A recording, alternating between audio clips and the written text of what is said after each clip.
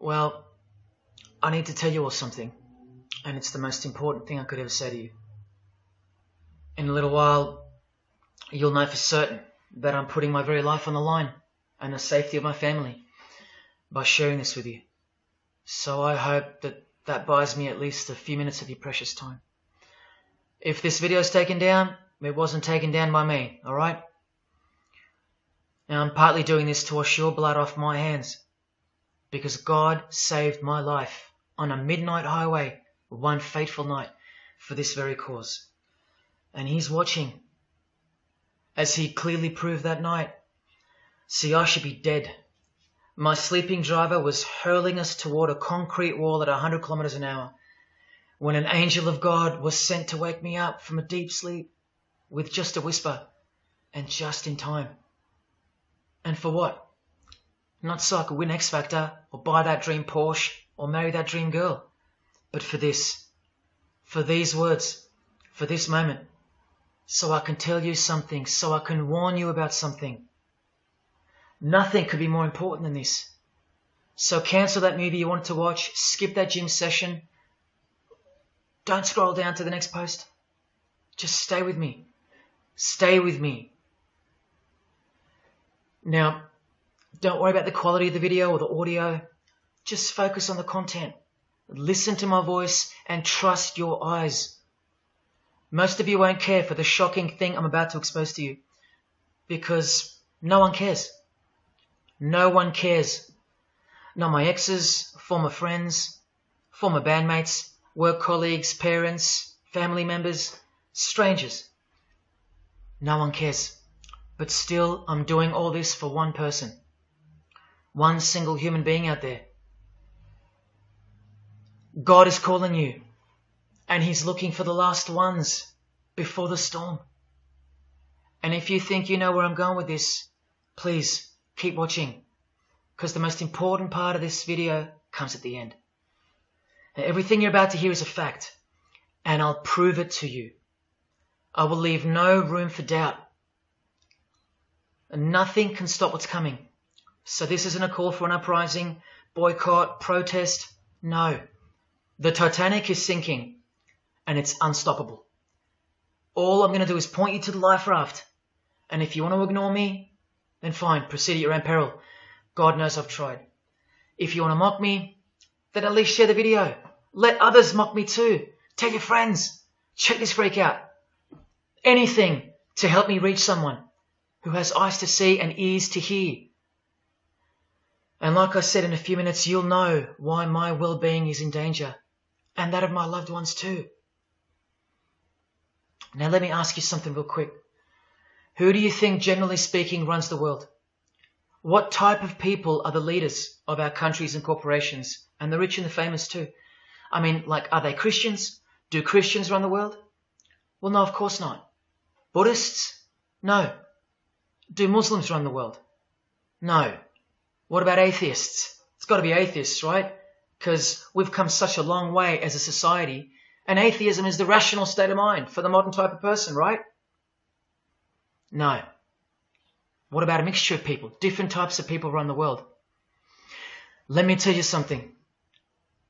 All the leaders from Africa to Europe to the Middle East, Israel, Syria, Iran, all the way to the Americas, all these people, and we'll get to the celebrities in a second, they're not atheists, Buddhists, or Muslims. No. What if I told you that they all belong to the same religion? A secret religion. One that none of them are allowed to talk about. One that you should worry about because it affects you beyond belief in ways that you never imagined. Before I tell you what this worldwide secret religion thinks of you and plans to do to you, let me tell you what this religion is. And how do I know about this religion? Because I used to belong to it.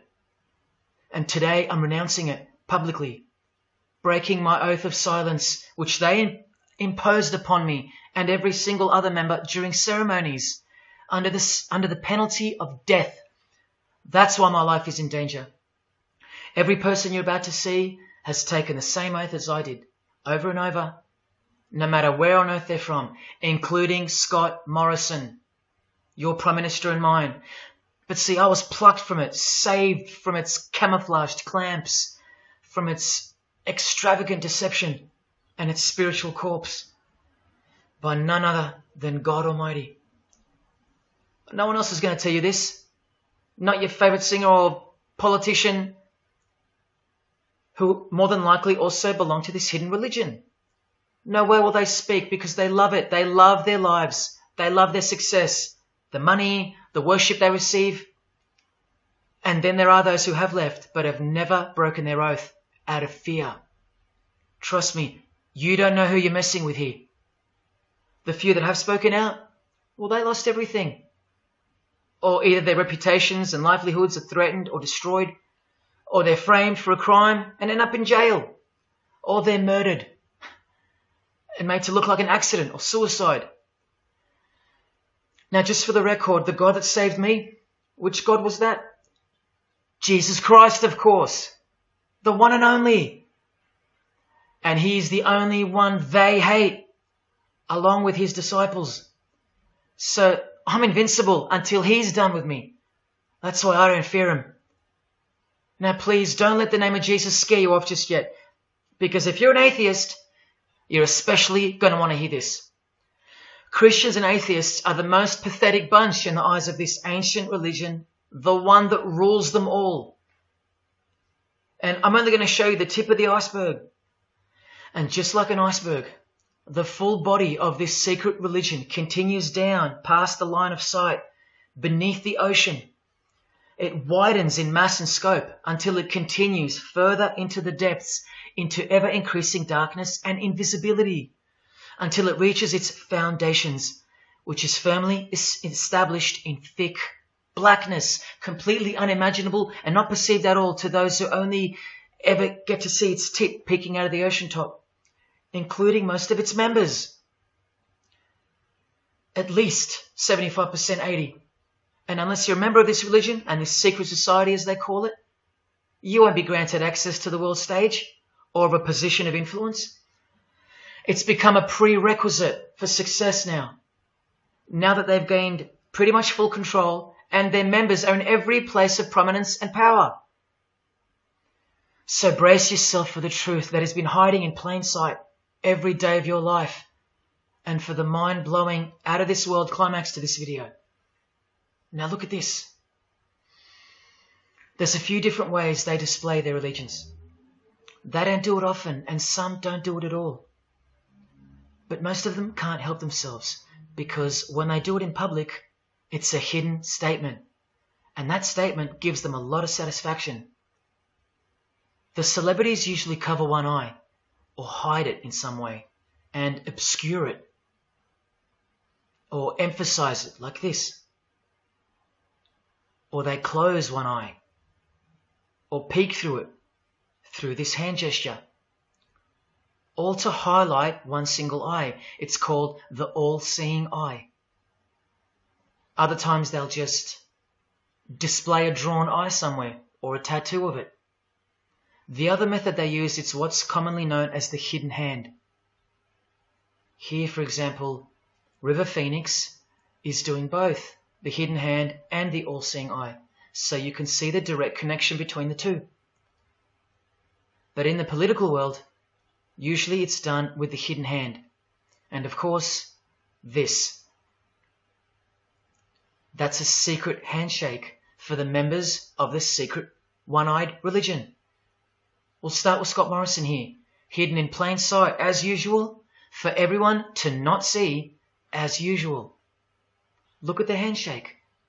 I was taught this very handshake, or grip as they call it, during my time in this great school of deception. Here's a picture of a normal handshake, and here's the secret handshake. Normal, secret.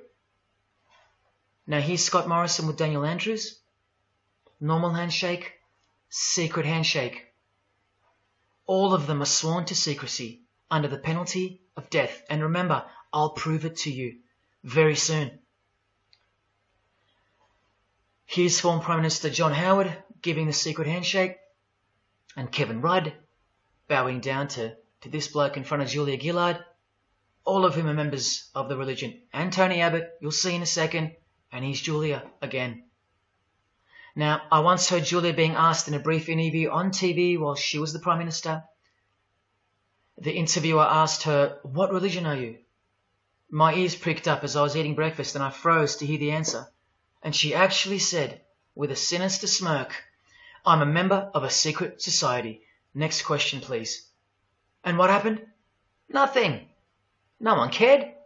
No one cared that the person who represents them just confessed that she's a member of a secret society, when the Australian society is at large the only society that should matter. And why is it a secret in the first place? I'll show you.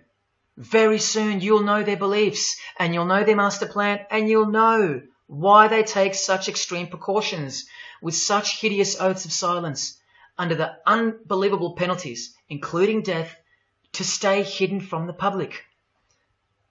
So what's the name of this religion? Well, I'll tell you right now. But keep in mind, the magic word you're about to hear only hides the true religion inside of itself. That's how it's secretly flourished to spread like a cancer around the world. It's a religion within a fraternity. The name of the international fraternity, the one that camouflages, conceals, and cloaks the secret religion inside it, is this: Freemasonry. This is their official symbol, the square and compass. Sometimes with a G in the middle, and sometimes with the eye, the all-seeing eye. This is the same eye that these people are referring to. That's where it comes from. The eye is sometimes placed in a triangle, and that's where this comes from, the eye in the triangle. Here's Chris Angel doing it, standing also next to a mate with a square and compass shirt on. Not a coincidence.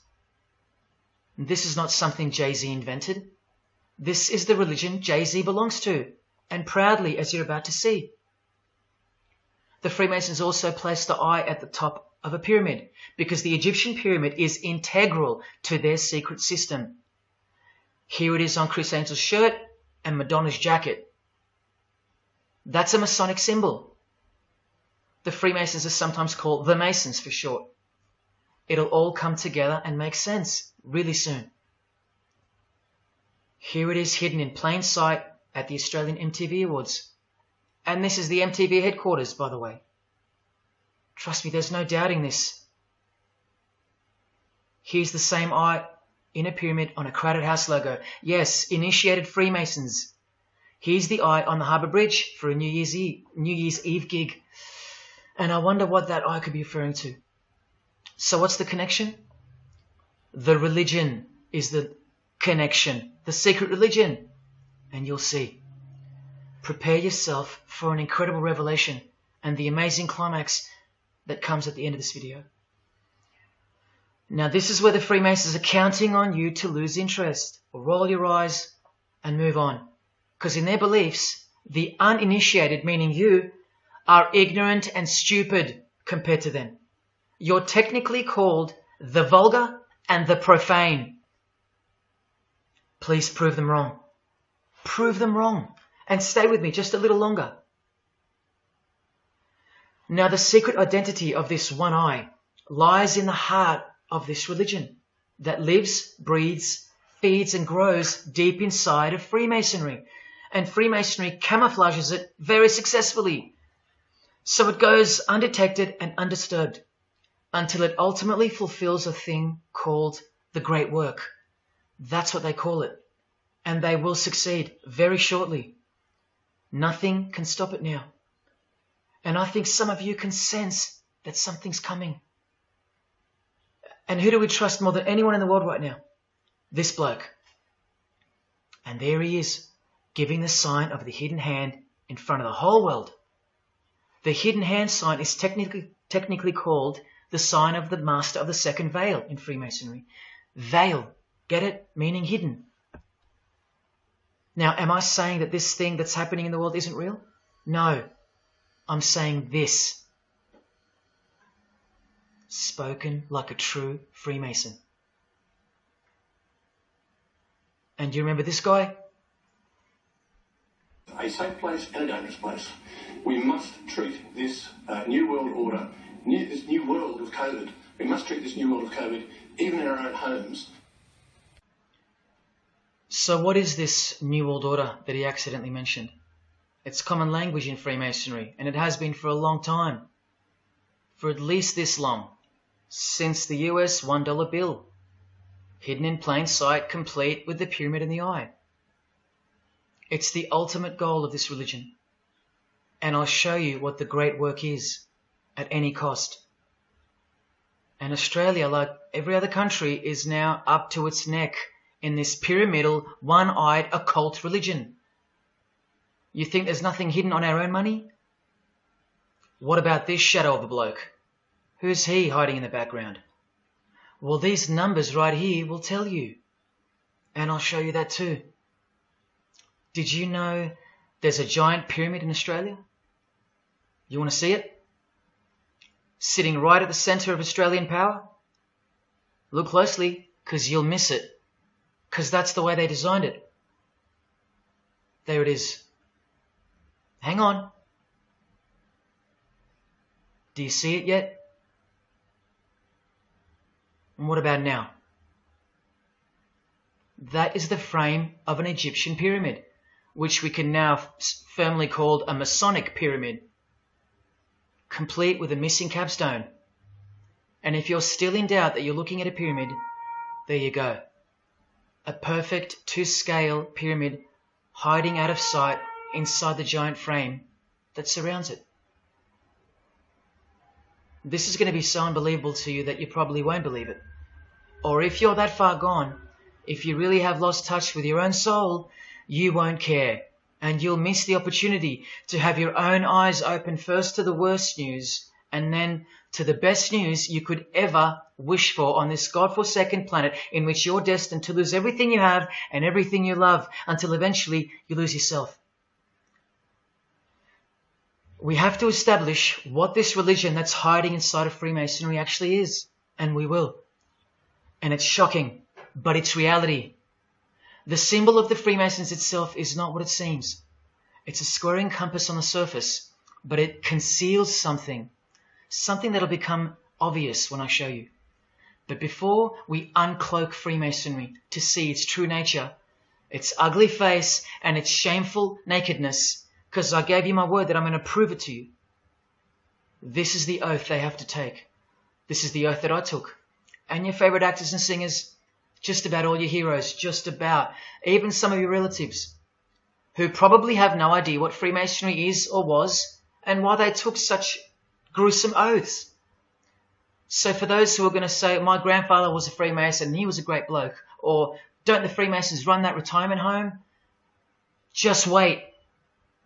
Because I'm talking to Freemasons here as well. And don't you worry, they're going to come out of the woodworks. But they're all under the oath of secrecy. Don't forget that, no matter who they are. Adele, Neil Finn, Chris Angel, or Scott Morrison. The oath comes first. And here it is. This is taken from an official Masonic publication, not intended for the public. This is Duncan's Ritual of Freemasonry. In brief, I, of my own free will and accord, do hereby promise and swear that I will never reveal any of the secrets, arts, parts, point or points of the Master Mason's degree to any person or persons whomsoever. This I solemnly, sincerely promise and swear, under no less penalty than having my body severed in two, my bowels taken out and burnt to ashes, so no more remembrance be had of so vile and wicked a wretch as I, should I ever violate my Master Mason's obligation. So now you know what they think of me. I'm a vile and wicked wretch for breaking my oath. So how can anyone ever trust a Freemason when he speaks about Freemasonry? Unless you're speaking to a rare breed like me. Never reveal any parts, not even a single point, to anyone. Here's another penalty from another degree, this time from Richardson's Monitor of Freemasonry, a legitimate Masonic publication for instructing and laying out the ritual. binding myself under no less penalty than having my throat cut across, my tongue torn out by the roots, and my body buried in the rough sands of the sea. These are the penalties they swear to. And yes, the lodge has penal authority to execute. This is how they look when they're initiated. They have to remove all their clothing and jewelry, including wedding rings, crucifixes, the most meaningful things to them, no matter what. They have to go, because complete allegiance to the society is required. You're blindfolded at every initiation because you symbolize someone who lives in utter darkness before you receive the light of Freemasonry. And that light will become so obvious to you in a bit. The secret that is being unveiled by incremental degrees to the candidates in the lodge is staring us in the face in daily life. And that truth is pretty scary if all you know and all you have is this world. But they know much more than that. At one point, when the blindfold comes off, this is what you're surrounded by. Blokes dressed like this, holding swords to your face. And that's nothing compared to what comes later. So your own wife or daughter don't qualify for discussion in these matters, unless they too are initiated to the same level as you. So please don't tell me that your grandfather or your neighbour is a Freemason and that there's nothing wrong with Freemasonry. How would you know when they're under oath never to reveal anything to anyone?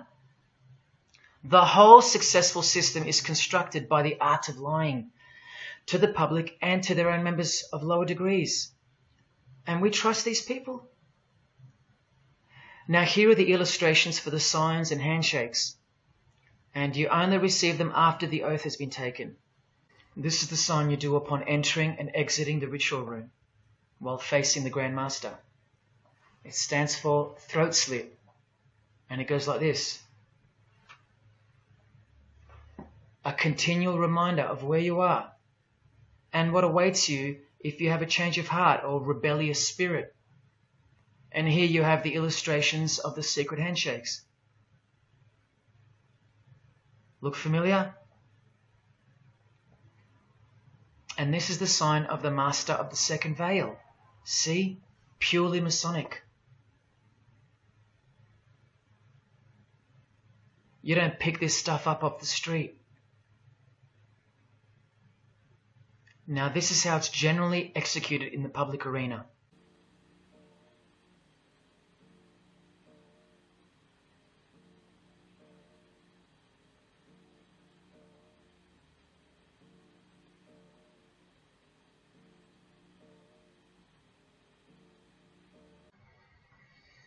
Sneaky, sneaky, huh?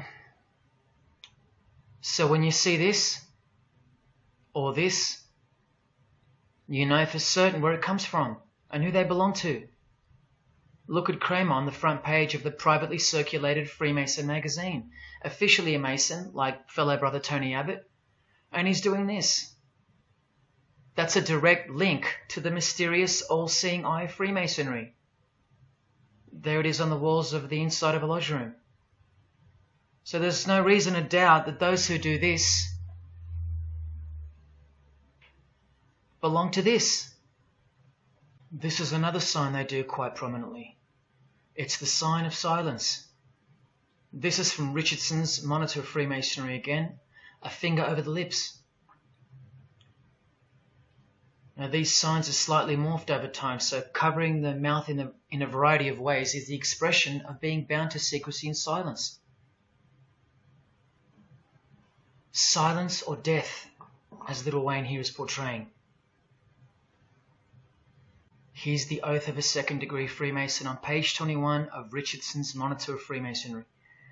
Binding myself under no less penalty than having my left breast torn open and my heart and vitals taken out, thrown over my left shoulder, should I wilfully transgress any part of this my solemn oath.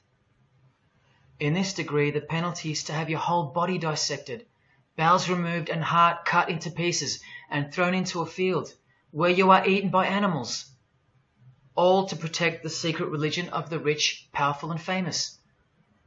In the Knights Templar degree, the penalty is to have your head cut off.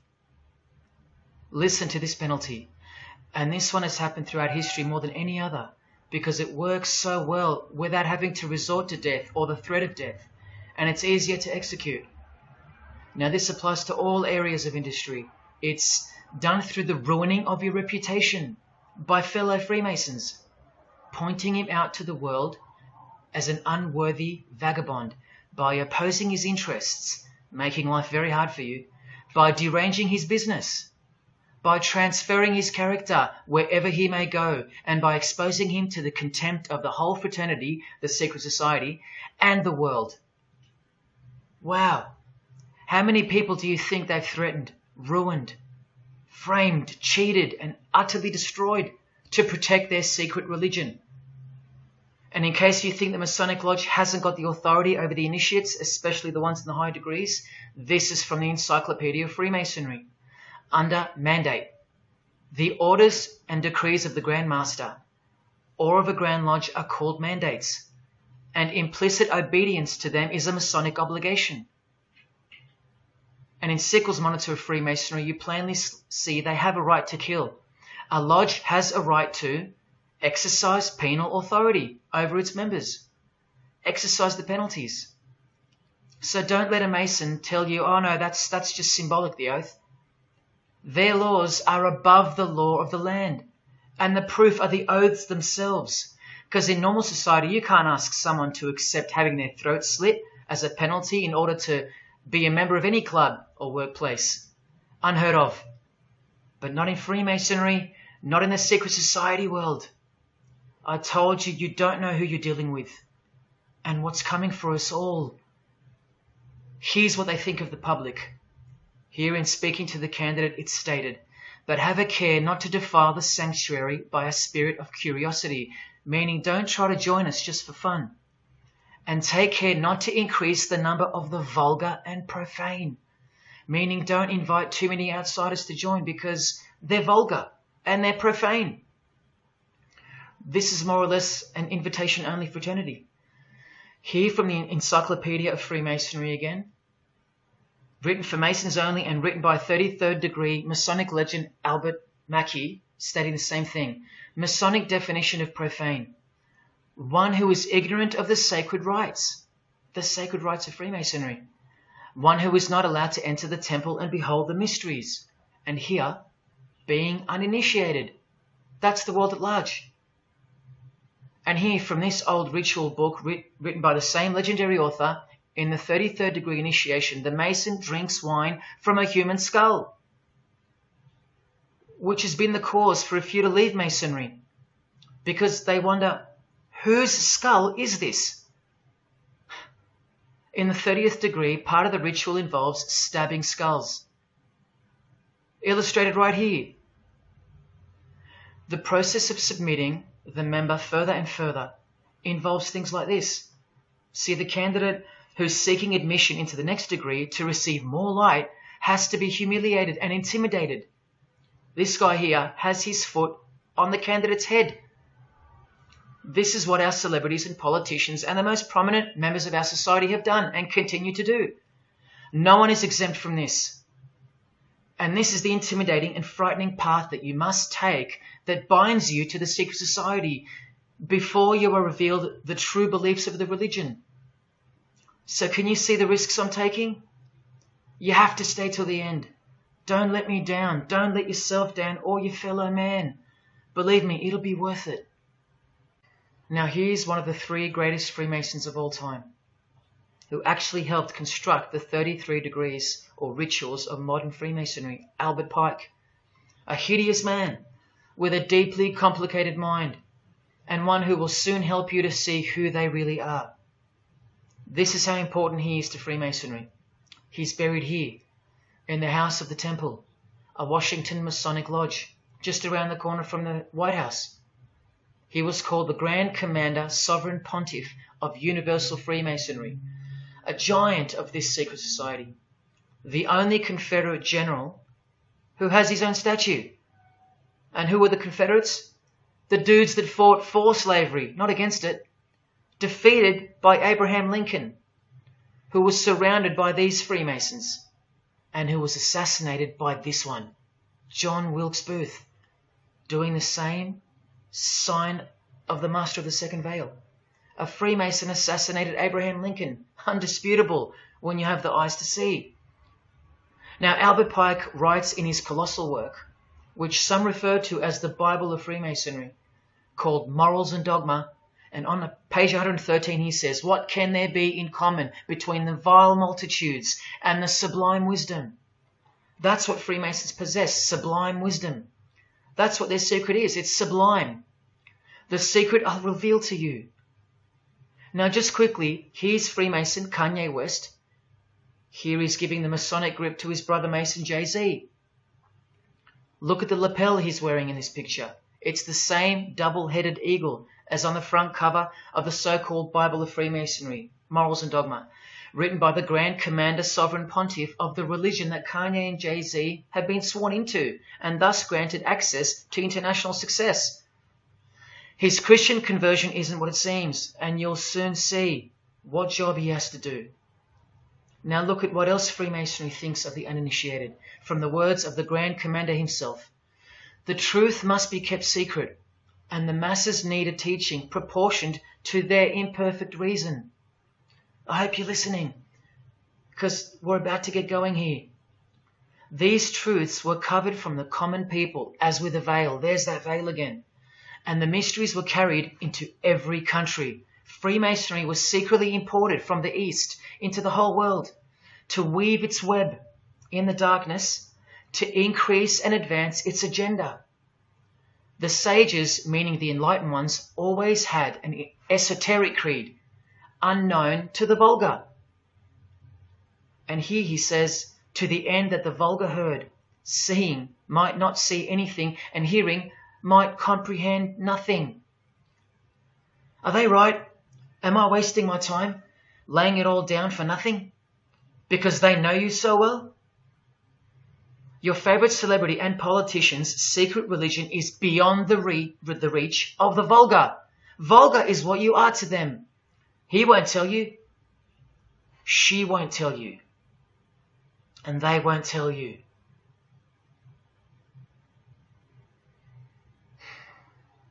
Because the other obscene penalties from the rituals of Freemasonry include having your ear and hand chopped off, or both hands, being hung in your own home, and my personal favourite, having the top of your skull cut off so your brain is cooked in the sun. Now, can you imagine what they're hiding? And then the ritual monitor goes on to illustrate the same secret handshakes and signs. Hidden hand, sign of silence. These people mocking us, sometimes to our face with their symbolism, while we respect them, admire them, and sometimes even love them and idolize them. All of them partaking in the same initiation rituals, to belong to the secret society, a prerequisite for success, to belong to the religion that gives you everything you want, everything your heart desires. While the Gospels teach accurately that the heart is wicked. Now here is a practical example of how Freemasonry comes first, even above the title of president.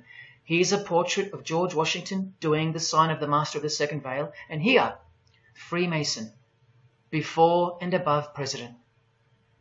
And if you think that's just by chance that they put the word Freemason above president, then here, read this genuine quote from Harry Truman. This should tell you how deep the consequences of Masonic initiation go and what lies deep within. It's Freemasonry above everything else.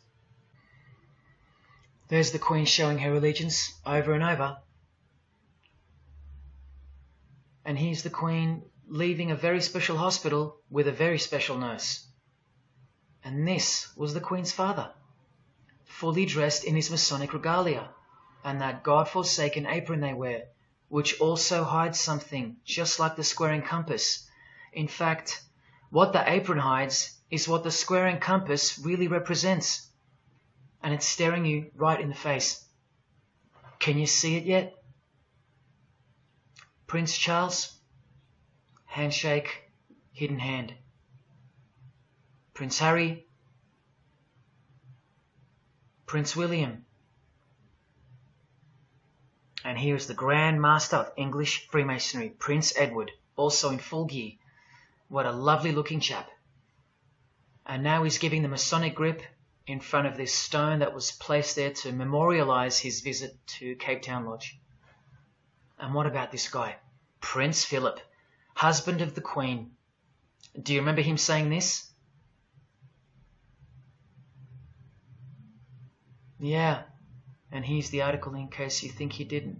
Initiated member. Do you slowly see what the Masonic mindset is? We are beneath them. And the craziest thing is, if they can turn you into what they think of you, then you deserve what's coming. It's a natural law. It's the law of nature. And I'll soon show you their real Bible, for lack of a better term, which justifies it all, and the one which guides their morals. And it makes a lot of sense, because the power of the deceptive phenomenon of Freemasonry lies in the fact that it contains real truth, intertwined with untruth. Now, this actual book that guides their morals and plans, it isn't written by hand, and it's been around longer than the Bible. So they think it's purer, sublime as they call it. And it's the foundation on which the religion is built upon. And that Bible, so-called, that unwritten Bible, is the key to unlocking its secrets. I'm going to hand you that key. And it's all going to come together like a flood. So they're going to own it all by their own words and actions. And they're going to introduce us to a new system of life, but only after a number of shocking events take place, which I'm so close to telling you about. But first, I have to tell you the name of the secret religion and the identity of the I. Now, for the few of you that think of hospitals and charities and nursing homes when you hear the word Freemason, a word which I soon hope to never speak again after this video, well, it's a front, a cover story, and like everything else in this presentation, I'm going to show you. This too is for the poor Freemasons that are going to have the call to make an appearance in the comments section trying to defend their beloved fraternity. This is 33rd degree Freemason Manly Hall, who was named Freemason of the Century by the Scottish Rite Journal in 1990. And you'd be surprised how many Masons haven't ever heard of him, because they don't bother entering the Masonic library and searching out the mysteries themselves. These same Masons think they know something, and they parade themselves on websites and social media, calling people like me, oh, he's just an anti-Mason, anti-Mason. Blind fools at best, deceivers at worst. Well, the Freemason of the Century wrote in this book, and in this chapter, Freemasonry is a fraternity within a fraternity, an outer organization, concealing an inner brotherhood of the elect. One visible and the other invisible. The visible society is a splendid camaraderie of free and accepted men and women, enjoined to devote themselves to ethical, educational, fraternal, patriotic and humanitarian causes and concerns like hospitals and charities. But the invisible society is a secret and most august fraternity, whose members are dedicated to the service of a mysterious arcanum arcanorum, meaning mystery of mysteries. Now I wonder what that could be. So once again, don't listen to the lost or deceptive Masons that'll come here trying to cheat you from the truth, telling you that I don't know what I'm talking about or calling me an anti-Mason. Because there you just heard it. There's a Masonry for the majority of Masons, and then there's the real thing, the secret religion, which should shock you when it's announced. These same lost or deceptive Masons also love to repeat, like parrots, that Freemasonry is not a religion. Well, what does the Freemason of the Century have to say about that? From this book, he writes, Masonry is essentially a religious order. Not just a little bit religious, but essential.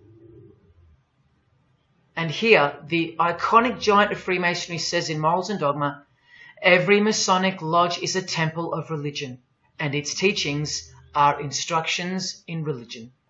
So please, sit down, Masons, because Freemasonry is a religion. And soon, I'm going to tell you what it's really called. Now look at this from the same book, and speaking about fellow Freemasons being initiated in the lodge room. Part of the symbols are displayed there to the initiate, but he is intentionally misled by false interpretations. Their true explication is reserved for the princes of Freemasonry. The whole body of the royal art, which you'll know all about soon, was hidden so carefully in the higher degrees.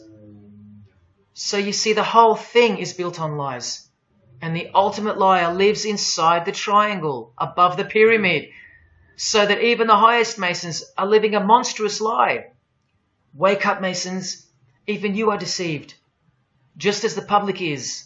Unless, of course, you're hungry enough to want to acquire all the power and climb up that pyramid closer to the eye that sees all.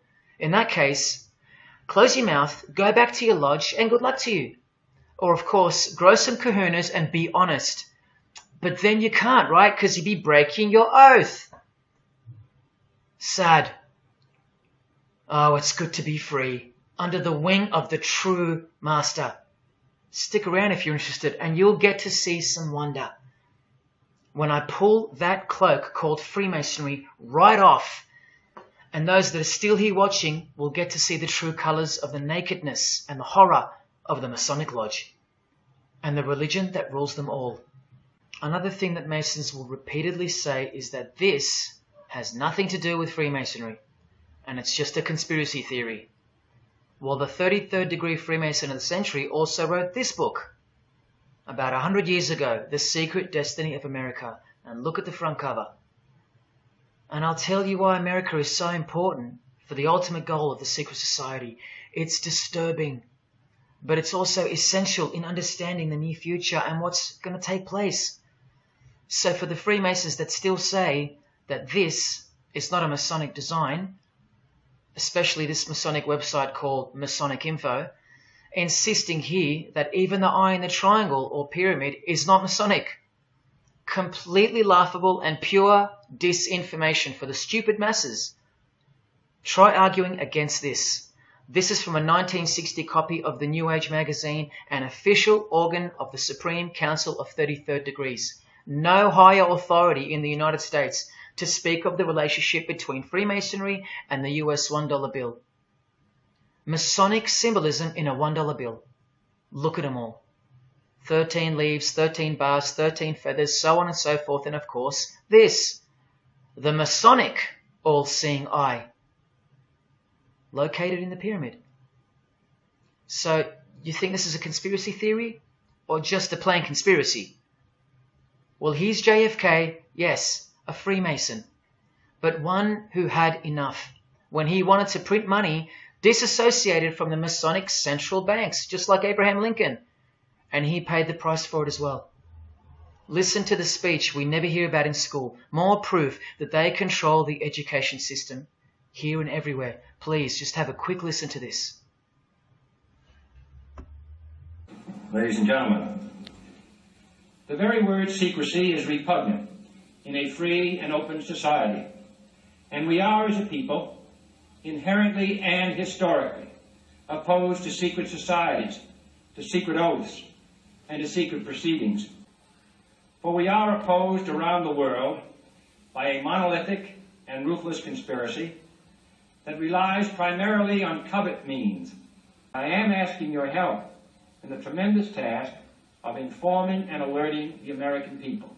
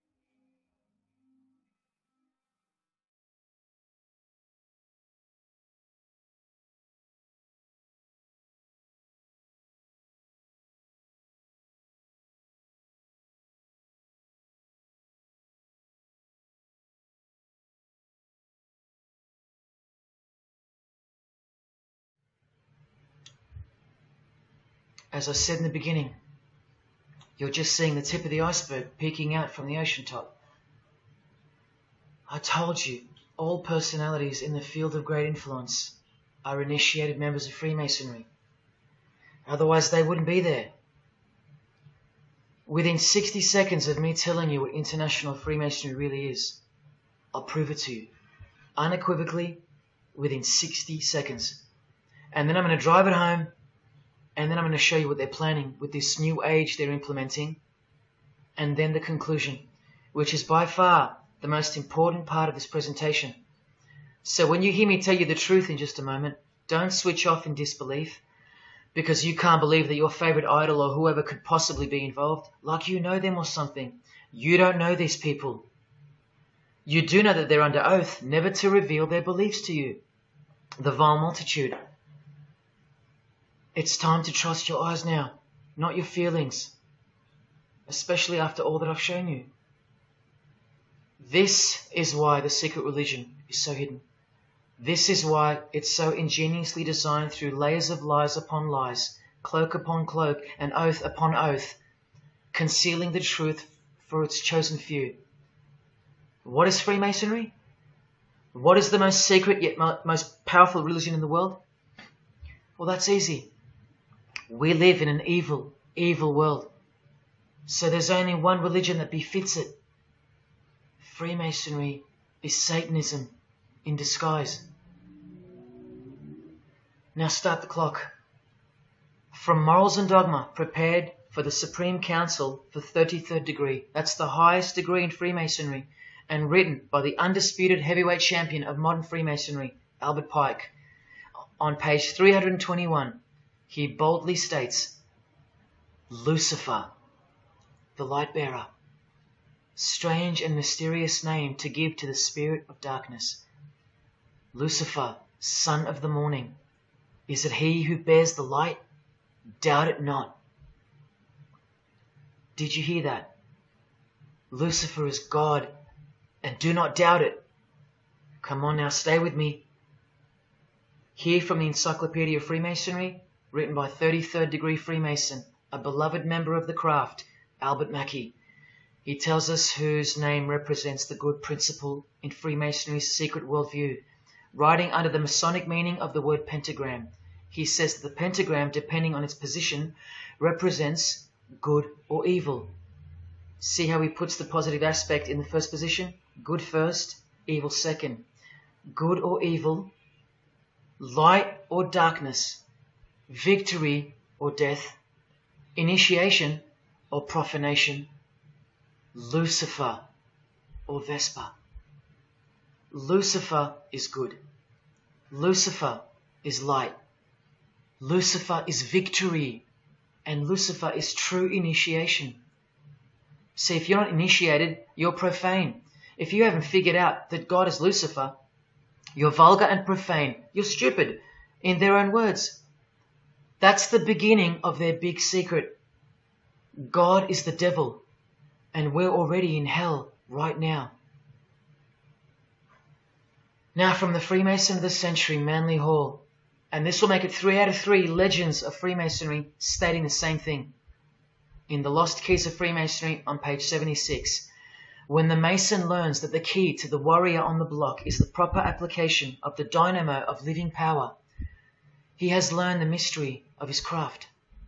The seething, surging energies of Lucifer are in his hands. Do you see? The world's hidden religion, with its universal one-eye symbolism, who was revealed slowly and by degrees only to its dedicated members, is Satanism, or Luciferianism as they prefer to call it. Now all the oaths make sense, don't they? Now all the rituals make sense. Now all the penalties make sense. And their secret signs and symbols and handshakes all make sense. While the bulk of Freemasons make the external image of the fraternity and know nothing of who rules over them and who or what they're protecting. But which craft do you think the Freemason of the Century is talking about here? Which craft? Which craft? Which craft? witchcraft. You need to slowly wake up now. Witchcraft is the royal art of Freemasonry, jealously guarded and reserved for the few. I'll show you clear as day that this is in fact true. This is the symbol of Satanism. And this is the symbol of the lodge of female Freemasonry called the Order of the Eastern Star. Look at that. Satanism, Freemasonry. Trust your eyes. This is the symbol of the Church of Lucifer, founded by a 33rd degree Freemason, which I'll prove. Look at the Masonic squaring compass in the design. The Church of Satan and Lucifer, two sides of the same coin, nurtured and brought to an organized international level of power and influence by Freemasonry, in secret, and all done right under our noses. And if you think that your politicians or religious leaders or favorite idols can't be a part of this, you have to try and snap out of it, or suspend your everyday beliefs just for a moment, and I will clearly show you how it's not only possible, but it's actual. Please, I feel like it's now or never. If you don't get a glimpse of this now, then when? Who else is going to tell you this? When will you next be confronted with this? This is reality. And as much as you thought that ordinary people came into positions of power through hard work or concern for society or family connections, combined with brains and talent, that's not the case. That's the fantasy. This is the reality. They all go through Freemasonry. You think that Sam Worthington was so talented that he was picked over all those American actors to star in Avatar? Of course not. He was a Freemason. And so was the director, James Cameron, of the highest caliber. You have to remember that to them, Lucifer is good. Lucifer is the liberator. Jesus is the suppressor. Lucifer is pure love. Jesus is impure love. Lucifer left heaven for you. Jesus was crucified because he was a false Messiah. The world has always been deceptive, and we have been magnificently deceived. Here is an incredible example. Pay attention. This should blow your mind. Charles Darwin, the father of atheism and rationalism, was an initiated Freemason, doing the hidden hand of Freemasonry in this picture, and the vow of silence in this one. This would have remained unknown to us because no one's going to teach us this. But now we have the tools to see his beliefs, not through his words, but through his signs and symbols. I told you they can't help but to show off their religions, because they think we're stupid, vile, and ignorant. And I've proven that to you as well. So once again, are you going to prove them right by switching off and ignoring this? Well, unfortunately, more than 90% of you will. What I'm giving you here is priceless knowledge, because no amount of money or success can substitute its importance. And I'm risking everything but my own salvation to share it with you. If only for the few of you. Think about what you've just seen here with Charles Darwin, because I don't know if you got it.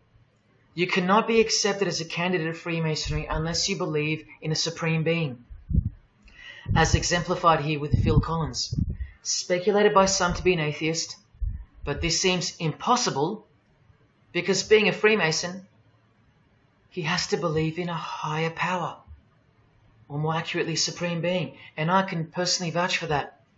And look here in the Masonic Oath itself. The candidate says, I will not aid or be present at the initiation of an atheist, a madman, or a fool. Freemasonry believes that to be an atheist is to be the equivalent of a madman. And they're right. Yet while they propagate atheism around the world, in universities and schools, Charles Darwin himself was a believer in an intelligent designer, a supreme being. He had to be, because he's a Freemason. And that intelligent designer that gave birth to us is named Lucifer in the highest degrees of Freemasonry. See? Never tell. He lied to you, because that's what Freemasons do. The whole thing is a giant lie that was carefully constructed by mutilating the truth, because mutilated truths make the most successful lies. This is the secret to their success, a lying tongue and a lying spirit from the 1st degree to the 33rd degree, to each other and to us. I've proven that as well. And what did Jesus, how did he describe their God? The father of lies. How accurate. The one who comes to cheat, kill and destroy. How accurate again when I tell you their plans. Look here, Charles Darwin is noted as an influential figure by the Satanic Temple.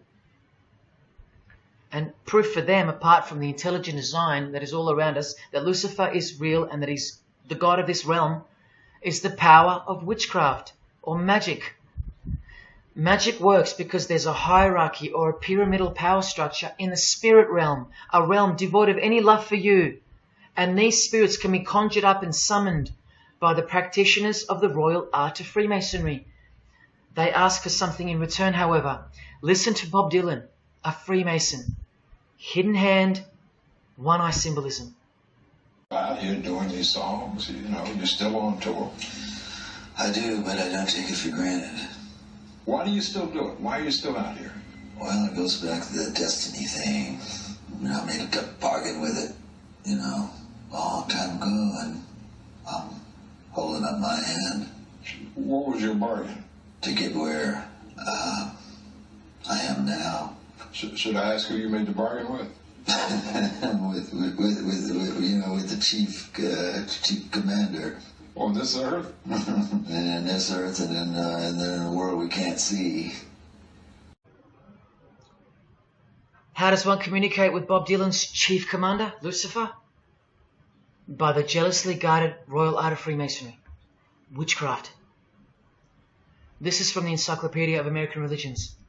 Secrecy is bolstered by a system of initiations and degrees, the Freemasonic system. The material which is kept secret is the magical knowledge of the group. This knowledge may consist of rituals and powerful magical formulas. Do you think J.K. Rowling isn't a Luciferian? In this article, J.K. Rowling reveals the inspiration behind the Deathly Hallows symbol. And what is it? The Masonic squaring compass, with the one eye that all the celebrities mimic. That's the inspiration. They're all members of the secret society. If you think that doesn't prove anything, here she is with her new tattoo. It says Solve Coagula. Also a song title by fellow Freemason Marilyn Manson. And where does it come from? Here, the Baphomet. The image of Lucifer as conceptualized by another Freemason, Eliphas Levi, in his book, The Doctrine of Transcendental Magic. This horrid thing, with breasts, a penis, and a goat's head with 2 horns, has these words written on its arms, Solve Coagula. The impact of the meaning of these 2 words should disturb you to soberness when I tell you about them. Because apart from other things, they involve the process in which the new system will be implemented at unbelievable cost to you and I. Here's a statue of the Baphomet at the temple, Satanic Temple, complete with 2 little kids admiring it. That's J.K. Rowling's religion, Satanism. The secret religion for the highly evolved and the highly successful. Welcome to the real world. The same Masonic author writes in The Doctrine of Transcendental Magic, in the ceremonies practiced at reception by all secret societies, there are found indications of a doctrine which is everywhere carefully concealed, and that is witchcraft. And in his History of Magic, he tells us it is the royal art, and that's what Freemasonry calls it. And where did he get his inspiration for the Baphomet? From the Knights Templar, another secret society who were banned, and some of its members were executed in the 1300s for glorifying evil, as it's openly stated here in the Satanic Rituals. And where do modern day Knights Templars reside now? Within high degree of Freemasonry. Right here. Again from the encyclopedia. And listen to this. The continuing impact of speculative Freemasonry, which means modern day Freemasonry, provided fertile soil in which new magical orders could grow. Magical orders. Meaning other branches of secret societies, of which Freemasonry is the umbrella. Because Freemasonry is the king of secret societies. Just like JFK tried to tell us, it's the prestigious channel that one must go through. And it is the reason that the oldest religion in the world has made a colossal comeback and is now on the brink of success. Which, as I said, nothing can stop now. And again from the encyclopedia, the groups wear ritual garb and meet in magical lodges. And where do Masons meet? In the Masonic Lodge. Like here with a magical pentagram on their checkered floorboard. Are you believing your eyes? Or are you making excuses? Here's another statue of the Baphomet at a satanic temple doing the sign of the horned god Lucifer. The hand sign mimicking the horns on his head. And of course the upside down cross. And here's Barack Obama doing the same sign. And the sign of silence with a twist. Who do you think he's mocking here? You and I. But mainly Christians. Because Christianity is the one force that has stood between you and the inconceivable horror that is awaiting us and is on its way. Here's an article on Barack Obama, and that's his hands adjusting his presidential seal. And there's his Masonic ring, and the sign of the devil's horns, over and over. Freemasonry and Satanism are intertwined. Look at these Masonic politicians throwing up the devil's horns. George W. Bush. Look how sneaky and sinister the look on his face is here. And the manner in which he's delivering the sign. In front of the whole world. Is he a fan of rock music? Is he saying I love you in sign language for the deaf, like some people like to say? This is his fraternal order called Skull and Bones, also known as the Order of Death, where you lie naked in a coffin with what's called a temple prostitute during initiation. Clearly a Masonic order, with this guy displaying the hidden hand of Freemasonry.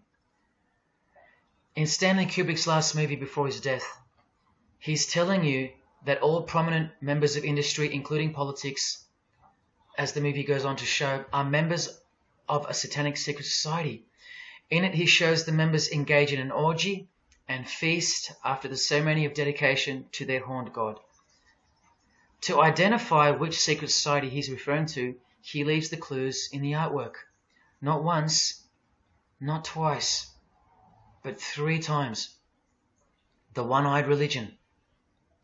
And who do you think the title of the movie is dedicated to? None other than the stupid, ignorant, and uninitiated masses watching the movie. And you know it now.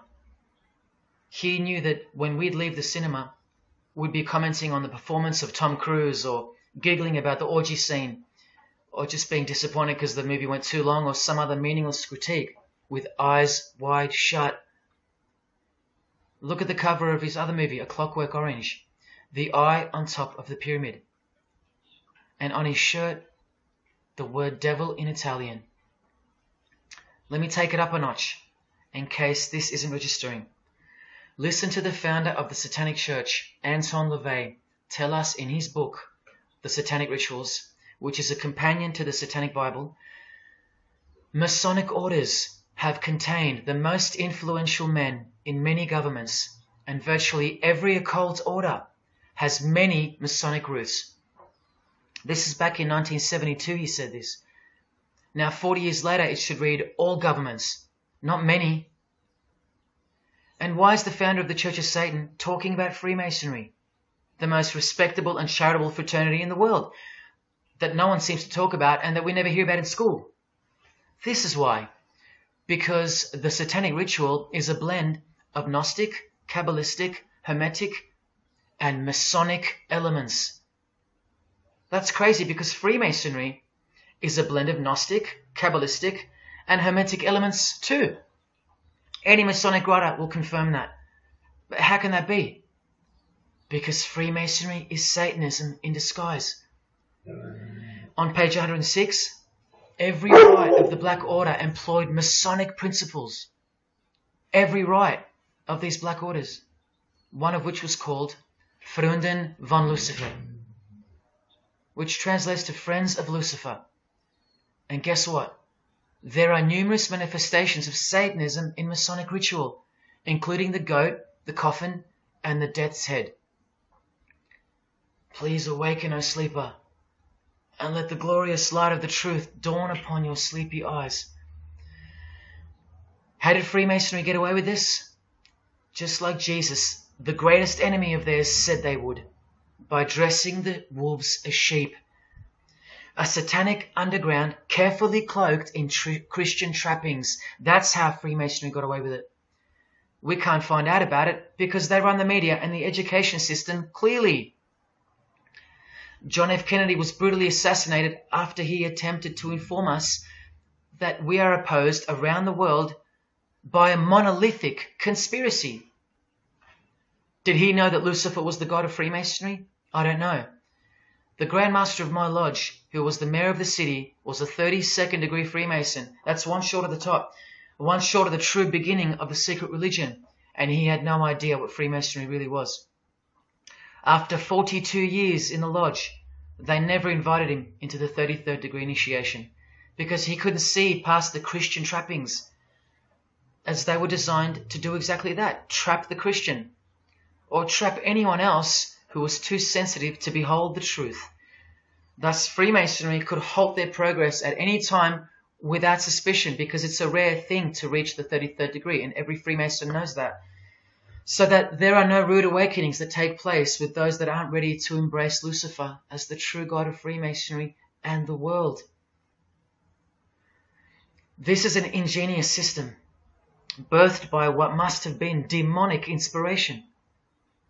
Anton LaVey says that this ingenious system I speak of serves as a rudimentary screening process for organized Satanism.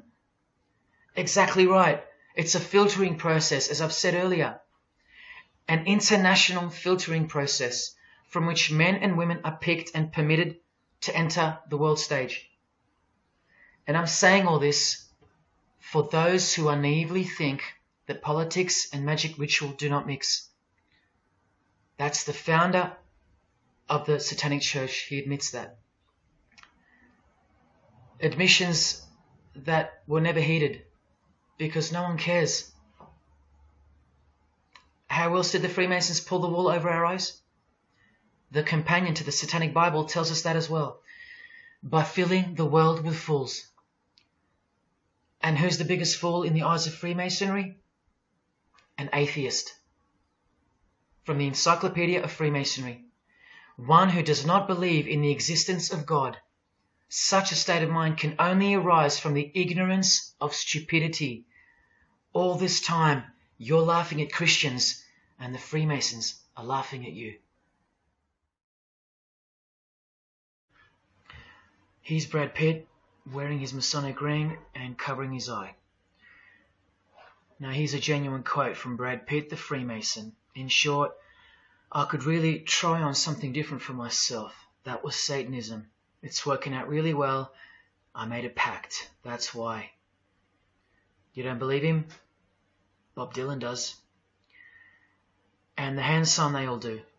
Allow me to show you what it symbolizes. And now that you know what you know, it should make sense to you. It stands for 666. Yes, indeed. Satan's number, foretold by Jesus Christ. Now just hang on, let me prove it to you. Here it is for all to see on this shirt design, worn by Guns N' Roses guitarist Slash. See the I in the middle of the 6? Repeated 3 times. That's 666. In this one, the design in the shirt is clearly demonstrated by the person wearing it. Another example, the hand sign with 3 6s on the shirt. Here's a movie poster, the hand sign and the 6 on his lapel. Connect the dots. Here's Don Cheadle, the hand sign, and here he covers one eye with the dice.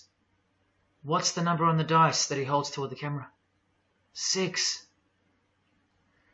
There's literally 3 6s that manifest in the hand sign itself, like this. That's why they do it. Here's Drake with the most obvious example, holding up the hand sign with the all-seeing eye of Lucifer on his bicep. And here, blatantly connecting the 6 to the hand sign on the artwork to one of his songs. The hand sign over one eye, obviously signifying a 6. This is proof. The number is mystical and it's grounded in reality, and it's related to sex rituals within witchcraft. You'll see, I'll show you. But if that's not enough, there. Drake is clearly intending that hand sign to be a way of communicating the number 666. A hater of Christianity and Jesus Christ. But I wonder why. He has everything he desires. Christians aren't suppressing him. He doesn't hate Buddha or Muhammad. None of them do. No. Jesus is who they hate. But they protect Freemasonry by communicating its presence in their lives, not by word, but by symbols and signs. Disciples of Lucifer. While you don't believe it, they take it very seriously, and they mock you by displaying it in your face. They know the truth. The chief commander, the one at the top of the pyramid, is Satan, the god of this world, just like Jesus told you who he is. Britney Spears doing the 666 over the eye, and look at this. The devil's horns while she wears the seal of the US $1 bill, designed by Freemasons. You know why now. You just have to stop denying it. Freemasonry is Satanism in disguise. This is how they tell you. Let's go to Britney's close friend, whom she tongue-kissed in front of the world, sexualized as these people are, and for all the girls out there to be inspired and corrupted by. Madonna, wearing the same Masonic design as Britney. 666 hand sign, the one eye symbolism, and the vow of silence. The vow of silence with her fellow practitioner of witchcraft. The Masonic eye in the triangle behind her, and now the upside down cross of Christ on her outfit. A member of the secret society who hates Jesus with a passion, as you can see here with Lucifer, the god of Freemasonry, giving her oral sex. Deep despisers of Christianity. Are you wondering why yet? The sign of the devil's horns here, meaningfully placed and done with precise intent, like with all of them. And here teaching her poor children to follow in her footsteps. Truly only God knows how many young people she's perverted in her career, all orchestrated by Freemasonry. Here's the founder of the Church of Satan again, Anton LaVey, showing the horn sign. The horned god of the witches, as illustrated by Una Woodruff in her book Witches. And here, with a member of the Agora sect of Hinduism partaking in a ritual of the oldest religion of the world. She's drinking blood here. From what? A human skull. Sound familiar? That's right. That's what all the high-level Freemasons do, except they use wine, until they themselves are invited into the secret religion. It's ritualistically done to gain magical abilities, not a myth. And look at her hand sign. It's also known as the El Diablo. Do you still think this hand sign is a joke, or it's misunderstood or misrepresented by people like me? Look at the cover of Anton's other book called Satan Speaks.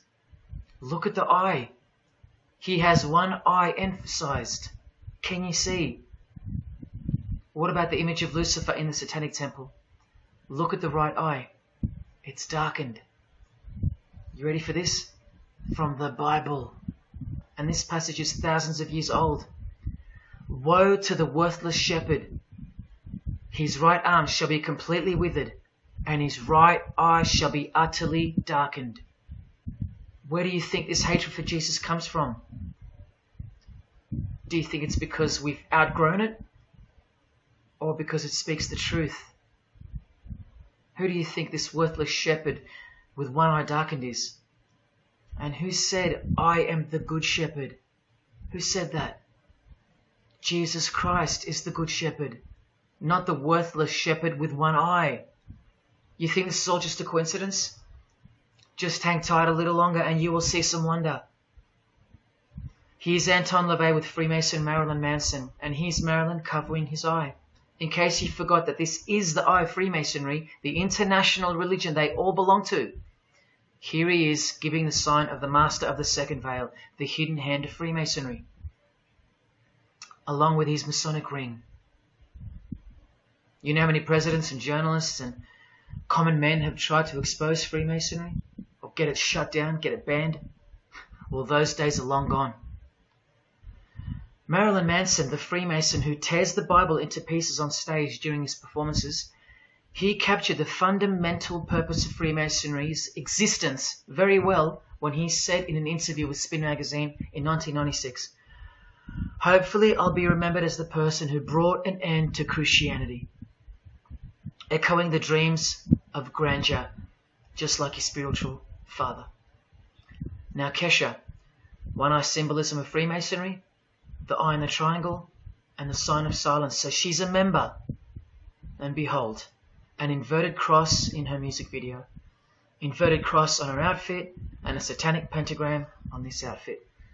Just like the symbol of female Freemasonry. You think none of these Freemasons look like witches? Really? And none of these witches in the making? Remember, 90% of them don't know what they're serving, or what they're doing there, or why they're taking oaths of such silence and such penalty. Avril Lavigne does, showing her allegiance with the one-eye symbolism, participating in lesbianism in a video, influencing the masses, subtly stealing her innocence.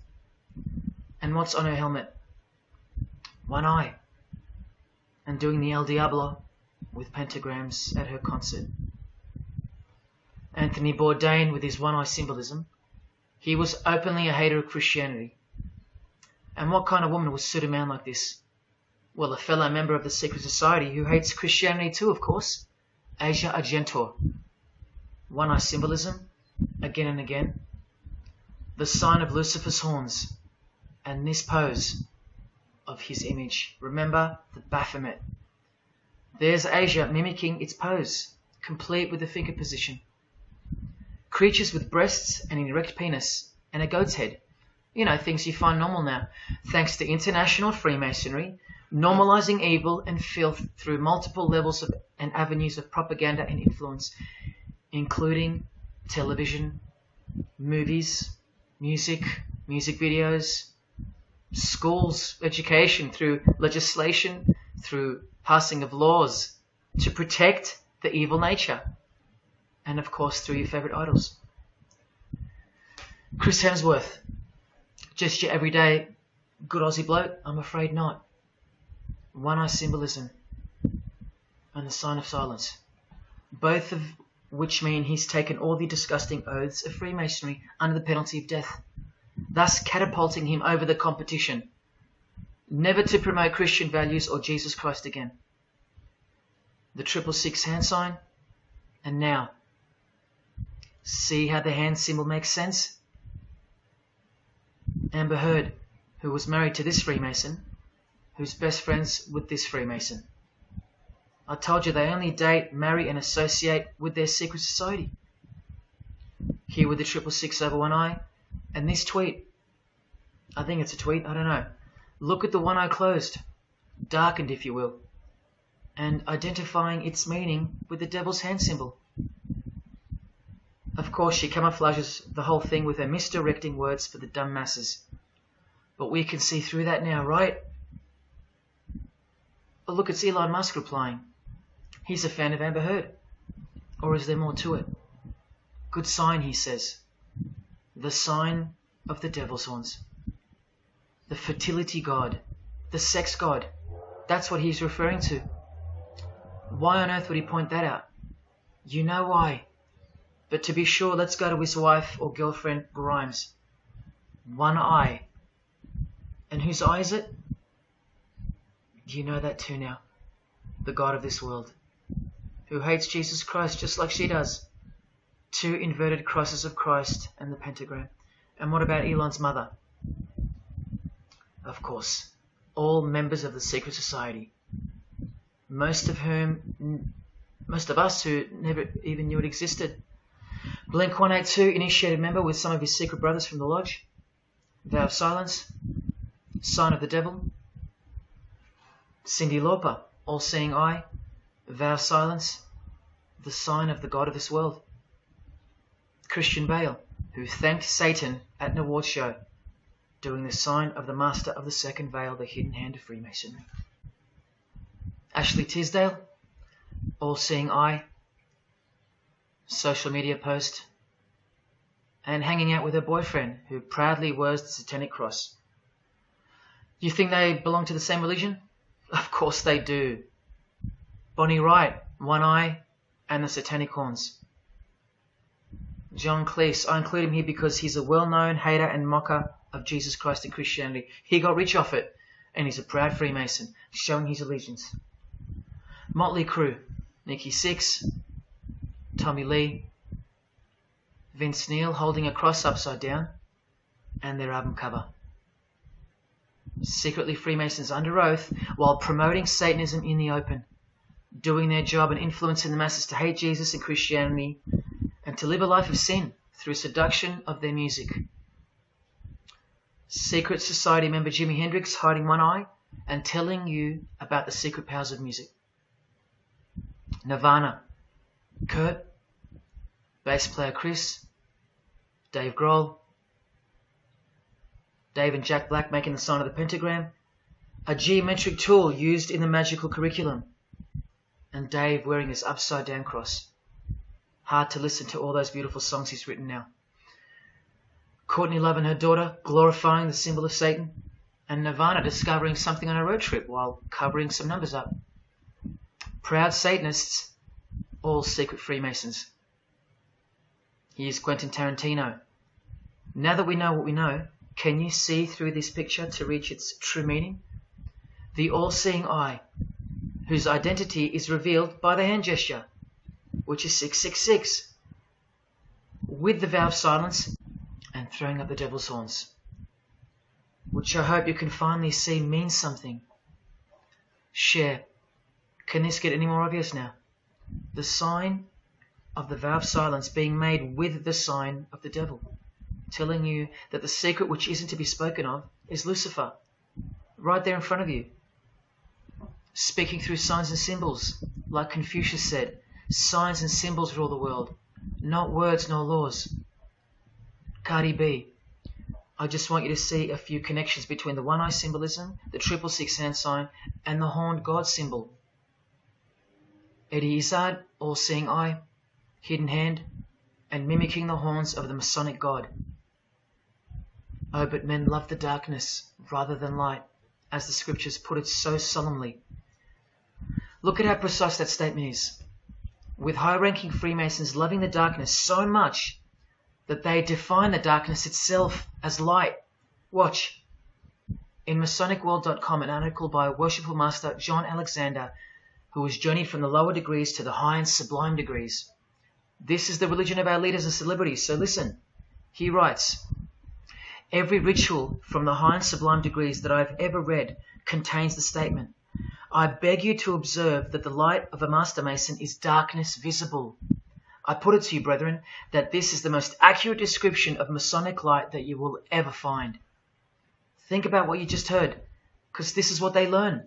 Masonic light is darkness. And this is before they enter the real religion of Freemasonry, Satanism. That's why in the high degrees the ritual states to the candidate, I beg of you to observe, meaning to ponder, to contemplate what they mean by the statement. My 32nd degree Grand Master, he never understood. And they don't push you, remember? It's all a screening process to weed out the weaklings who can't handle the truth. The truth that this is how the all-seeing eye sees things. Evil is good and good is evil. Look at what he says immediately afterwards.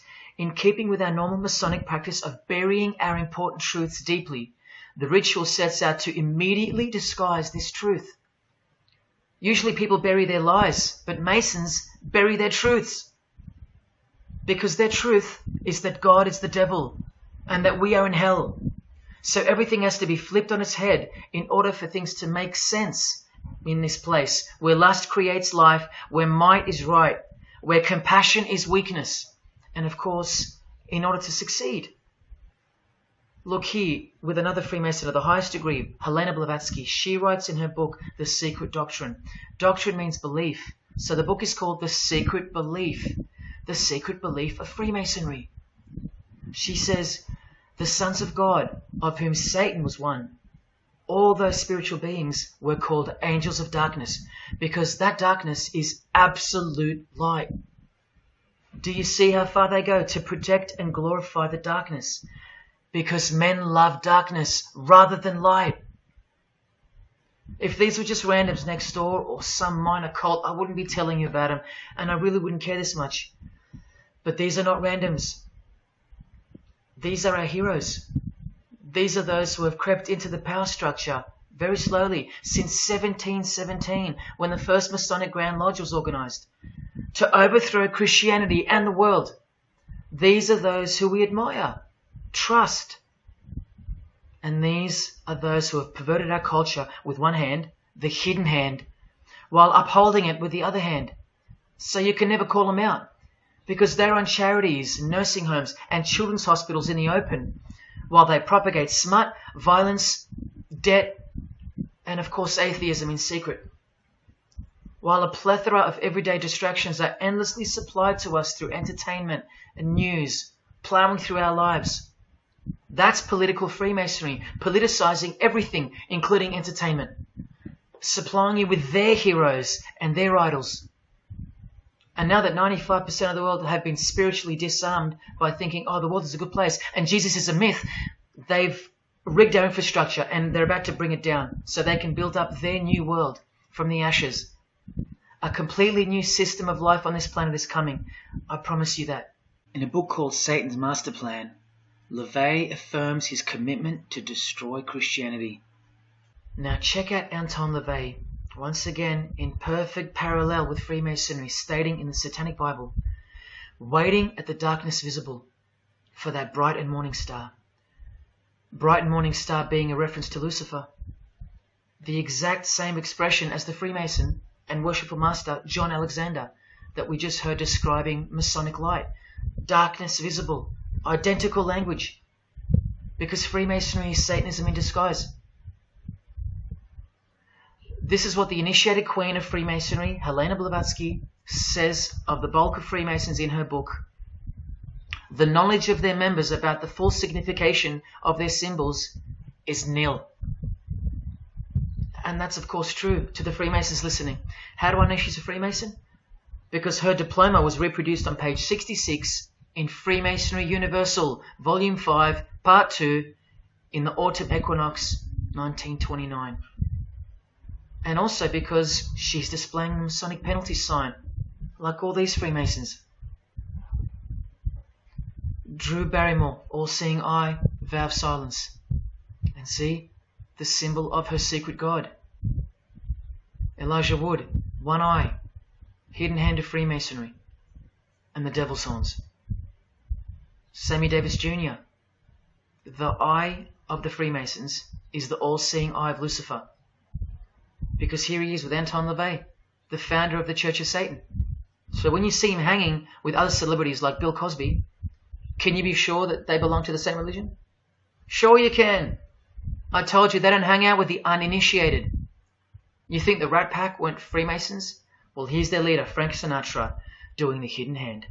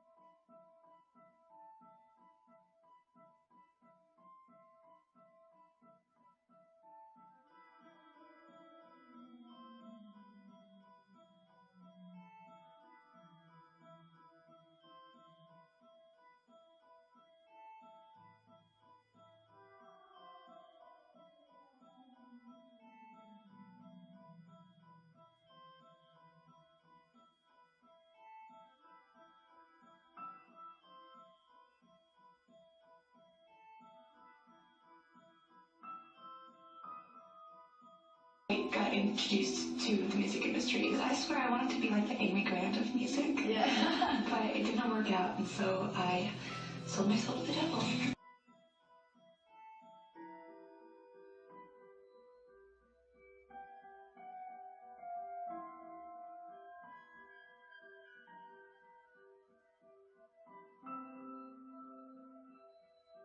On that, have you considered maybe doing more acting? I only had a few lines. It was fantastic, but I can't really tell you anything else. But it was. Sure you can. I know I can't. It's very secretive. It's a very secret society.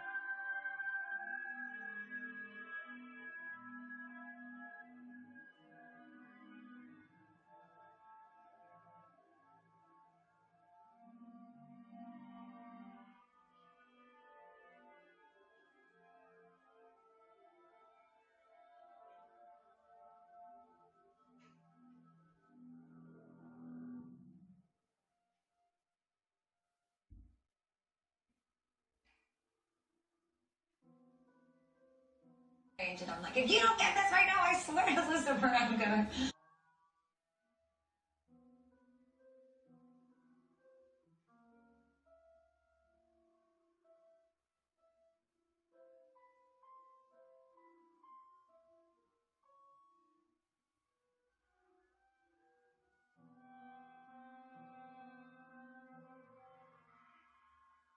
poker facing with your sexuality. When I was making love to my old boyfriend, I used to think about women sometimes. Oh, good Lord. I'm sure he was delighted when you told him. Oh, good Lord. I'm sure he was delighted.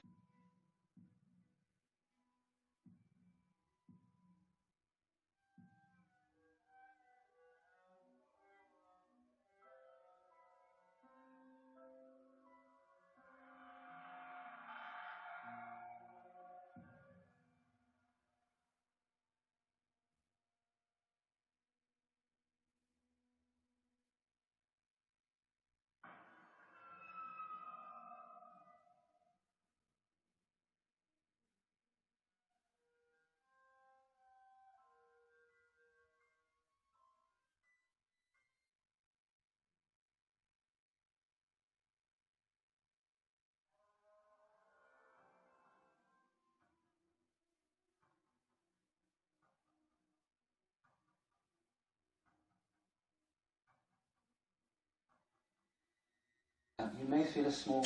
Christ! prick. Christ! Prick.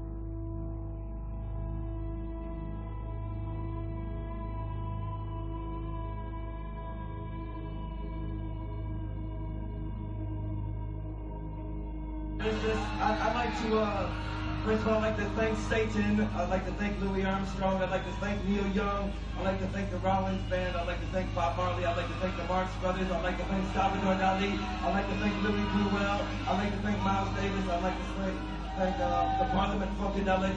And I'd like to thank you, too.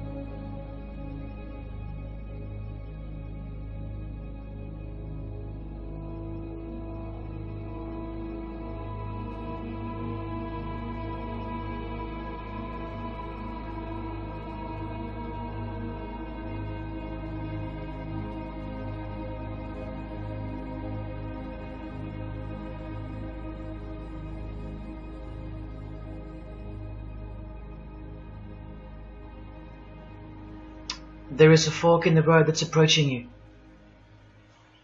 And you can stay on the path which curves to the left by denying the existence of Satanism in the fullness that you've been shown. Or you can surrender to the truth and take the right-hand path. Now, where that road could lead is the sweetest risk you'll ever take. Are you still pretending that this one-eye religion of Freemasonry isn't Luciferianism? See, this here is the biggest obstacle you'll ever face. The very thing that could lead you to the prize is the very thing that will keep you from it. The reality of international Satanism. In the shadow of Christianity, Satanism has always been there. With every church that sprung up, so did its invisible enemy, the Satanic Church, growing out of sight and out of mind, from this to this. And Christianity has long been deprived of its power, as clearly demonstrable by the absolute lack of preaching against the institution of Freemasonry. Satanism's magic cloak, Satanism's magic trick, that's Freemasonry. And how they are laughing for now. So Freemasons are at the helm of the power structure of society, which means Satanism rules. And they're making their move for the new order of the ages. Are you that besotted by this evil world that you'll even deny the existence of secret societies? And what about the American president, John Kennedy? Was he just a nutjob like me? Warning us about an international secret society with an international secret plot. A Freemason trying to tell you and the world about Freemasonry. Shot through the head. I've shown you who they are. I've shown you how they successfully operate with degrees of initiations and horrific and illegal oaths of secrecy. And I've shown you why they are a secret society. I've proven it to you. And only now that I've done that, I can show you in this many minutes what the shocking new order that Freemasonry has so cautiously been guiding us toward actually looks like. And of course you won't believe that either. By now there's a 98.5% chance that you belong to the world. And in that case, the world can do, will do, and is doing whatever the hell it wants to with you. And when all you have is the world, you'll do anything to hold on to it. Christian or not, most of you will follow this world straight to the slaughterhouse in the name of peace, safety, and progress. Clinging to it, because all you love is inside it. Blissfully ignoring people like me, warning you of who's really in charge of it. Men, women, actors, singers, businessmen, and politicians, all interlocked, whose God is named Lucifer. You've seen it with your own eyes, but now you can hear it with your own ears from this 33-degree Freemason in person, just in case the Masonic literature wasn't enough for you. Okay, define Lucifer for me. Pure, virtuous, wholesome, innocent individual that's out to help people. Lucifer is? Yeah. Say that again. Lucifer is a pure, holy... Virtuous. Virtuous. Now, is he the Lucifer that God created? That's the same one. Oh, man, this is great. I'm going to put this on the internet. Oh, God bless you, brother. Because that's exactly what the Shriners and Masons teach, is that Lucifer is light. No. And you're confirming those hospitals? You know what, sir? Jesus said, many will say to me on that day, Lord, Lord, we did not do these good deeds in your name? And you'll say, away from me, you workers of iniquity, I never knew you. Jesus said it? In Matthew chapter 5. You've been bred from childhood to fall for the biggest lie ever told, that Satan doesn't exist. And if Satan doesn't exist, well then neither does Jesus. And while your heroes and idols know full well that they do exist. And when I say you've been bred from childhood, I mean just that. Walter Disney was a high-ranking Freemason. Here's a Masonic stamp dedicated to him, and his very exclusive Club 33, which stands for the 33 degrees of Freemasonry. And who's the god of the 33rd degree Freemason, Walt Disney? Or Walter hides the answer in plain sight, because that's what Freemasons do. Firstly, the God of Mr. Disney is wicked. See how they veil evil with a cloak of innocence? What does the word veil itself conceal? Secondly, Walter's God is horny, symbolized by the horned god of the witches. And we all know Walt Disney loves magic, which is witchcraft. So the depictions of sex are hidden in plain sight as well. Remember, lust produces life, not love. So lust is purity, lust is love, for the high degree Freemason. And thirdly, he hides the number of his God's name in the open as well. No, that's not a 666 he's seeing interwoven in the design. That would be ridiculous, wouldn't it? Not even when they separate the sixes from the name, all three of them, and place them together for you like this, in plain sight. No, not even then will people see. Do you think things are any better 50 years later? Here's the eye of Lucifer in the Nickelodeon channel, and his lightning flash. Remember what they actually believe about Satan. From Freemason Helena Blavatsky's book, The Secret Doctrine, meaning the secret belief. Who is Satan? He is the angel who was proud enough to believe himself God, brave enough to buy his independence at the price of eternal suffering and torture, beautiful enough to have adored himself in full divine light, strong enough to still reign in darkness amidst agony. Helena Blavatsky is suggested as recommended reading by the Encyclopedia of Freemasonry right here. And the Grand Pontiff of Universal Freemasonry, speaking of Lucifer, Satan and the Devil on page 407, writes that to the initiate, the devil is the instrument of liberty or free will. That's who Lucifer is to them, okay? To show you how little you know of who you're dealing with and the extent of this religion's influence and power, not to mention their plans, let me jump ahead for a minute. Watch this. This is Lucius Trust. The Lucius Trust is a non-for-profit service organization incorporated in the United States in 1922, and their objective from Lucius Trust website, dedicated to the establishment of a new and better way of life for everyone in the world based on the fulfillment of the divine plan for humanity. The divine plan. A new way of life. Like a new world system. Like a new order. Now you want to see who they work for? The Lucius Trust has consultative status with the Economic and Social Council of the United Nations. The United Nations, the UN. They consult the United Nations of the world. They advise the United Nations of the world. Now look at this. The Lucius Trust's publishing company was founded in the early 1920s as Lucifer Publishing Company. The Lucius Trust says that the name was probably chosen to honor Lucifer. What on earth does a modern day consultant to the most powerful and progressive force engaged in uniting all nations under one banner, the UN, have to do with the fallen angel of the Holy Bible? The one that Jesus Christ told us would manifest on earth as a world ruler, to deceive the whole world into a new world system. Yes, that angel. Why on earth would they honor that angel?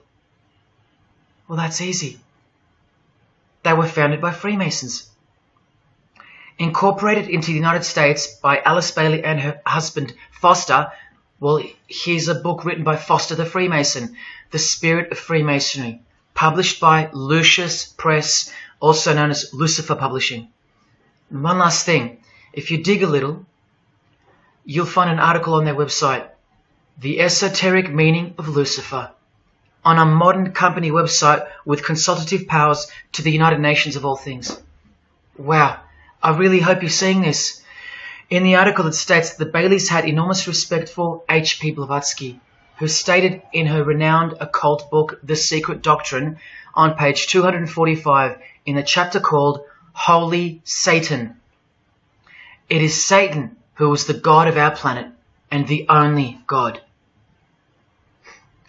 Then the article goes on to say that the Baileys sought to elicit a deeper understanding of the sacrifice made by Lucifer. Everything has been reversed. Evil is good, Jesus is the enemy, and Lucifer sacrificed himself for you, not Jesus Christ, the one who washed the feet of his disciples and the only one they fear. Modern progressive atheists do not influence world events, people. Satanists do. Remember the goal of the Lucis Trust? The fulfillment of the divine plan for humanity. Yeah, the divine plan exposed by Jesus Christ in the Gospels. Hence their war on the Bible and the abolition of it from the school system and even from modern Christian churches who dare not preach from the book of Revelation.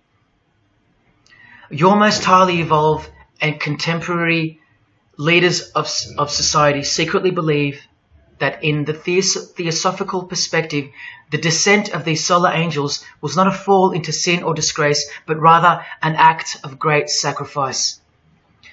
They believe in the fallen angels and their revolt against God as revealed in the Bible, led by the devil, the chief commander of Freemason Bob Dylan, remember? These people make contact with these fallen angels, with the royal art of Freemasonry called witchcraft. Please stick around. Let me show you that. How many solar angels does the Bible say followed Lucifer out of this heavenly realm?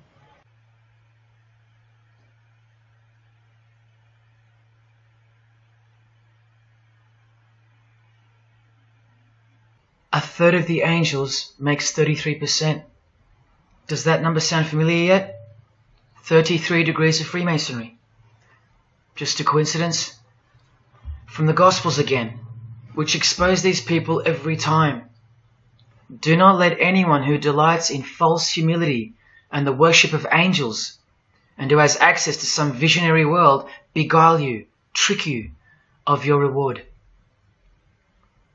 You still don't believe that the false humility of the charitable fraternity of the Freemasons is behind it all?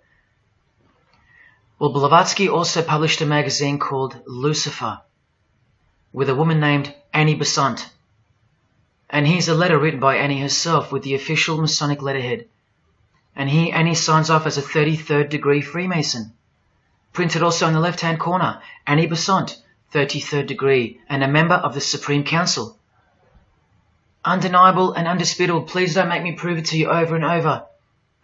Have you caught a glimpse of who you're dealing with yet? They're all Freemasons, high-ranking. And they're all buffeted by a plethora of Masonic dupes who don't know any of this because they can't decipher the symbols and they don't care to try. They're proud and boastful and defensive of their beloved fraternity in which they get to rub shoulders with the most important people of their suburbs, cities and towns, and in which they got on their knees to take blood oaths of death, calling other old decrepitated men worshipful master, yet still they think it's innocent and has nothing to hide. Delusional and lost, almost beyond hope. Some of them still think it's a Christian organization, just like the founder of the Satanic Church described. What do you get when you carefully conceal Satanism with Christianity? You get Freemasonry. People, Satanism is at the core of our world, and it is behind the new order that will be implemented soon enough. It will be all done through deception. You'll be tricked. Remember how I told you that the all-seeing eye sees that we're in hell? Well, the massive witch and Freemason Helena says so right here.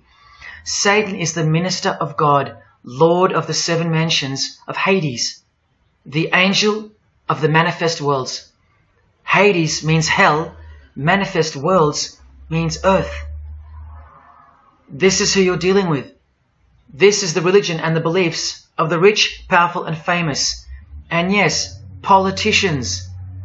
Do you want to go back to sleep? You can sleep after this? Well, wait till I show you what they're going to do to you, coming up in this many minutes.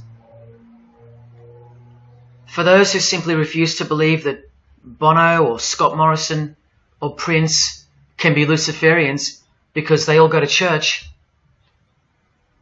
let me show you another Masonic ritual they do. And this is before Satanism or Luciferianism is revealed to the candidate. And then you tell me if Bono or Scott are capable of secretly believing in Lucifer. It all starts here with the Masonic apron. Different kinds signifying different grades. Have you guessed what it's hiding yet? The genitals. Pretty obvious. Like everything else they hide, once you can see. The genitals are the true working tools of a Mason. Freemasonry is foundationally a sex cult, like Satanism, because it all starts with sex, doesn't it? Life itself starts with sex. So the mystical force of the true God of Freemasonry hides in the hidden part of the human body. That's the Holy of Holies, covered by the Masonic apron, the seat of God, the seat of Lucifer. See here with Satanist King Diamond's artwork? The eye is attached to the horn god, but look at where the eye starts, from the waist down. That's where the apron of a Mason begins. And the one eye of Freemasonry is also the one eye of the penis, where life generates and springs forth. See the openly hidden secret of the Masonic square and compass now? You're looking at the sex act. That's the female in missionary position, and that's the male mounting her. The sex act. And the eye in the middle, with these emanating rays, is the orgasm and the ejaculation of the penis. See life shooting forth. That's how they see the sun and the earth too. The sun is the visible penis of their true God, shooting forth life continually. The light itself is the mystical sperm of the God of this world. The sun and penis generate life, while the earth and female womb produce life. The letter G, when replacing the I in the middle of the square and compass, stands for generation, sexual generation. The practical aspect of Freemasonry and Satanism's religion is that of a sex cult. You see Rod Stewart telling you he's a Freemason? By displaying the hidden hand of Freemasonry, also known as the Master of the Second Veil, and look at his other hand, taking the Masonic apron's place for covering his penis, which is the Holy of Holies, the seat of God for the Mason.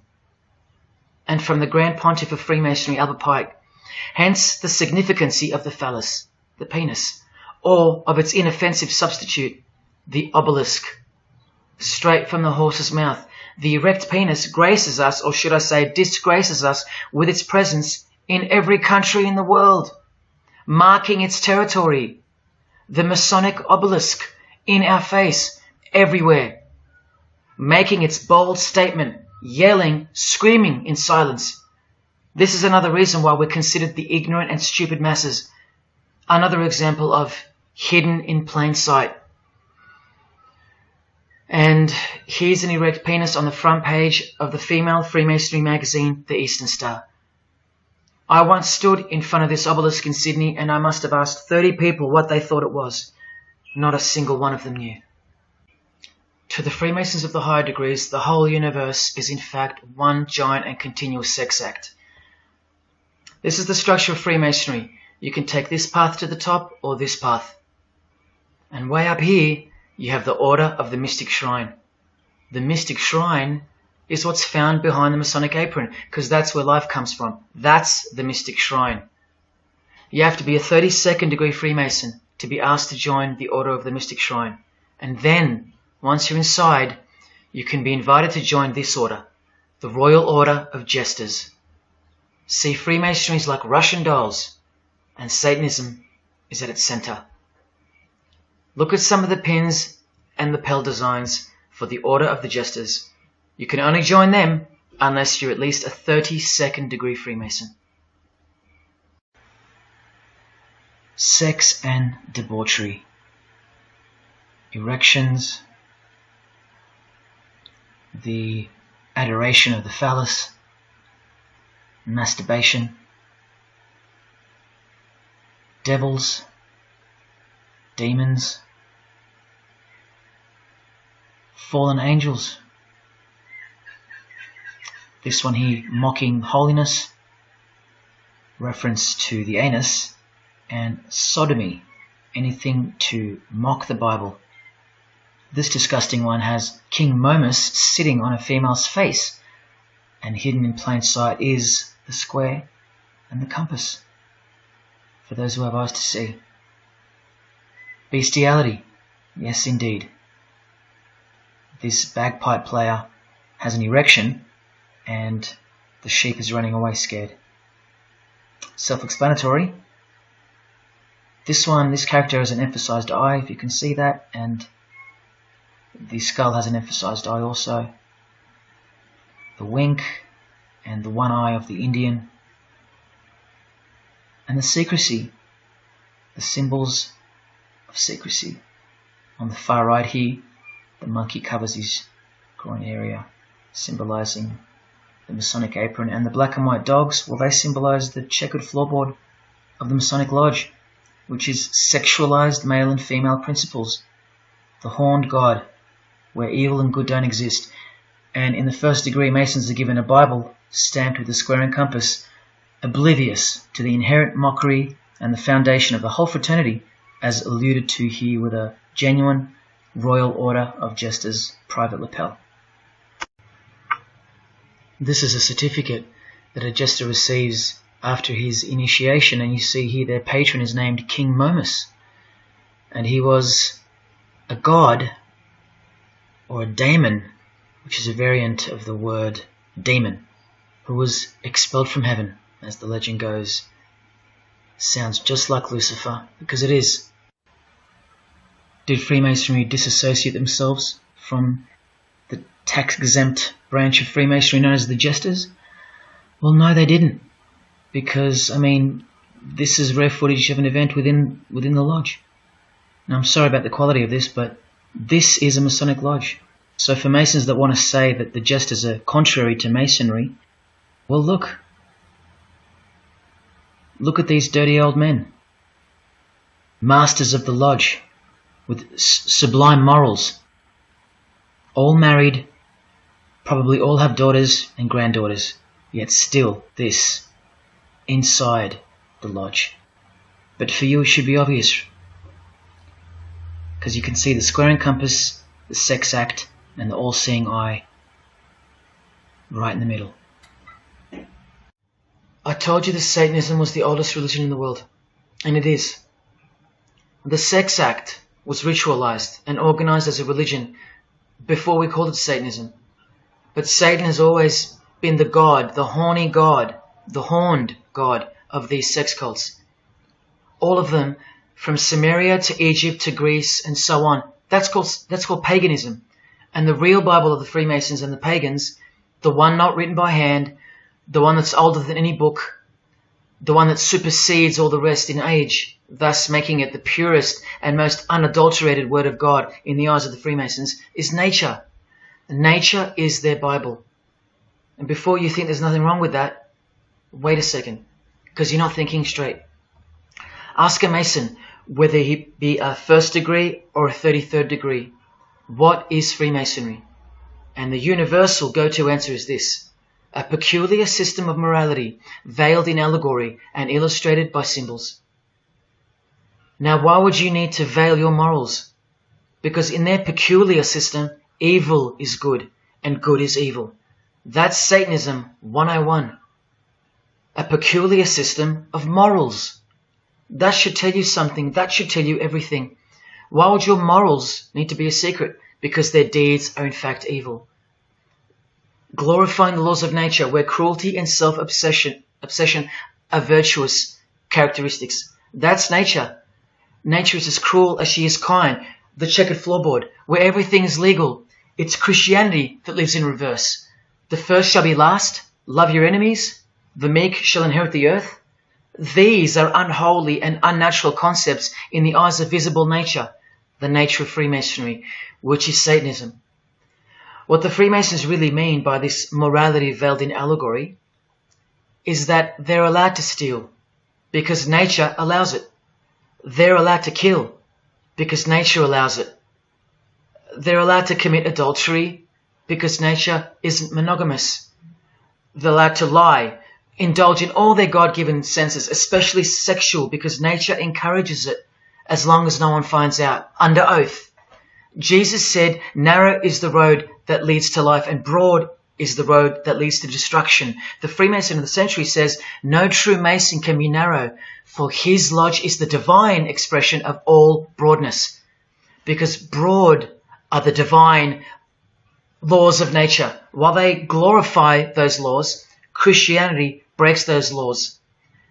It becomes supernatural, because only then can you love your enemy. And so it goes that Christianity is despised by Freemasonry, the real Freemasons, because their Bible is nature. And by nature, they know the personality traits of their God, Satan, because he's the God of this world, just as the Freemasons, the enemies of mankind, say that he is.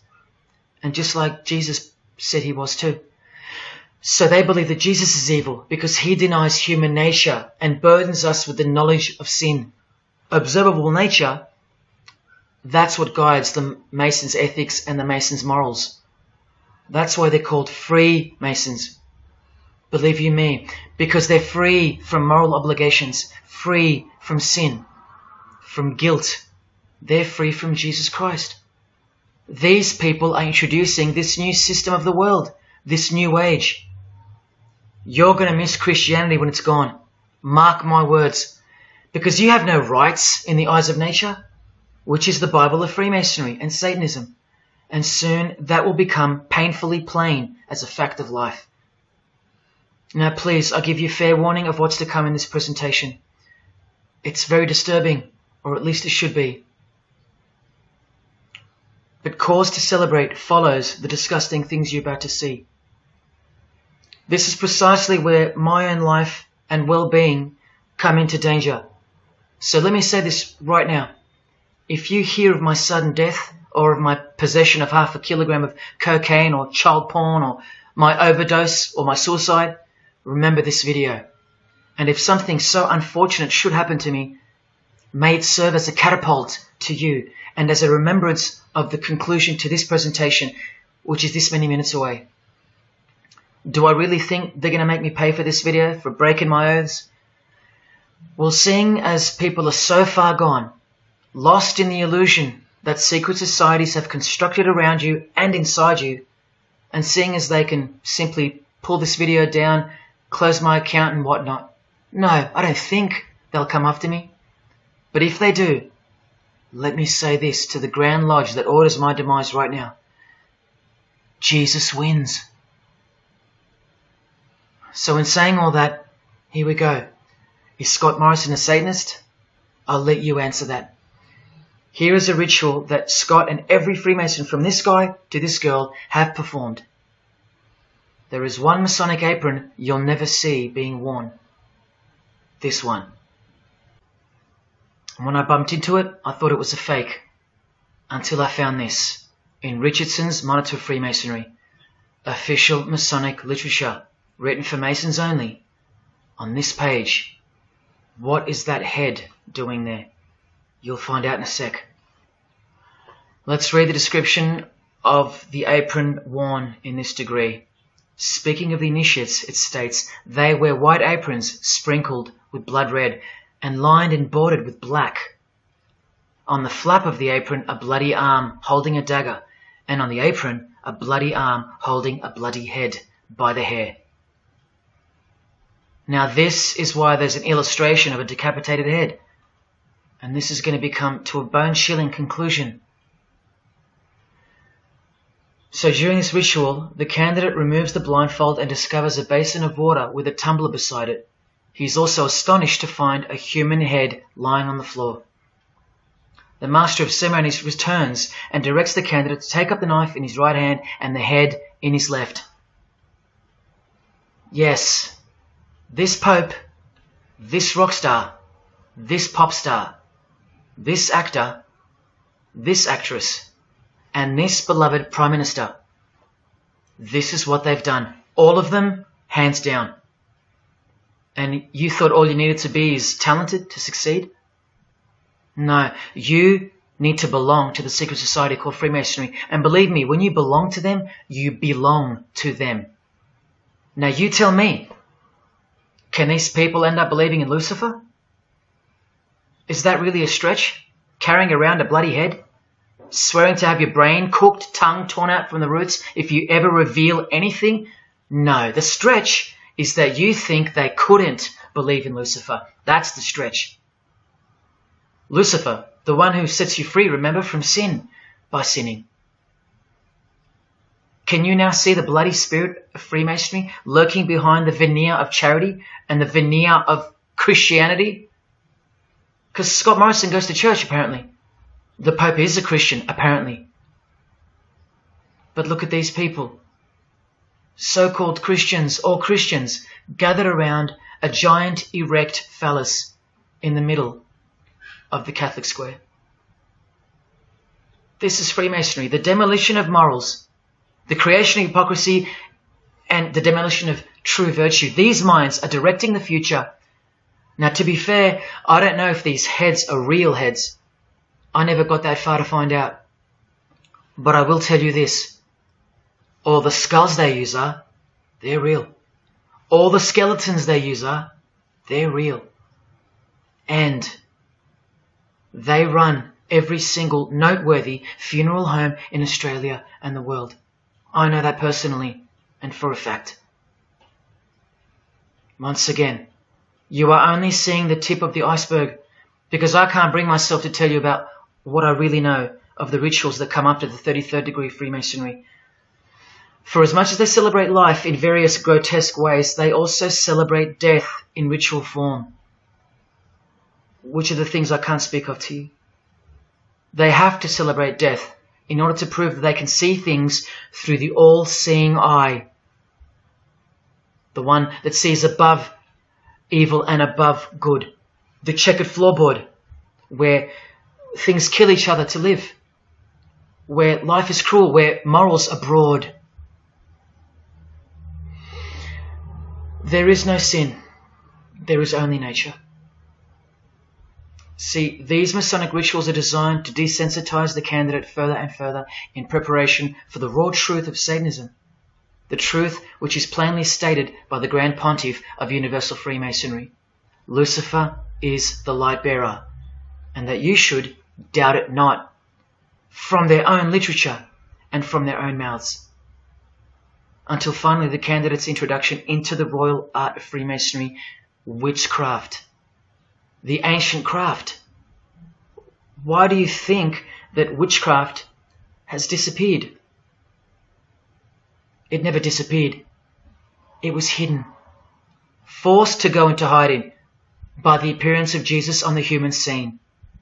Another reason why he's passionately hated, and soon him and his ways will be done away with in this new world, and so will your rights. You still don't believe me? You're still doubting all the evidence, like the Freemasons are counting on you to doubt. Well, remember from the Encyclopedia of American Religions, the continuing impact of speculative modern Freemasonry provided fertile soil in which new magical orders could grow. Watch this 2-minute clip. I can vouch for every single thing you hear come from the former Masons' mouths. In the initiation in Freemasonry, we had to be recommended by another Mason. Well, in order to join witchcraft, you have to be first screened. You have to be recommended by somebody currently in witchcraft. Well, when I was initiated, I was blindfolded and bound by a rope, and on your bare chest was thrust the point of a spear. In witchcraft, we were initiated through a very involved ritual, initiation ceremony, wherein the candidate was led blindfolded, bound by a rope to the edge of the magic circle. And the rope is around your neck and you're led forward. And up front, at the eastern end of the building, is a person who's a worshipful master. And you kneel down before him as if he were a god. You were met by the high priest or high priestess at that time, usually with a sword to your chest. When I went to enter the lodge, a sharp object was put to my left breast. And I was warned that should I reveal any of the secrets of Freemasonry, to know what to expect.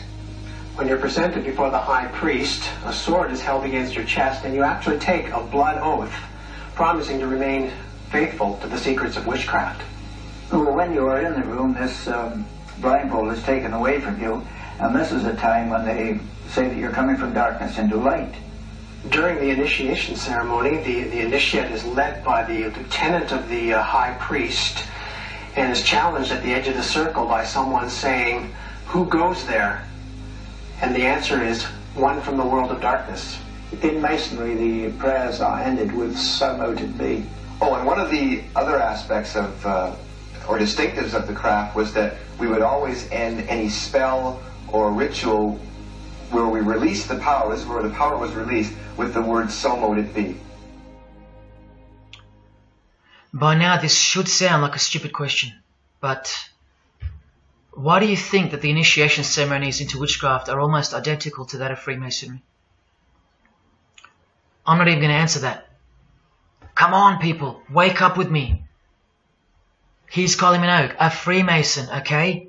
Hidden hand of Freemasonry and the one-eye symbolism of the god of her religion. Now here she is giving the vow of silence.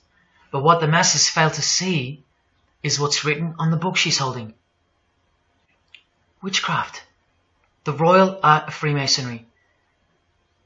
This is what her vow of silence is referring to in the picture. Yes, Kylie Minogue is a witch. And if you're still that deluded by the magic wand that is television, entertainment, movies, media and whatnot, then you'll no doubt fail to use the incredible eyes that God gave you, from which to see the real world with, the evil world, where Satanists are at the helm. The ban on witchcraft was only officially lifted in England in the 50s, after more than 1,500 years. So that tells you who's in control now. And when I give you a glimpse into witchcraft in a minute, you'll see why it's evil. And why it should be anything but legal, even when using it for so-called good, because the well they draw from is poisoned. But thanks to propaganda, the craft of the witch has been absorbed into the realm of fantasy. Justin Timberlake here is also referring to magic in this cover art, with the all-seeing eye looking through the number of their god. Magic. Magic is a much smoother and more acceptable word than witchcraft, that other word. That word still retains its ferociousness, its true character. But that word has been sterilized. That word isn't real to you anymore. You can't feel it for what it really is. Or if you do, your mind has isolated it, confined it to some small groups of unimportance scattered here and there over this diverse world. And so it's nothing to be feared or concerned about. But that's the furthest thing from the truth. Now, some witches want to say that witchcraft isn't Satanism.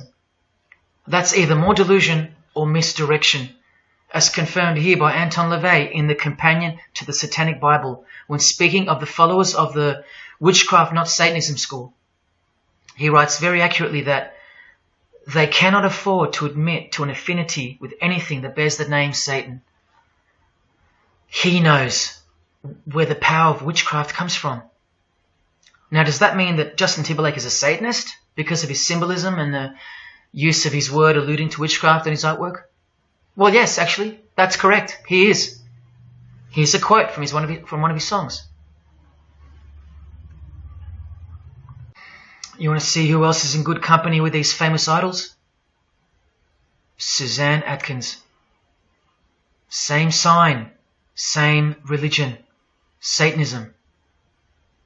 Do they all have to admit it in the English language for you to believe me? Or can the symbols they use finally be enough for you?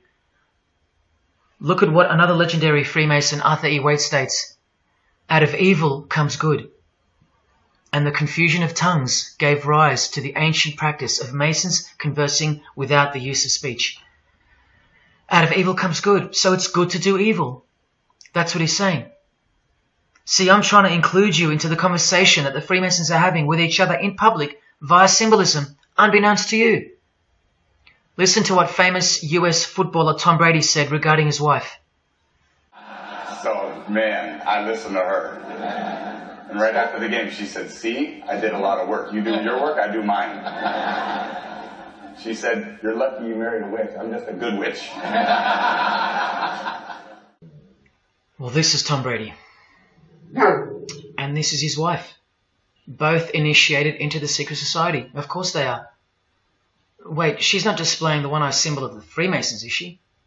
That's just art, isn't it? Well, no, it's not. She's a witch, and her husband just told you she was. Here's Steve Miller's front cover to the famous song Abracadabra. And he covers his eye, because he's a member of the one-eyed religion. And abracadabra is a legitimate word used in witchcraft. Here it is in the 100-year-old Encyclopedia of Freemasonry. Why would the word abracadabra be in the Encyclopedia of Freemasonry, the fraternity that runs charities, hospitals, nursing homes, and that secretly supply us with popes, presidents, prime ministers, kings and queens, and the bulk of our entertainers? Why? You know, I really think it's time to show you what the Satanists dressed as Freemasons are going to do to you and the world to finally establish their new world, their utopia. And this is going to be the segue into that. This is my last practical example of Freemasonry's satanic roots. And then I'll close this presentation with the most shocking thing you'll see or hear. You probably won't care, but to the precious few who remain, I will send you off with the greatest and most beautiful shock of all.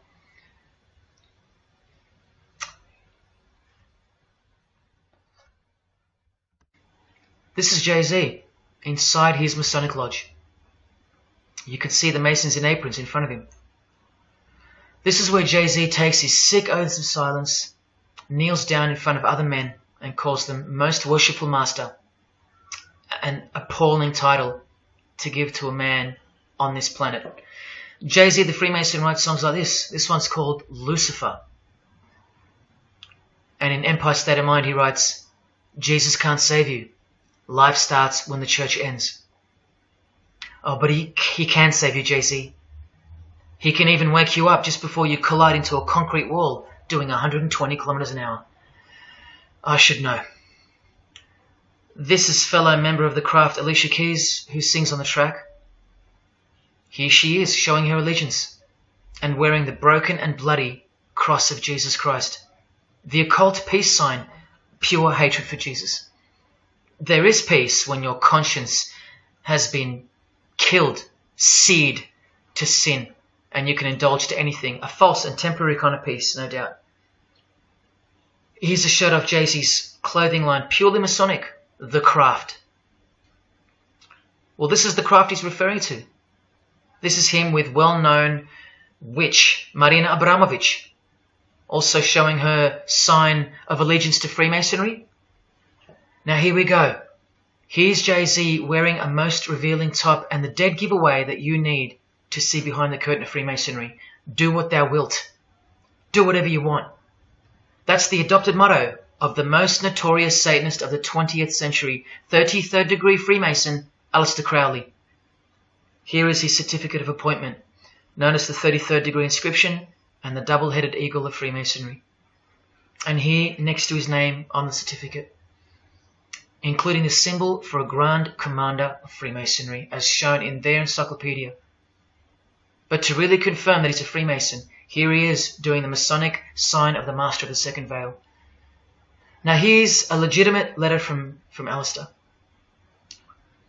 Again, the addition of his inscription of the 33rd degree, and he signs off with a symbol of the past Commander of Freemasonry. What does he write beside it? Baphomet. This Baphomet. Now listen to this man to get a clearer picture of the truth behind the secret religion of the stars and the leaders of the world. Aleister is the founder of a Luciferian church called the Ordo Templi Orientis, and he named himself the Beast 666, straight from the Bible, depicting the number of wickedness in human form. In his what's called Liber's writings, he says, "With my hawk's head, I peck at the eyes of Jesus as he hangs upon the cross." Do you see the hatred? You think they don't hate you too? Keep watching. And from the equinox, with the all-seeing eye of Freemasonry, this illustration. What does it mean? The writer himself explains. The picture is symbolic of the new eon, the new age.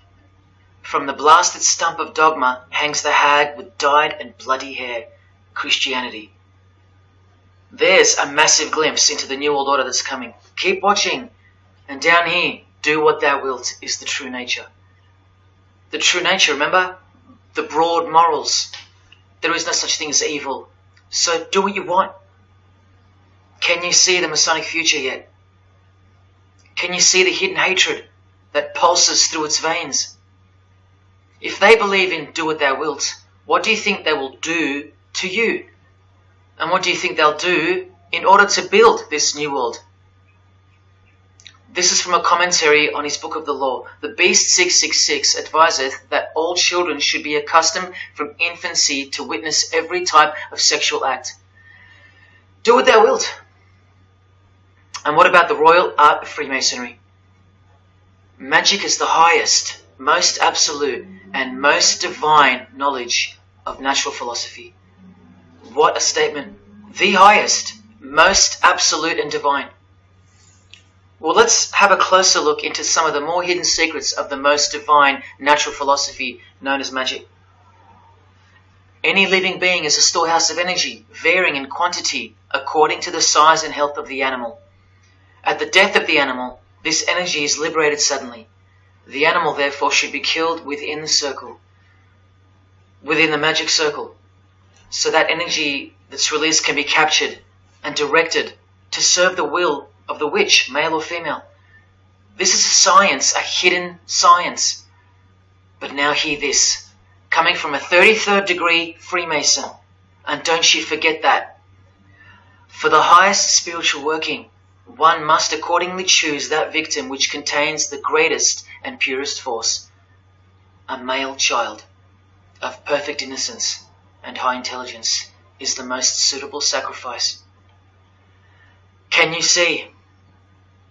This is who Jay-Z is quoting on his top. This is who this Jonas brother holds in high esteem. This is who the Beatles have on their front cover as a figure they admire. No, worse, they put at the top. This is the same picture of the front cover in a mirrored form, and after some kaleidoscoping, you'll find this. Fellow Freemason Aleister Crowley sits at the top, and down the bottom there even appears the phallus with the testicles, and up here the vesica Pisces, also known as the vagina. Does this picture make more sense now? All Freemasons, yes indeed. And by the way, that's where Jay-Z got his symbol from Satanism, as portrayed here by Satanist and Freemason Aleister Crowley and by Satanic Church founder Anton LaVey. Does anyone still think that Freemasonry isn't Satanism in disguise? Let's finally take a peek into the royal art of Freemasonry. And this is the briefest way I can show you from the complete book of magic and witchcraft. This is a practitioner's manual, not from some bogus author trying to expose witchcraft. Just so you can get it through your head that this is real and this is protected. The writer or compiler of this God-forsaken book warns the reader that the recipes may seem disgusting, that the knowledge revealed has been forbidden, and has caused suffering and death to witches and the victims of witches. You don't think witchcraft was a serious menace in times past and present? Come with me, and I'll show you how bad this menace actually gets, as the world's most powerful and secret religion moves ever closer to fulfilling its biblical destiny, and it will.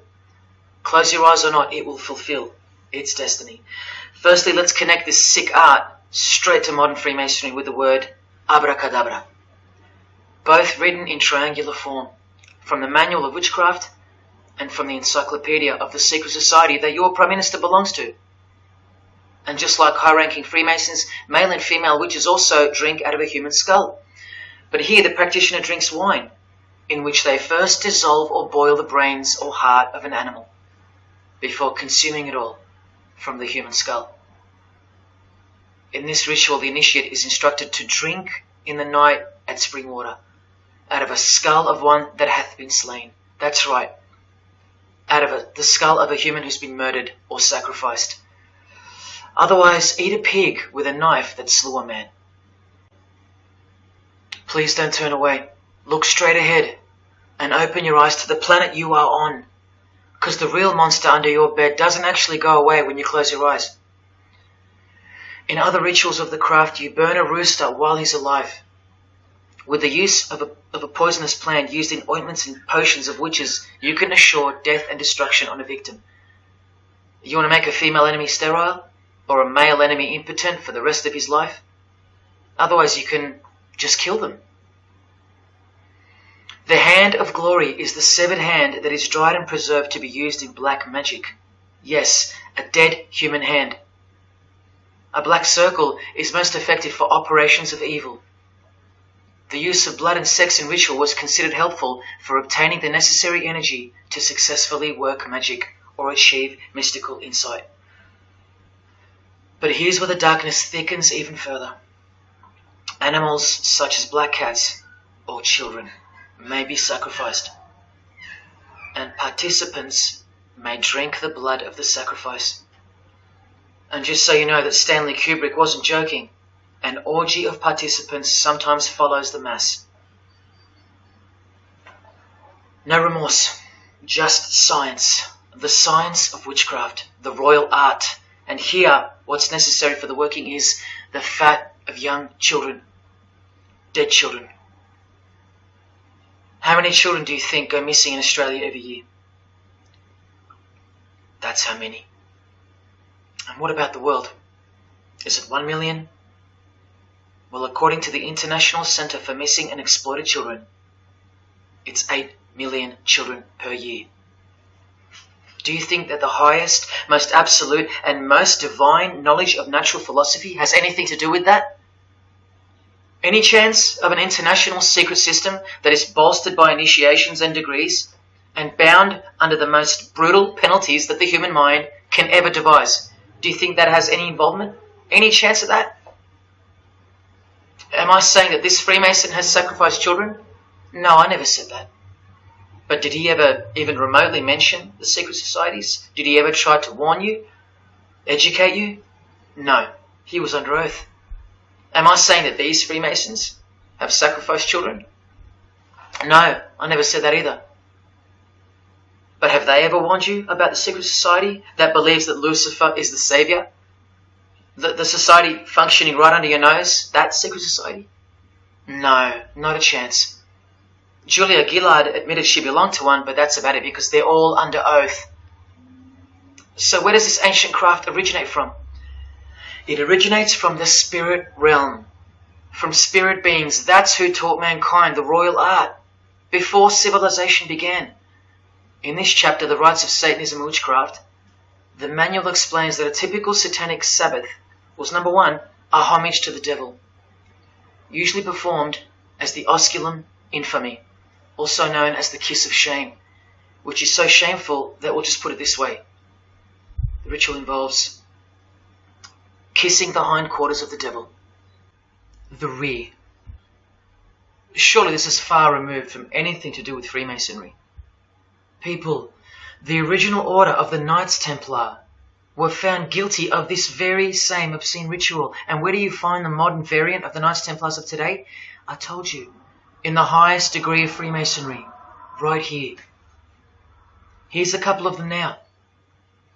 And what's on this Templar's head? From the Masonic Encyclopedia, remember? A symbol of the Baphomet, according to 33rd degree Aleister Crowley. And we could confirm that in the Satanic Bible. That's exactly what's hiding deep inside of Freemasonry. I'm only showing you this to show you the reality of Satanism and the demonic realm, the world you can't see. On this earth? And in this earth and then in the world we can't see. Look here. The hierarchy of demons occupies a more important place in both black and white magic rituals. Both black and white. This is where the power of witchcraft comes from. And this is the reason these bizarre rituals actually function and actually work. Because after the ritual is performed on earth, its effects are carried out to their conclusion in the spirit realm by spiritual beings or demons, actual demons. The reality that is hidden from you. Because if you found out that Satan was real, then that would have to make Jesus Christ real too. And he is the one they hate. And if Jesus Christ is real, that changes everything. And this is how much they hate him. The prayer that Jesus taught his disciples is performed backwards. The high priest is sometimes naked. A prostitute assists him, and a naked virgin, who may later be deflowered, is the altar. Everything that is sacred is defiled, and everything that is filthy is honored as pure. Because of their burning hatred of Jesus Christ, just as he's hated by the fallen angels that they worship. It gets worse when you hear what they use as a substitute for the bread that Jesus broke and told his disciples to eat in remembrance of him. A wafer which initiates me with this, this, and this. Or the name of Satan may be written upon it. And this isn't even witchcraft. This is just a ceremony announcing who they love and who they hate. So is Satan real? It continues to state in the hierarchy of demons at the very top, Satanakia, whose title is the Commander-in-Chief. What did Bob Dylan, the Freemason, call the one he made a bargain with? Should I ask who you made the bargain with? with the chief commander. Same title, Commander-in-Chief, Chief Commander. Are you following? But watch this. In case the darkness is getting a little too thick and encompassing for you, let's shine a little light. The true light that only the Gospels can supply. Speaking to us humans and revealing something about Satan, the Gospels state, you follow the spirit of the age in this world system as dominated by the commander of the spiritual powers of the air. Satan, the god of this world, the commander. You still think the Gospels are wrong or fake? See, Satanists know that the spirits also live in the air, just as the Gospels reveal. You can summon any of these demonic spirits by name if you possess the royal art. Who do you think this figure on the front cover represents? A magician who is inadequately prepared and cannot attain his desires may seek the aid of Satan. That's who this is. Now that you know, hopefully for a fact, that these are at the top of the human food chain, do you think they'd be fooling around with stupid fairy tales? No, witchcraft and Satanism is absolutely real, hence their earthly power. This demon here, fifth in the pyramid structure, holds the title of Inspector General. And what's the title of the highest degree in Freemasonry, who exists in every local lodge in every suburb, a suburb near you? Inspector General. Same title as the living demon. Do you believe me now? You can even conjure Lucifer himself, or be Beelzebub, who the Gospels call the Prince of the Devils.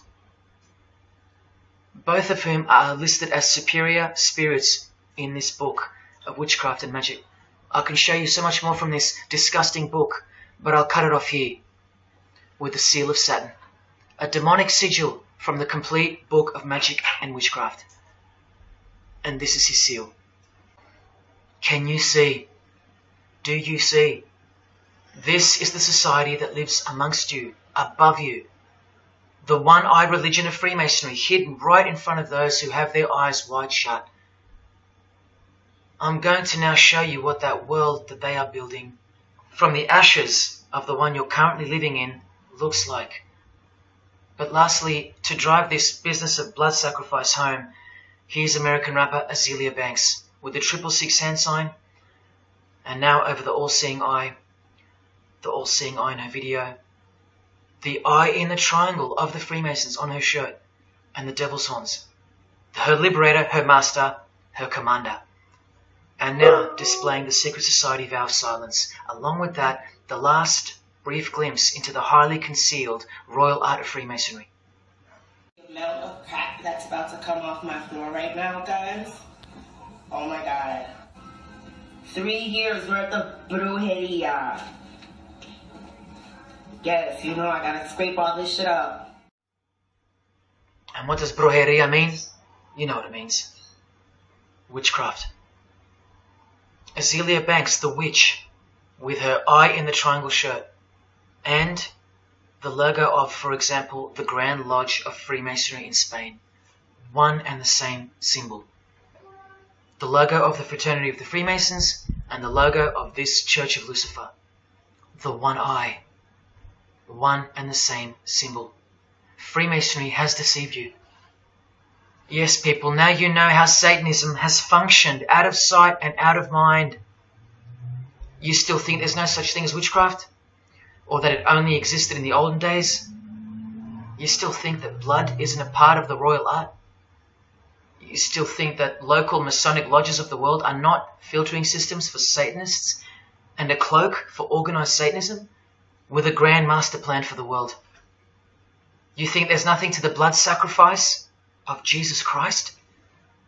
After seeing all this and the Azealia Banks clip, and after realizing that there exists a hidden and guarded science of the art of blood sacrifice, you think there was no science behind Jesus' crucifixion, a deeper reality that we can't see or understand? You think Jesus didn't know what he was doing? Or are you one of those who still think he didn't exist? Tell me, how can they hate something that doesn't exist?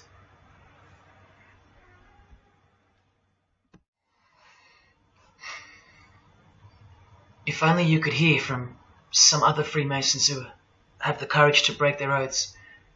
But you won't. You won't. This is probably it. But I once heard from a Freemason, an honest one, in about 2016, after I posted this picture on Facebook. He knew.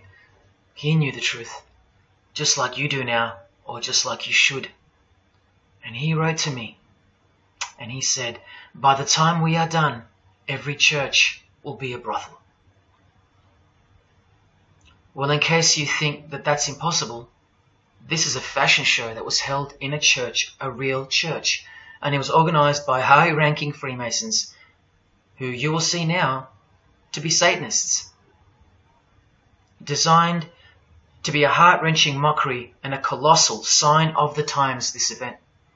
Just so you know, it's a Masonic production. Here's the inside of a lodge. See those twin pillars? Well, here they are. See the Masonic checkered floorboard? Well, there it is. See the Masonic square and compass? Well, there it is. And do you see the eye of Freemasonry? Yeah, there they are.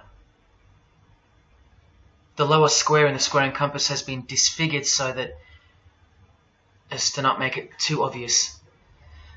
But now that we've established that, here is the spirit of Freemasonry, as displayed through just a few of the models. This one wears the horns of the Baphomet, the horns of Satan, with his all-seeing eye in the background.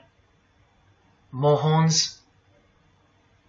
This model wears the all-seeing eye, as does this one. And this disgusting thing with another huge all-seeing eye of Lucifer in the background. Then there's this, with a satanic pentagram on her face. And finally, this male model in a skirt with two satanic inverted crosses of Jesus Christ on his top in a church. Oh, the morbid victory of the Freemasons. Unstoppable. For now. When people like Lady Gaga cover one eye while wearing an inverted cross, and you don't see the connection of the one-eye symbolism to Satanism, then your observational skills have been compromised. In the span of 2 days, I saw these ads in my local shopping centre. And that alone tells me that the satanic age is here, manifesting all around us, seemingly invisible, while you look straight ahead through the symbols. Just like the initiation process of the secret societies themselves, society at large must be incrementally introduced and seduced into further depravity and self-love. And haven't we been slowly but surely perverted over time, degree by degree, until we think that men dressing as women is beautiful and healthy, anal sex is a form of expressing love, the sick world of pornography is considered as liberating for women and men, and protected by free speech. In California, babies are allowed to be aborted after birth because it's a woman's choice. And that's not considered murder. A world where we should applaud young children like Desmond is amazing, cross-dressing while he dances for gay men at a gay bar on a podium because he's paving the way for the kids of the future. And we should get shamed, fined, and even jailed if we point out that this is sick, sinful, and dare call it evil, which is what it is. What spirit is behind Desmond is amazing? Oh yeah, an evil spirit, no doubt about it. You think Freemasonry and their peculiar morals aren't behind the decline of Christian morality and morality worldwide? It's all by design. The Masonic war on Jesus and the Christian social structure, generally undetected by human perceptions, and still people will write to me and comment on how absurd what I've said is. A cloud over the eyes of their heart. Well, I tell you this, there is no bigger axe that has ever been grinded than the one Freemasonry grinds. Because the appearance of Jesus Christ pretty much destroyed their religion, drove it underground, and they will have their revenge. Soon you're going to see it. We've all been initiated into the lowest levels of materialistic Satanism under the banner of secular humanism. I know blokes who think that life's great, mate. Life's terrific. Life's what you make it. Evil, Lucifer, Satan, these are just words that Christians invented to help them sleep better at night. There are no cults. There are no conspiracies. John F. Kennedy's speech about secret societies plotting against the world, that's not relevant anymore. That's history. There's no such thing as Satanism amongst civilized people. Oh, children, when darkness comes to your door, takes your wife, takes your health, your job, your home, your freedom, your children, then you call out, oh my God, this is evil. Why is this happening to me? Well, here comes the darkness. Here comes the evil. You want to know what the New World Order looks like? You want to know what the future holds? You want to know what horror is coming to our planet? As Jesus told us, for then there will be great distress, unequaled from the beginning of the world until now, and never to be equaled again. Ladies and gentlemen, welcome to the Masonic New World Order. These are the mysterious Georgia Guidestones, also known as the American Stonehenge. They are a set of granite monoliths which were constructed in 1980 and funded by an unknown and anonymous group and commissioned by a man using the pseudonym R.C. Christian. On a ledger beside the monument is written, "Let these be guidestones to an age of reason." Here we have a reference to a new age. With this, we get a clue as to the spirit behind the structure. The Age of Reason happens to be the title of a book by Thomas Paine. Now, you can colour him any which way you want to, but whichever way, one glaring colour shines through. Thomas was a hater of Christianity. That's the second clue to the spirit behind the Georgia Guidestones. The third is the fact that the Guidestones feature as what could be seen as a replacement to the Ten Commandments of the Christian God with the new Ten Commandments of the New Age. Because I will not steal, cheat, lie, kill, and so on. They're just, well, too narrow for the New Age, for the Age of Reason. Clearly designed to be a take on the biblical commandments, being 10 in number. They are all very vague indeed. But anyone can ascertain the horror that must first take place before this New Age can begin by looking at the first guideline. Because this one's not vague at all. Maintain humanity at under 500 million. That's right, a reduction of at least 7 billion human beings would be necessary for that.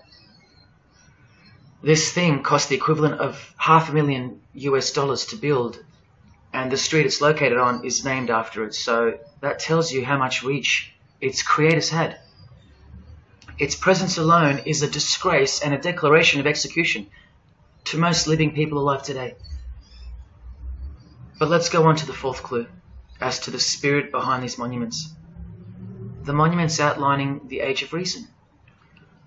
The name R.C. Christian, the so-called person who commissioned the building of these giant slabs, anyone who's versed in secret societies or is a high-ranking member themselves would instantly recognize the pseudonym as a reference to the secret society known as the Rosicrucians, which is just another secret society branch that exists under the umbrella of Freemasonry, which is an extension of all secret societies of the past and is now the mother of all of them.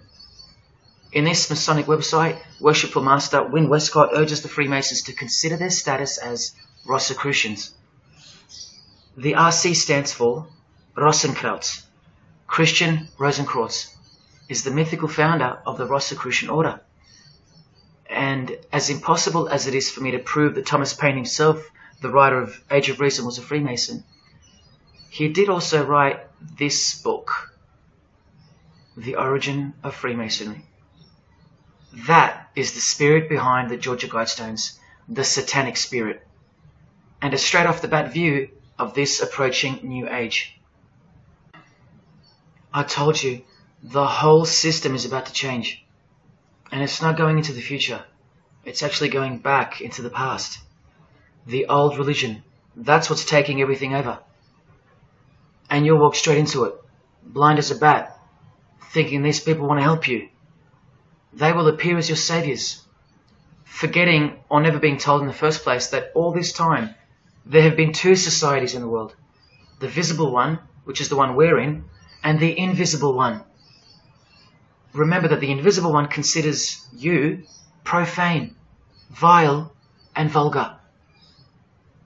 Why on earth would they want to keep you around? In a book I can't mention written by them, people are referred to as useless eaters. We've become excess inventory, redundant, and past our use-by date in their eyes. Think about this. According to a prediction by information technology and research advisory firm Gartner, 1/3 of jobs will be replaced by software, robots, and smart machines by 2025. That's 4 years away. Google engineering director Ray Kurzweil anticipates that robots will have reached human-level intelligence by 2029. And by 2050, 80% of all jobs will be eliminated by automation.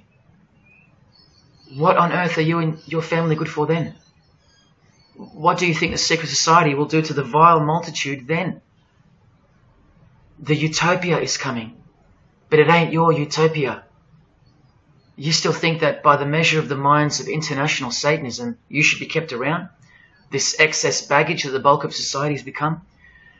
No, no, no. The new age is dawning. And generally speaking, you're not invited. It'll just look like you are. Remember that Charles Darwin, the Freemason, is listed as an influential figure in the Satanic Church. So, mass murder and mass death are natural and necessary themes in the name of evolution, an artificially induced evolution into this. He is the same image in real life in Eilat, Israel, seemingly unrelated to the seal on the US dollar bill, right? But standing in glory with a Masonic square and compass, telling you exactly who owns this pyramidal symbol, complete with the one eye on top. Same symbol, same designers, worshipping the same God. You should be getting goosebumps by now. Is this a conspiracy led by international Freemasonry? Oh, you don't have to bet your life on it, because your life has already been placed as a bet on your behalf and without your knowledge, but with your permission, because all of the information is hidden in plain sight. In your face is where it's hidden. You're going to lose this battle unless you've been hidden in Jesus Christ, the only one who warned you that the new age is a trap and that it is the climax to this epic drama being played out on planet Earth. Now hang on, brace yourself, because I ain't going to let you down. This is a magazine called The New Age, but if you press rewind, you can find its source. Supreme Council of 33 Degree Freemasonry. This one stretches way back to 1922. See the twin pillars of Freemasonry? Look, this is 19th century Freemason and New Age pioneer Helena Blavatsky on the cover of this edition. She's the one who wrote that darkness is absolute light, and that Satan is the god of our planet, and that we are in hell. But do you think the readers of these magazines are told that? No. Darkness is sold as light. Satan is disguised, and it's him in the details. This Masonic New Age magazine was the precursor to all magazines and trends, promoting the great deception of self-love and spirituality. Meanwhile, you're feeding off the plate that Luciferians serve you. Look at how the Satanic Bible in 1966 reveals the reality behind the curtain. Evidence of a new Satanic age. A new age. The new Satanic age. All rigged and all propelled by Freemasonry. Satanism's magic cloak. After all, and I think you should have guessed by now that Anton Szandor LaVey, the founder of the Satanic Church, the one who vowed to help destroy Christianity, is himself a Freemason. I can't prove it to you, but I know it, because of not only his obvious fondness of the fraternity of the Freemasons and the mention of it in his Satanic Bible, and its vital role in the Satanic takeover, but also because of the symbols, specifically this one, generally called the Devil's Claw or the Lion's Paw.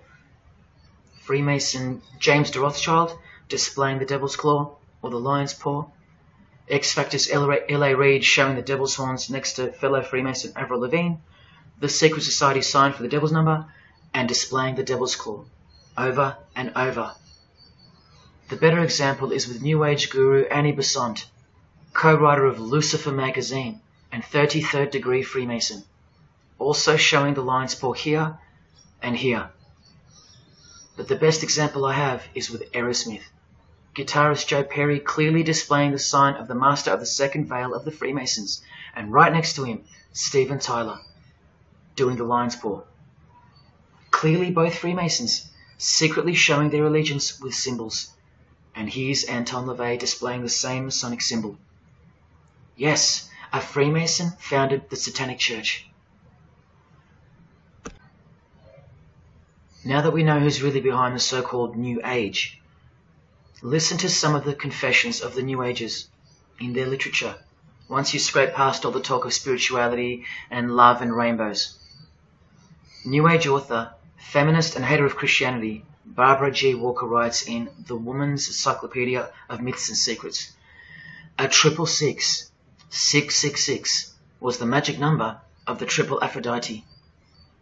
She further compliments the number when she calls it the miraculous number 666.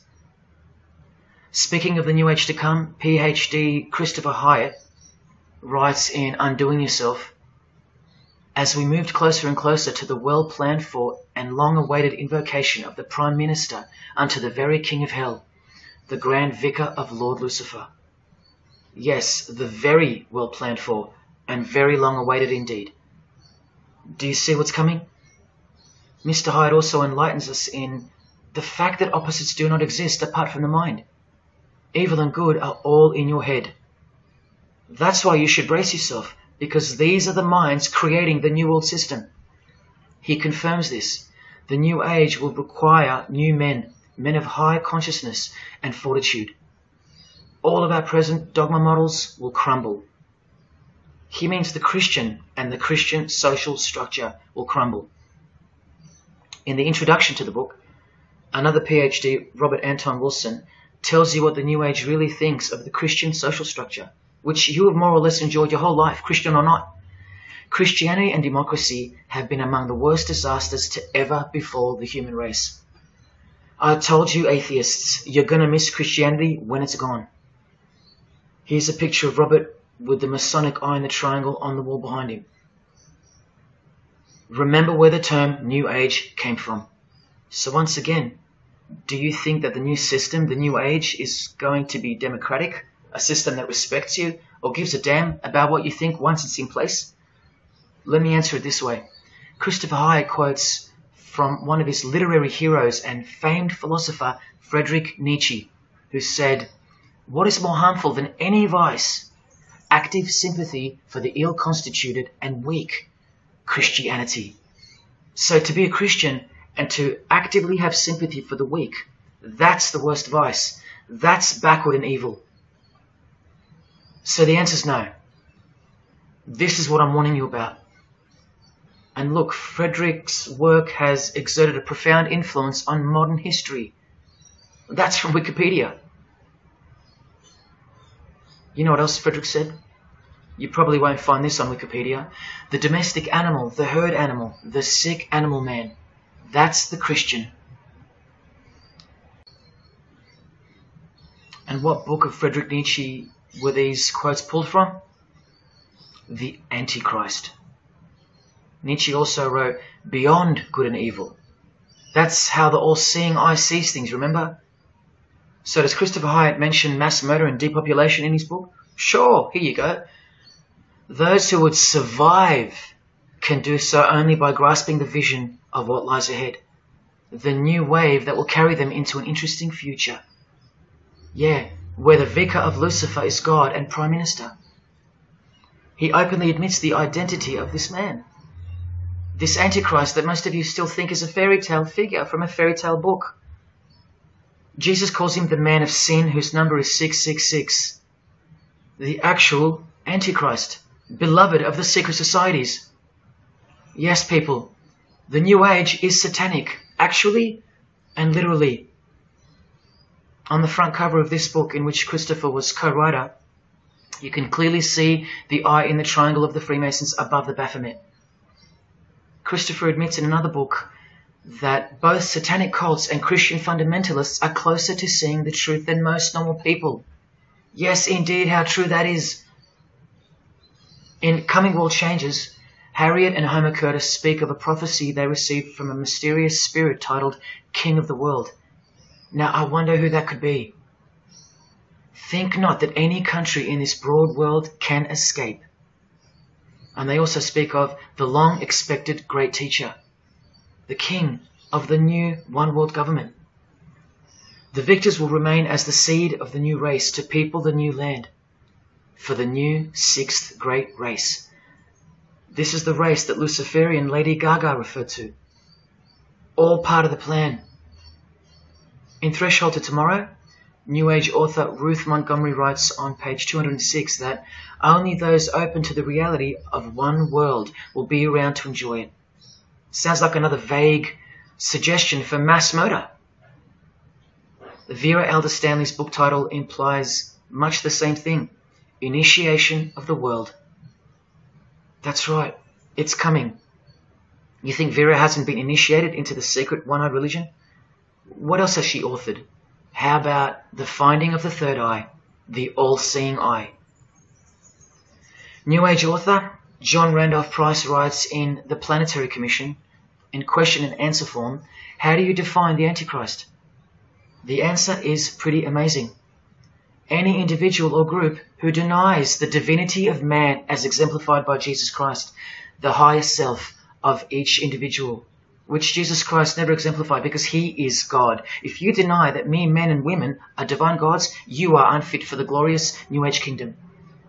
And you are the definition of Antichrist.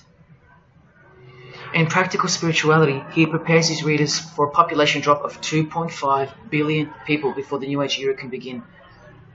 On page 32 of New Age author Barbara Marx Hubbard's book, Happy Birthday Planet Earth, she states that people will either change or die.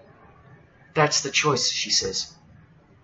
Notice the New Age has a new gospel, yet all the while, the world will be neglected of the information in the real Gospels, where it warns and predicts. For if someone comes and preaches another Jesus, not the Jesus whom we preached, or another gospel, you are most beautifully tolerant of them. In the Book of Knowledge, The Keys of Enoch, the writer has a quote-unquote direct experience with two spirits, Enoch and Metatron, and they share with the writer spiritually scientific teachings regarding the new system of things soon to be fully manifest. The reason this work is considered extra special amongst its readers is because it was the first book to point out the alignment between the Great Pyramid and the constellation of Orion. The first book ever. That's basically proof that these spirits, Enoch and Metatron, are the real deal. Not only that, it was also the first book to show the direct relationship between DNA coding and the divine name. That's pretty serious, and the atheists should be really waking up by now, because this is the world's most powerful and secret religion we're talking about, nothing less. The writer was told that those who govern the earth are those who have fallen from the heavens. He calls them the masters, and even states that they were punished with penalties that were assigned to each. These are the fallen angels of the Bible, people. These are the masters of the Masonic New Age, as proven here in one of the illustrations from the book. Same symbology. This worldwide catastrophe that is coming will bring about a complete reorganization of Earth's life system. And like all high-grade initiates of the secret societies, every attempt is made to bring positivity to the number of the Vicar of Lucifer. I was given instruction to use the specific light harmonics 666, 999, and 12-12-12. The spirits further inform the writer of the Keys of Enoch that the pattern 666 is used to identify you with respect to the Earth's vibration. The number of the beast of the Book of Revelation of Jesus Christ is not only being glorified, it's manifesting in the world. And from another illustration from the book, once again, the same image we see being used over and over with the eye on top of the pyramid. This is the secret religion that encompasses us and has been influencing us for decades upon decades. 2 to 3 centuries, in fact. Just like the Gospels explain, this is an absolute counterfeit of the truth. Christ is mentioned everywhere, but not Jesus Christ. No, this is the Antichrist spirit, who will eventually manifest and appear to the world as one man. Doesn't sound so mythical anymore when you see that the enemies of Jesus Christ and those behind the New World System, they use biblical terms.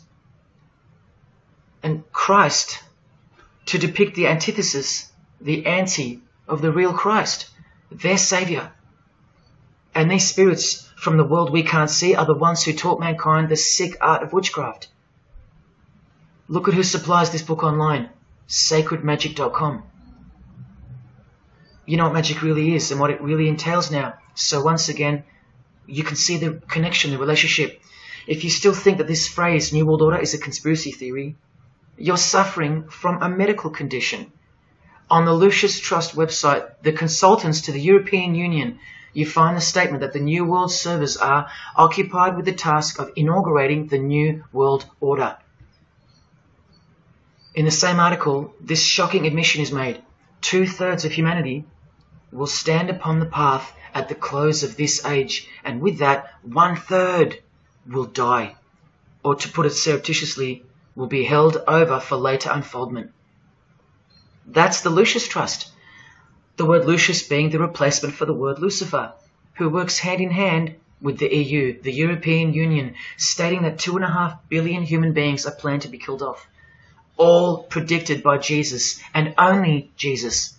And if you still think I'm joking or misleading you about what these people are and what they plan to do, here's a book written by the founder of the Lucius Trust, the Freemason Alice Bailey, Education in the New Age, where she, educates you about mass population reduction. When a form proves inadequate or too diseased or too crippled for the expression of that purpose, it is, from the point of view of the hierarchy, no disaster when that form has to go. Death is not a disaster to be feared. The work of the destroyer is not really cruel or undesirable. Do you see? Did you hear that? Through the all-seeing eye of Lucifer, the destroyer, for the purpose of the new world, death and mass murder isn't evil, it's good. And Alice Bailey in The Labours of Hercules also tries to re-educate us and protect that God-forsaken number, predicted in the Gospels to be associated with evil. The number of the physical plane activity is called the number of the beast. This idea seems to have a horrible fascination with many, but what it really means is that Virgo is the symbol of triplicity. 6 on the physical plane, 6 on the emotional plane, and 6 on the mental plane. not 666 at all. And one more time, from the consultants to the European Union, from their website Lucius Trust, to prove to you that these people are all working toward and waiting for the world leader. The coming of the Avatar and the advent of the coming one are the keynotes of the prevalent expectancy. After everything I've shown you, are you going to ignore this? Or worse, are you going to trust these people, of whom were predicted to this very condemnation 2,000 years ago, right down to a one-world system, depopulation, and to the man who will carry the number 666, and with it implement a new system in which you won't be able to buy or sell unless you receive a mark in your hand or forehead. And what's just been announced by Business Insider? Cashless society.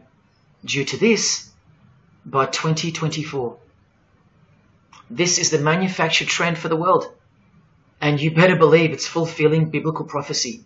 You know that book that's been ripped out of schools and hysterically discredited? Why do you think there's a single eye displayed on all the covers of George Orwell's dystopian novel 1984? It's because the one-eye religion is the one in permanent control, where democracy and Christianity have been utterly extinguished and the remaining population live in a whole new level of permanent communism. It is well known that George Orwell himself had ties with the Fabian Society, which is a secret society complete with degrees of initiation. Tucked away neatly somewhere under the wing of Freemasonry, the Fabian Society's logo used to be this: a wolf in sheep's clothing, which is exactly what Freemasonry is. And it was a metaphor for gradually advancing socialism. And socialism is communism for slow learners. This level of denial on our part has been brought on by mass propaganda, because everything has been weaponized to work against you and God's truth. Education, entertainment, and economics. You're a slave to each one. And Freemasonry is the slave master. Listen to the Grand Pontiff of Universal Freemasonry tell you about it in Morals and Dogma. The blind force of the people is a force that must be economized and also managed as the blind force of steam. You are just blind energy to them, made to be enslaved. This force must have a brain. Who do you think the brain is? Freemasonry is the brain, obviously. And he's saying that we're just the body parts that move to its will. Look, these are some pictures I took of the local obelisk in my town. An erect phallus hidden in plain sight. See how the cube at the bottom is rough? In Freemasonry it's called the rough ashlar stone. Well, watch this from Morals and Dogma. The rough ashlar is the people, rude and unorganized. Once again, you can see what this secret society secretly thinks of you. Now see how the stone built on top is smooth? That's called the perfect ashlar. The perfect ashlar is the state, the rulers. Yeah, the one-eye sex cult of Freemasonry, which hides its master, Satanism. Now, where is this brain taking us? Remember, this guy is the general who fought against the United States forces to uphold the institution of slavery. And the Grand Pontiff of Universal Freemasonry, who calls you the vulgar herd and the ignorant multitude, and admits that, yes, unbelievably so, Lucifer is the light bearer. This is the highest authority in Freemasonry, the secret religion of all our leaders and idols. Believe it. Now listen to this. The papacy and rival monarchies, all that will become the heritage of the temple, meaning the temple of Freemasonry. The world will soon come to us for its sovereigns and pontiffs. We shall constitute the equilibrium of the universe and be rulers over the masters of the world. They're gonna own it all. And it's true, the papacy and the monarchy have fallen into their hands. All Freemasons now. This is a 150-year-old book, so you can see how far ahead they plan, while we stay ignorant. How do you suppose that they won't achieve the New World Order? The New World Order of death. Of combined and systematic movement and effort, the great revolution prepared for by the ages will begin to march. The future is all planned for by them, And the revolution prepared for by the ages is coming. And it'll look like a natural occurring event, just as current events seem natural. Lastly, from his other book, Legenda, and reading from the ancient and accepted Scottish rite of Freemasonry, Albert writes, "And thus the warfare against the powers of evil, meaning Christianity, that crushed the order of the temple in the 1300s, goes steadily on, and freedom marches ever onward toward the conquest of the world." The conquest of the world, guys. And this is their method. Ingenious as it is, the double-headed eagle, the left and right paradigm. Whether you are pro-abortion or life, prefer Macca's or KFC, Ford or Holden, vote Liberal or Labour, shop at Coles or Woolies, go for the Parramatta Eels or the Canterbury Bulldogs, always the two most opposing forces, the result always feeds the one belly. The two heads always serve the same Masonic beast. Do you get it? That's number one. Number two is the horribly magnificent motto of their double-headed eagle, Ordo ab Chaos. That means order out of chaos. It's the ultimate way to achieve your sinister goals while looking like a hero. With one hand, they create beautiful and noble things. With the other hand, the hidden hand, they destroy and pervert. Then the helping hand comes back in to save or fix things again, alternating from one to the other, while nudging toward a predetermined goal, until finally reaching that goal that's set in mind in the first place. All the while, you never knew that the same hand that's saving you is the same hand that was destroying you in the first place. Order out of chaos. Their order out of their chaos. Another way to look at it is this. Z creates or exploits a problem, then attributes blame to others. Y reacts by asking Z for protection and help to solve the problem. Z offers the solution that was planned for by them long before the crisis occurred. Ordo ab Chaos, order out of chaos. Now you can change Z and Y to suit any scenario. For example, your best friend who wants to sleep with you creates or exploits a problem, then attributes blame to others. You react by asking your best friend who wants to sleep with you for protection and help to solve the problem. Your best friend who wants to sleep with you offers the solution that was planned by them long before the crisis occurred. Each time your best friend gets closer and closer to you until eventually they're in your bed. How about your employee creates or exploits a problem, then attributes blame to others? The employer reacts by asking the employee for help to solve the problem. The employee offers the solution that was planned by them long before the crisis occurred. The employee eventually gets the promotion. But this is the way I really want to put it. The government creates or exploits a problem, then attributes blame to others. The population reacts by asking the government for protection and help to solve the problem. The government offers the solution that was planned by them long before the crisis even occurred. This is how the Great Revolution, prepared for by the ages by the Freemasons, will begin. So who's going to warn you? Even modern Christianity is steered by Freemasonry. Hillsong won't warn the sheep about Freemasonry and the One World Government. What, the Hillsong senior pastor who wrote these books and lives here? No chance. Did modern day Christian heroes like Billy Graham warn you about Freemasonry? Well, no, because here he is giving the Master Mason grip to other Christian giants like Paul and Jan Crouch, all Freemasons. Here he gives the same third-degree handshake to former President Harry Truman, and here to a Muslim Freemason. Billy is listed as a Freemason in the 33rd degree Albert Mackey's History of Freemasonry by the publisher on the inside flap. Billy's son, Franklin Graham, also won't ever expose Freemasonry because he's too busy eating at Voodoo Donuts, where they sell these donuts and these pentagram donuts. More Christian heavyweights like John Hagee or Hagee throwing up the devil's horns. He'll never preach against Freemasonry. Neither will all these world-famous pastors throwing up the devil's horns. The very popular Ray Comfort even stated that he wasn't a Freemason. Well, here he is, giving a perfect Masonic handshake with pastoral giant Joyce Meyer. Do either of them expose Freemasonry, or the fact that it's the driving force behind the One World Government, all predicted by Jesus? Of course not. What about Christian radio or the Christian music scene? No, not a single word of warning whatsoever regarding the satanic church that lives and breathes all around us. Freemasons like Bono, wearing the Christian name tag, his whole band of Freemasons. Bono too should know better than anyone that a one world government is a trap as foretold in the Bible. But Bono supports it. Oh yeah, he works for it. Just like the Masonic Pope does.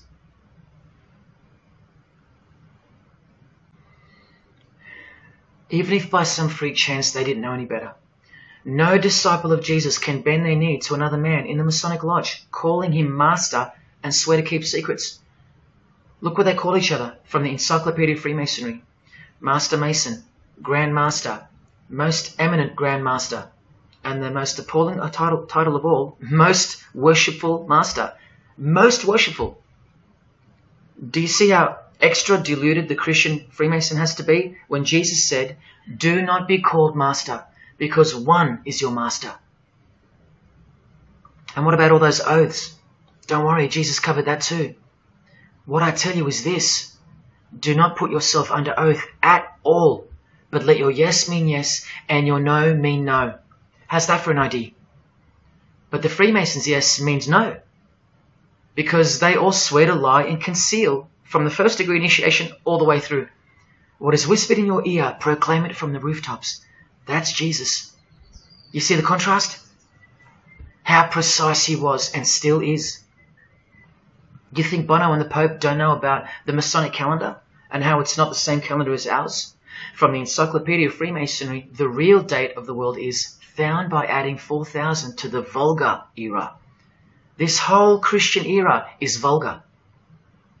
So the year in the Masonic world is actually 6021. And this abbreviation is in French, the Vulgar era, beginning since the year of the Lord, since the year of Jesus Christ. That's how they feel about the current age, which is coming to a mind-blowing end by design. Now, do you think Freemasons aren't capable of mass murder? Well, Joseph Stalin murdered approximately 20 million people, and he was a Freemason, displaying the sign of the master of the second veil of Freemasonry. Vladimir Lenin was the leader of the Bolshevik Party, and he paved the way for the mass murder of 60 million people, mostly Christians, and he was a proud Freemason. And ladies and gentlemen, this is Adolf Hitler, a Freemason, clearly giving the grip of a Master Mason. And here he sits next to his military leader, Hermann Göring, who is also displaying his allegiance to Freemasonry with a hidden hand. He even displays the Masonic triangle, just like fellow Masonic brother Jay-Z. The mind of Hitler surrounds you now.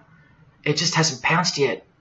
The mind of Hitler isn't isolated to some portion of the world anymore. It now encompasses you. Hitler is everywhere. Far more clever than you can imagine. Evolved and sleeping in your bed. It's easy to say that's impossible. Once upon a time, 70 million Germans adored him. Once upon a time, Hitler was named Man of the Year by Time magazine. You've been fooled by the satanic machine. Please don't try to get inside to the mind of Freemasonry. It's like trying to understand Satan himself. You can't, and you don't want to. Freemasons will make friends with their most hated enemies. They will cross-dress their morals to move closer to their goal. They'll make the English language void of any meaning by turning everything inside out and upside down to camouflage its objectives. They will simultaneously create charities along with the greatest machines to ever destroy the hearts of men, like pornography. They will sell their souls to gain the world. They are a dichotomy, a paradox, a lie that loves to speak the truth and a truth that loves to lie. They are a snake eating their own tail, consuming what they produce. Freemasonry is hell dressed as heaven, death dressed as life. Its God is an angel of darkness dressed as an angel of light, and 90% of its membership is a shield, lost in its symbolism. Freemasonry has become the ally and the opposition. Who are the biggest voices on so-called climate change in recent years? Which is more order out of chaos? Al Gore, a Freemason, and Greta Thunberg. From a Jesus-hating, secret society family. Freemason and former Russian President Mikhail Gorbachev said this in 1996. Yes, the whole world is under the control of the evil one, like the Gospels say. Freemasonry controls the opposition, with the most popular conspiracy theorists, Alex Jones and David Icke, both banned, yet both secretly Freemasons, who will lead you in every direction except into the arms of the ultimate power of the Gospels. Every noteworthy religion is comfortably caught in the Masonic net, because they all stem from a lie. Here's the Dalai Lama with a bunch of Freemasons. He just loves hanging out with famous people. Here he's throwing up the devil's horns with Freemason Gene Simmons. But there's no way the Dalai Lama can be a Freemason, right?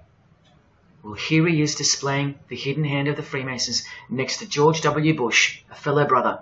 That's right, the Dalai Lama is a Freemason, under an oath of silence and sworn to secrecy. Are you going to wake up now? Here he is with his students in his temple. And what's behind him? This symbol. Can you see? The pyramid with the emanating eye on top, symbolized by a sun, which you know now is the phallus of the god of this world, shooting forth his generative light, his mystical sperm that gives life, and whose one eye transcends good and evil, both of which are just illusions of the mind. Understanding this comes by initiations, and yes, tantric initiations are used in Tibetan Buddhism. Gerald York was the Dalai Lama's emissary, his personal representative to the West, and he was personal friends with 33rd degree Freemason and Satanist Aleister Crowley, who wrote 20 essays named Aleister Crowley, The Golden Dawn, and Buddhism. And he also served as a consultant to the movie Lucifer Rising, the Dalai Lama's representative. See how the eye can also be represented by the sun, caught behind the moon in this movie poster. That's just like the Dalai Lama's logo. And here's a scene from the movie with the Masonic square and compass hidden in plain sight.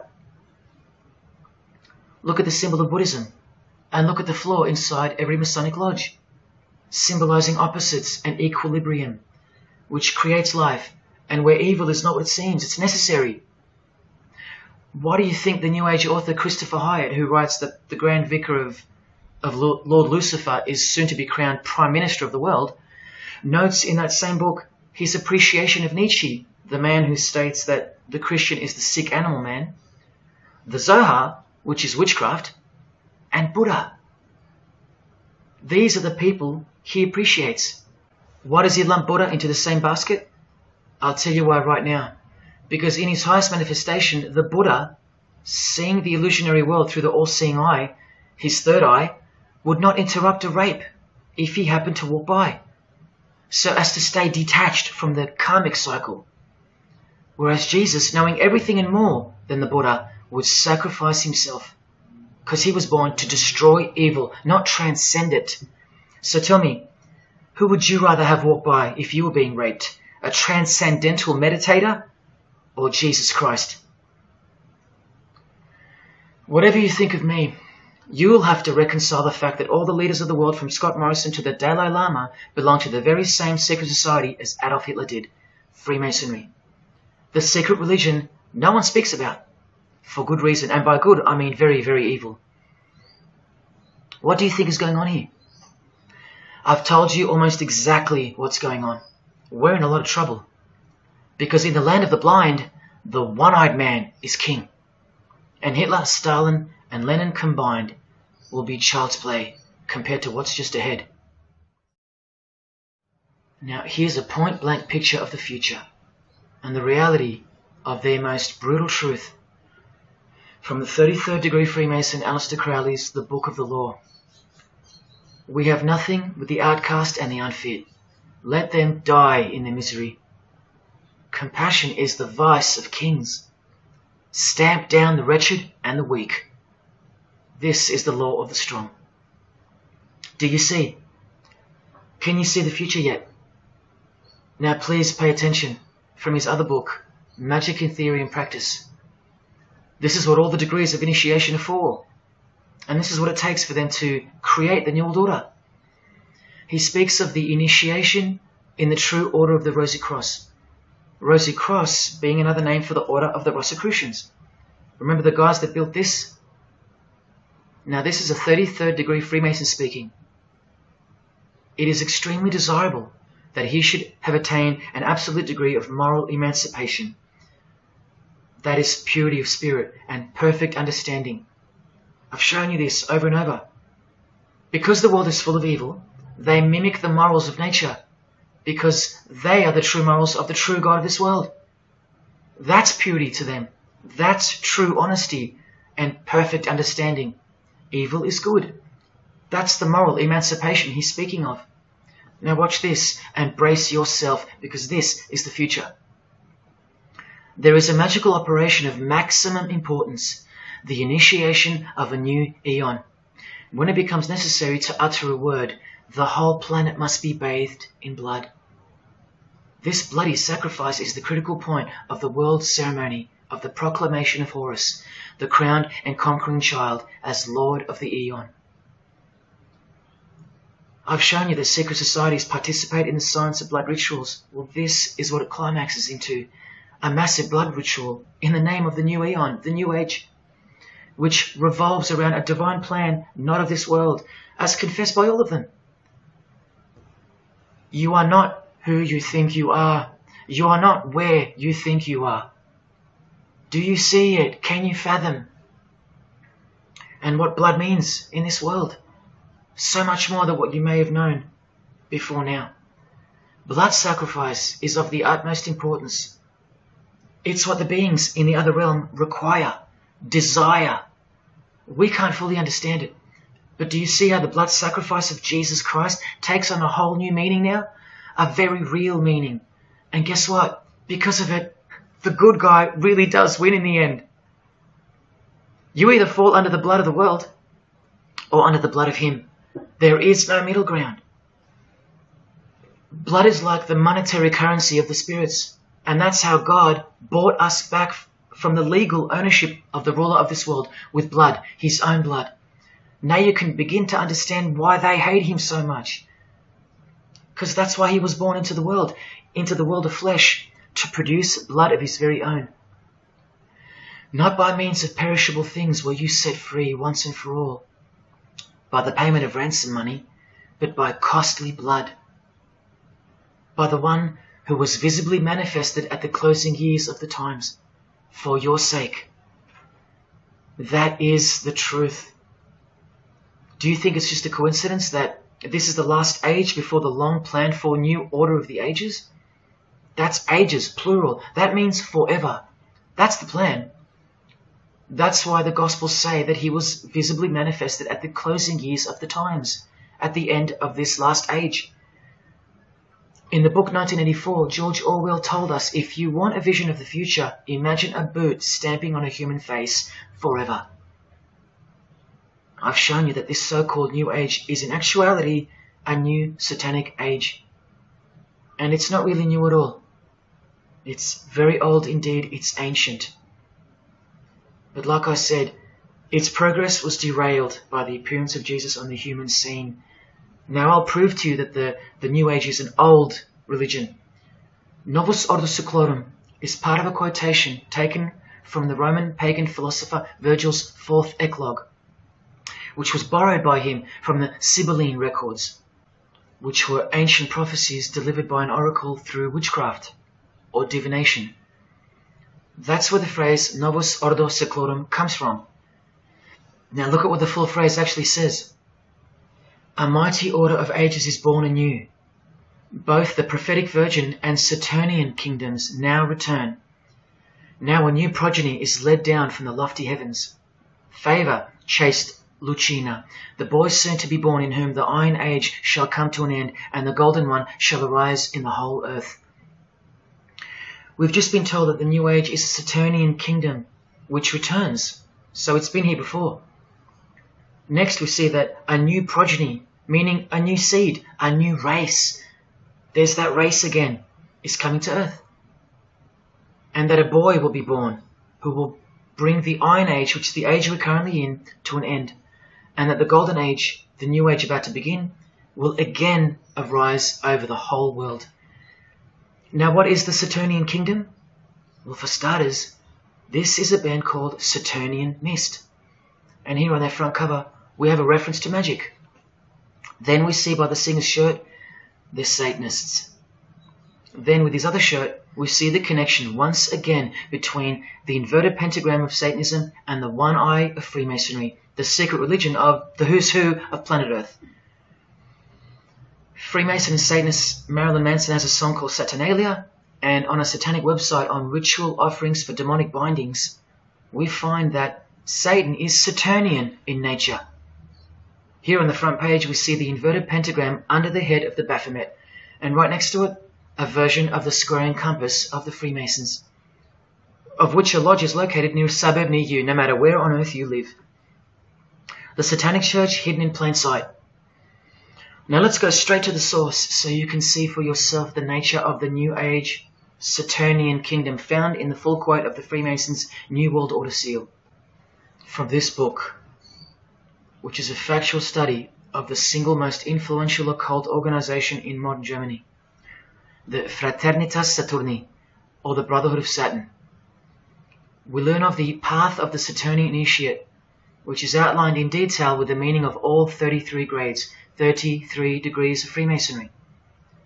This is the very same thing, the same objectives. All secret societies work for the same goal because they all have the same spirit. The only difference between Freemasonry and this Saturnian fraternity is that your local Masonic lodges are veiled and camouflaged filtering systems for future Satanists, from which all influential figures of society are chosen, where the real religion begins at the 33rd degree. Whereas with orders like the Saturnian Brotherhood, there is no filtering system. As such, you're a student of Satanism from the first degree. That's why Satanism's takeover would have been impossible without international Freemasonry.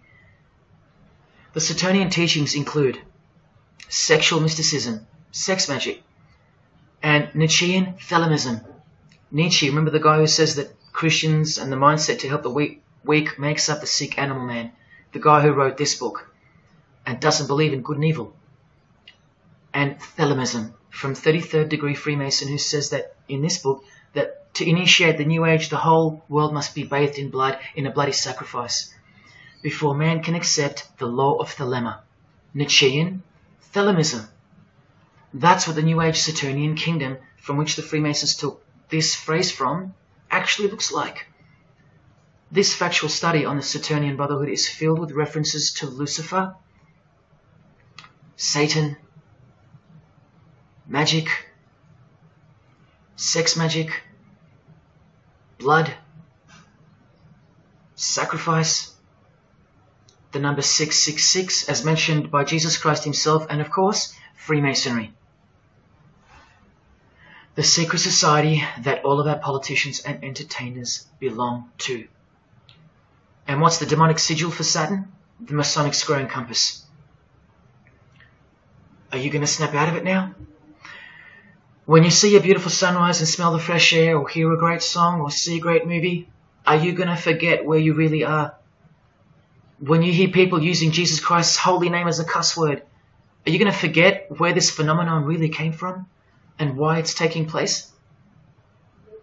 Now that you've seen how actual and bona fide the reality of 666 is from their own mouths and symbols, let me show you where else it's revealed. Do you see these Roman numeral numbers down here? They add up to 1776, the year that America officially became the country we know of today.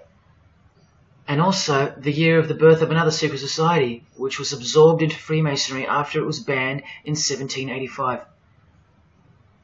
But look, the base numbers. M is 1,000, C is 100, and X is 10.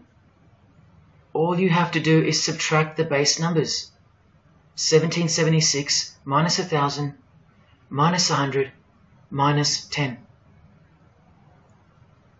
Or simply remove the Roman numerals which represent the base numbers. No, I'm not playing tricks on you. Neither are your eyes. But someone else is.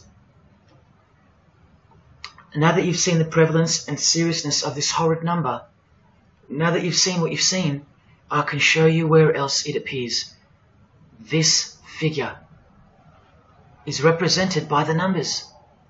To make this work, they had to remove the number 1 altogether and separate the 2. Of course, we'd be too dumb to pick up on it. But 789 minus 456 is this, multiplied by this lonesome 2. That's right. This dark and mysterious figure is none other than the long-anticipated Antichrist, the ruler of the Saturnian kingdom, which is on its way. And Australia has been steeped up to its neck in secret societies since the early 1900s. World Economic Forum logo, with this slash through the O's, is of course representative of the number of the ruler of the New Age, 666. The barcode is the primitive version of the worldwide system that Jesus predicted would revolve around the number of the beast. And as you can see, the base of every single barcode in all the world is 666. No matter if the lines are on the ends and in the middle are elongated or not. I found that out from the horse's mouth in an interview with the man who was commissioned by IBM to come up with a new way to automate data collection. There are in fact 3 6s in the Google logo, which comes from this occult symbol. Coincidence? And he found in a Masonic lodge the square and compass symbol appears in the middle of a hexagram, which is a symbol used in the royal art of Freemasonry, witchcraft, as shown in this book. Well, among other things, the hexagram itself can be broken down to quite clearly represent 666. This is a Masonic square and compass designed by the Manal Masonic Lodge, symbolizing world unity. Up the top you find the logo of the United Nations. Well, there are 33 segments in the UN logo, symbolizing the 33 degrees of Freemasonry. See this crop circle here with the Masonic eye on top of the pyramid? I know nothing about crop circles and the phenomenon of them, but I know how many rays are coming off the eye. 33. 33 degrees of Freemasonry. Don't forget that the highest authority of Freemasonry already admitted to be the designers of the pyramidal seal in a 1962 edition of their magazine, The New Age. I've shown you how the inverted pentagram makes for the spelling of the word Mason in the same seal. Well, that same pentagram with the elongated top horns appears here in a European Union logo. An inverted satanic pentagram right in front of our eyes. Here's the European Union building architecturally mimicking the Tower of Babel. That was the very same tower that the God of the Bible destroyed thousands of years ago, according to the Bible, when Nimrod, one of the admitted founders of the original craft of Freemasonry, tried to unite the world under one world government. So this logo and this building design is a clear statement to the God who intervened the first attempt at a world government. This is England's Secret Service logo for MI5 with the word intelligence being symbolized by the eye of Lucifer, who was viewed as the most intelligent entity in existence by the secret societies. And this is the symbol for the Information Awareness Office. You know exactly who's in control, and now you know exactly what they want, and they will get it. In a 1962 article written by former US President and Freemason's wife, Edith Roosevelt, in the New Hampshire News, and speaking of the spiritual counterpart building for the United Nations, called the Temple of Understanding, she writes that the symbolism planned for the building dates back to the black magic practiced by the high priests of ancient Egypt, and that the building will contain a giant eye. You don't have to wonder why now, because you know why. This clothing designer is fully aware that the one-eye symbol is synonymous with Satan and hatred of Jesus. Does this movie poster make any more sense to you now? Well, are you ready for the second biggest shock of all? Whatever you think of what you're about to see, please come see me on the other side of this so I can show you something. This clip only goes for a few minutes. And keep in mind, the only reason I'm showing you this to you is because the writer and director of the preview of this movie-style documentary was murdered, along with his wife and his little daughter and his dog, all before the production could begin. The murder was made to look like a murder-suicide, the news of which never made national broadcasts, just the local news. Case closed, nothing to see here. You have to ask yourself why, after so many movies with a dystopian, World War, totalitarian type theme, why was this movie so dangerous and strictly unacceptable for public viewing, that a whole family would be murdered? Well, this movie was going to tell us about America's secret destiny. And one other thing which you'll see on the other side of this clip, an amazing thing. As titled by Manly P. Hall over 100 years ago, what's the secret destiny of America? Well, it's this.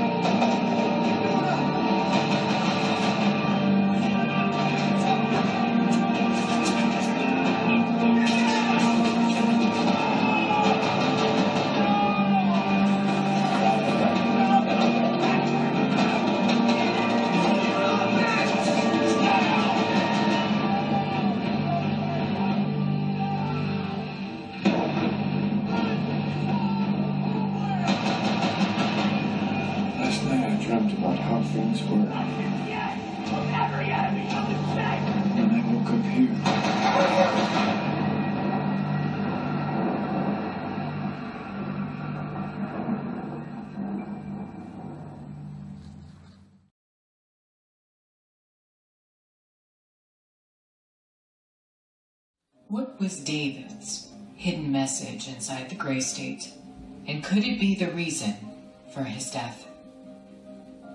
Perhaps the scariest part of Grey State's conceptual trailer is this character here, who appears to be operating a guillotine. David Crowley was very intentional in this frame of the movie. He added something that I believe he wanted the people to know about. Who is the identity of this executioner? If you look closely, you will see that this terrifying character is wearing something around his waist. It appears to look like an apron. The executioner wears a Freemason apron, complete with the all-seeing eye, the compass, and the two pillars. I do believe David Crowley is trying to tell us something. He is telling us that the organization behind the French and American revolutions, the organization behind the Italian Revolution of 1830, the organization that outlined a plan to overtake the Vatican in a document called the Alta Vendita, the organization behind the Trail of Tears and the deaths of thousands of Native Americans under Freemason Grandmaster Andrew Jackson, the organization behind the Ku Klux Klan in the United States post-Civil War and its rebirth in 1915, the organization behind Hiroshima and Nagasaki during 33rd degree Freemason Harry Truman's presidency. These are men with a radical revolutionary agenda throughout the entire world because they worship and follow a radical revolutionary deity, the first to have led a revolt against the Most High Lord.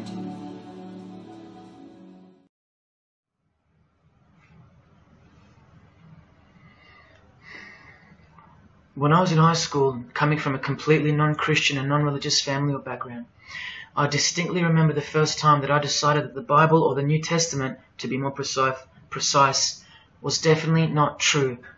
Made up, fairy tale, whatever. It was one verse, one scripture that to me at the time proved unequivocally that it wasn't written for our time. A prophecy that was impossible to be fulfilled. Here's the verse. And I saw thrones, and they sat upon them, and authority to administer justice was given them. And I saw the souls of those who had been beheaded, because of the testimony they bore of Jesus, and because of the word of God. No way could guillotines be introduced as a form of execution in the 21st century, right? No way. Proof that the Bible was a prehistoric book written for prehistoric people. And this is long before he woke me up on a midnight highway to spare my life from a high-speed collision into a concrete wall. Ladies and gentlemen, in 2021, like the smartphone or the smartwatch, this is called the smart guillotine. Built by Chanel. You know, the perfume and clothing and accessories brand for the rich. What on earth does a perfume company have to do with chopping people's heads off?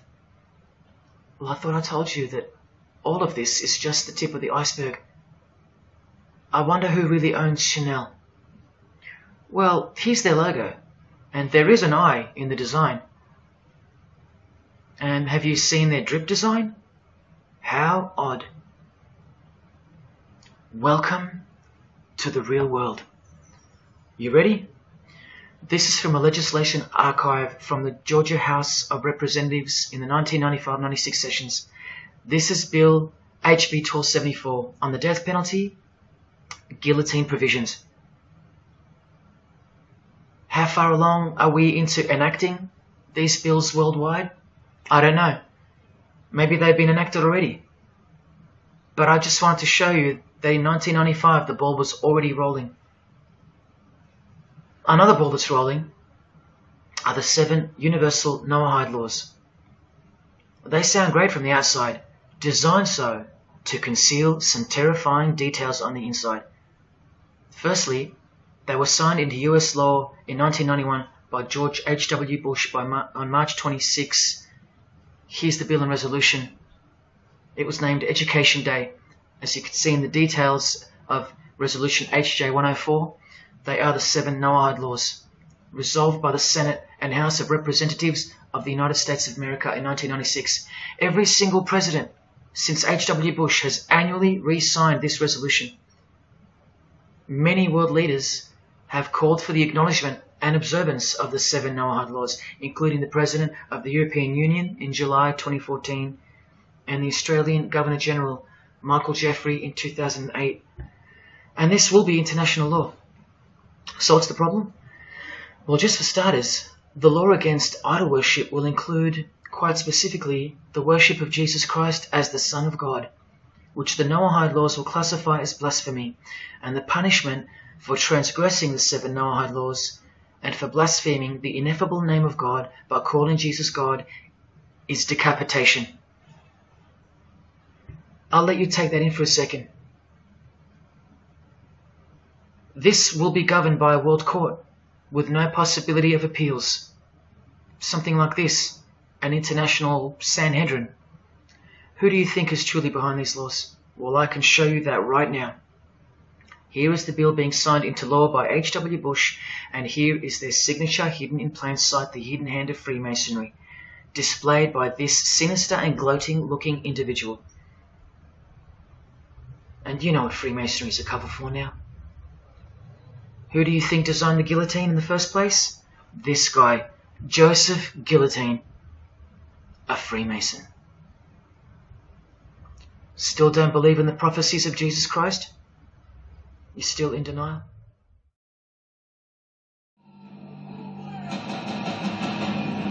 Last night I dreamt about how things were. And I woke up here.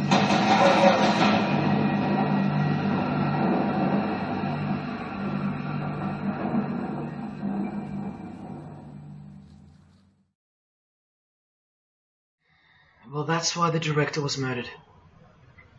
And his wife, daughter, and dog.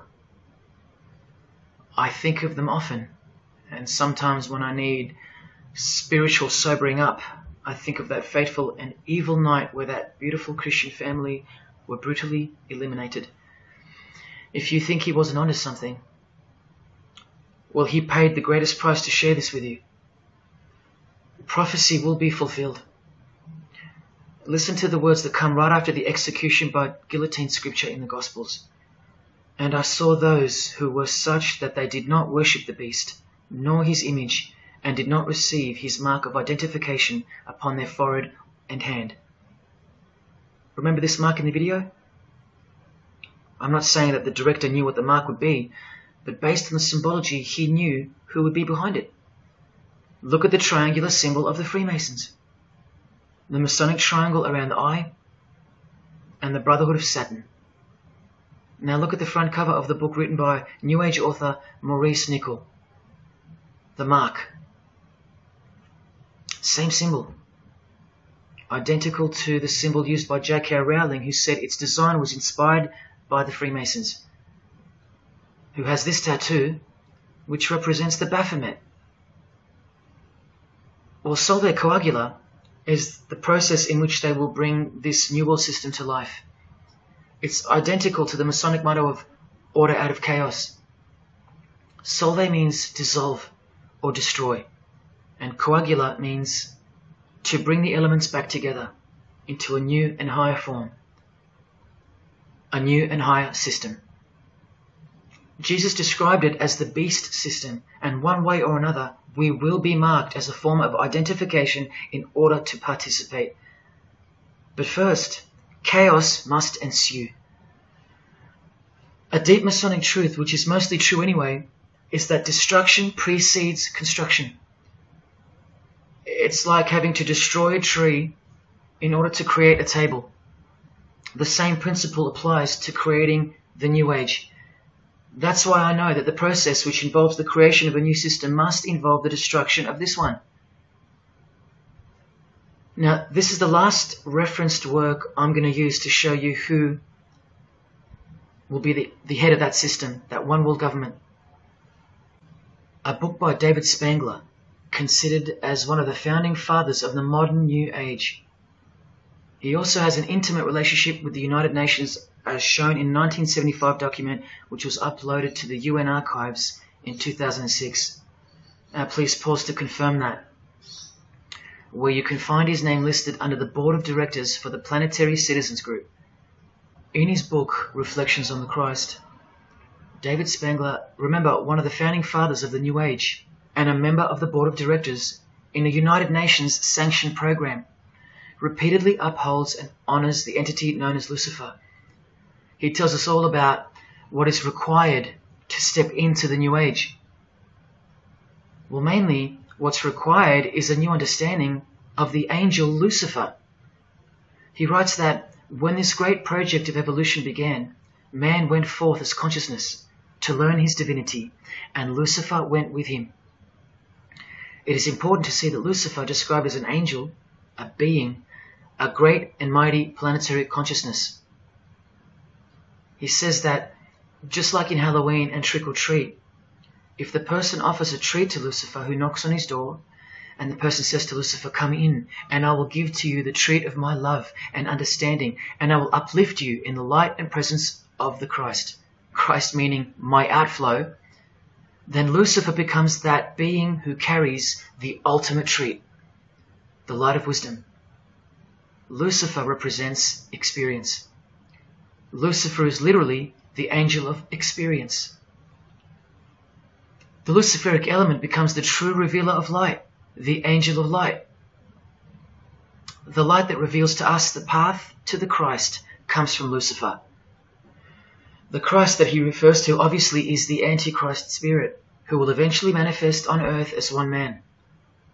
But for some odd reason on page 60 he feels compelled to clarify that he was only joking once when he said maybe to enter the New Age we all need to take a Luciferic initiation. Well, that's definitely no joke. That's right, Lucifer is the savior of the secret societies. The solar system was the manifestation of the consciousness of a very great being known as the Solar Logos. And if we go back to the secret society of the Brotherhood of Saturn, we read that mankind will be able to take a measure of egocentric power from the Solar Logos. In this way, Lucifer is the savior of humankind.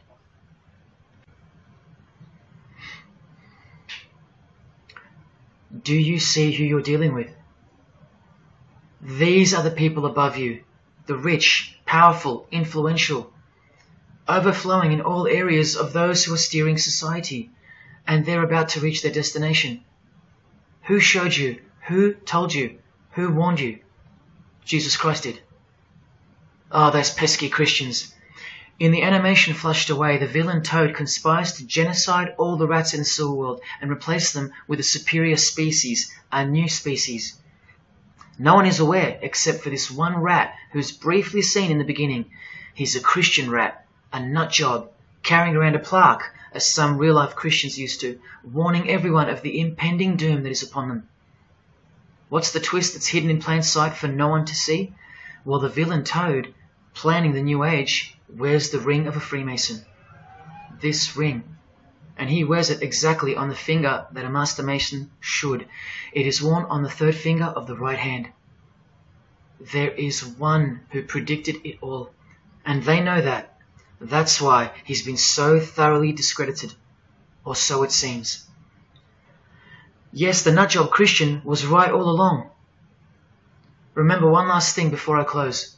From Masonic New Age author Christopher Hyatt, who spoke of the well-planned for and long-awaited invocation of the Prime Minister of the world, when he wrote in his book, A Massive Truth That I Wish with All My Being That You Would Grasp. Both satanic cults and Christian fundamentalists are closer to seeing the truth than most normal people. The world has always been at war, a spiritual war from the beginning. And if you don't know it, then you're losing the battle. The Gospel tells us so accurately that the enemy we wrestle against is not made of flesh and blood, but it is made of spiritual forces of evil in heavenly realms. That's where the real war is being waged, in the spirit. And now that we know what secret societies are and what they've tapped into, we can rest assured that that statement from the Gospels is true. That's why the common denominator between all of the secret societies is the anti-Christian sentiment. You need to ask yourself why. Why the negative obsession with Christianity? It's not as if Christians run the game. Freemasons have banned Bibles from schools. They teach evolution as a fact. Pornography is thriving. There are no Christian protesters left. Homosexuality is rampant and protected, and Christianity is buckled. Which church preaches against Freemasonry? Which church is telling you about Satan and his hidden church, which has permeated every vein of society? So why do they hate Jesus if they're at the top of their game? Because Jesus Christ is real, that's why. And he left us prophecy that they can't escape. See, the more they win, the more they fall into the hands of the prophecies of Jesus and his Gospels. What a blessing for you, those who would grasp this as truth. What good news for you, and what a terrifying conundrum for them. If you've come this far, and you still don't care, or still unwilling to trust, then you deserve what's coming, as a law of nature. because you've been warned of all of it. The one world government clearly on its way. Cashless society, inevitable. The mark that each person will receive, without which you won't be able to buy or sell or participate in this world. And the manifestation of the name, the number of the name of the one who will implement this system. 666. All of it is coming to pass. Inescapable we are from him. Everything and everyone will fall back into his hands, where he will finally separate the goats from the sheep.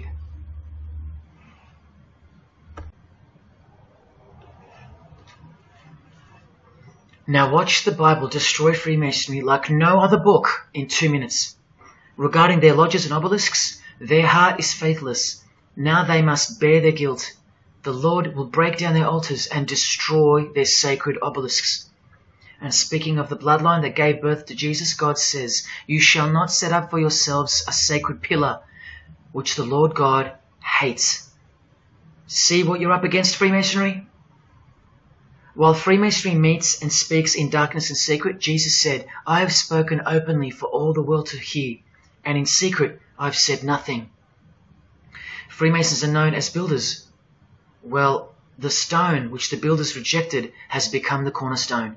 Everyone who falls on that stone will be dashed to pieces. Anyone on whom it falls will be crushed. Every Masonic lodge is built so that all the members face the east.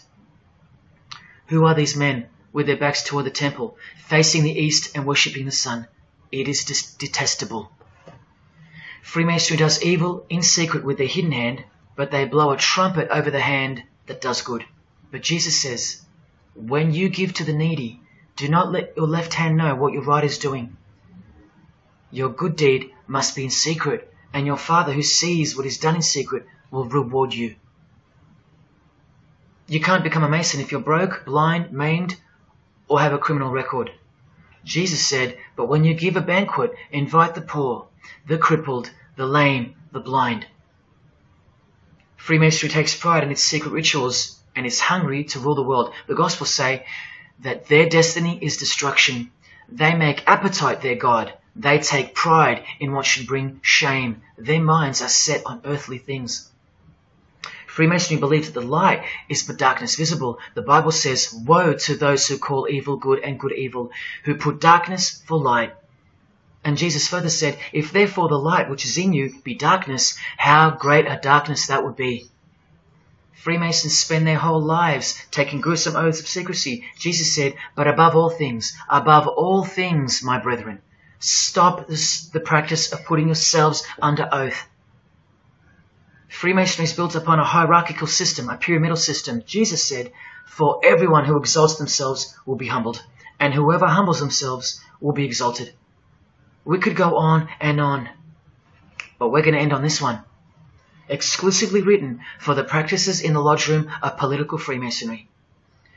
A troublemaker and a villain who goes about with a corrupt mouth, who winks with his eye, signals with his feet, and teaches with his fingers, who plots evil with deceit in his heart.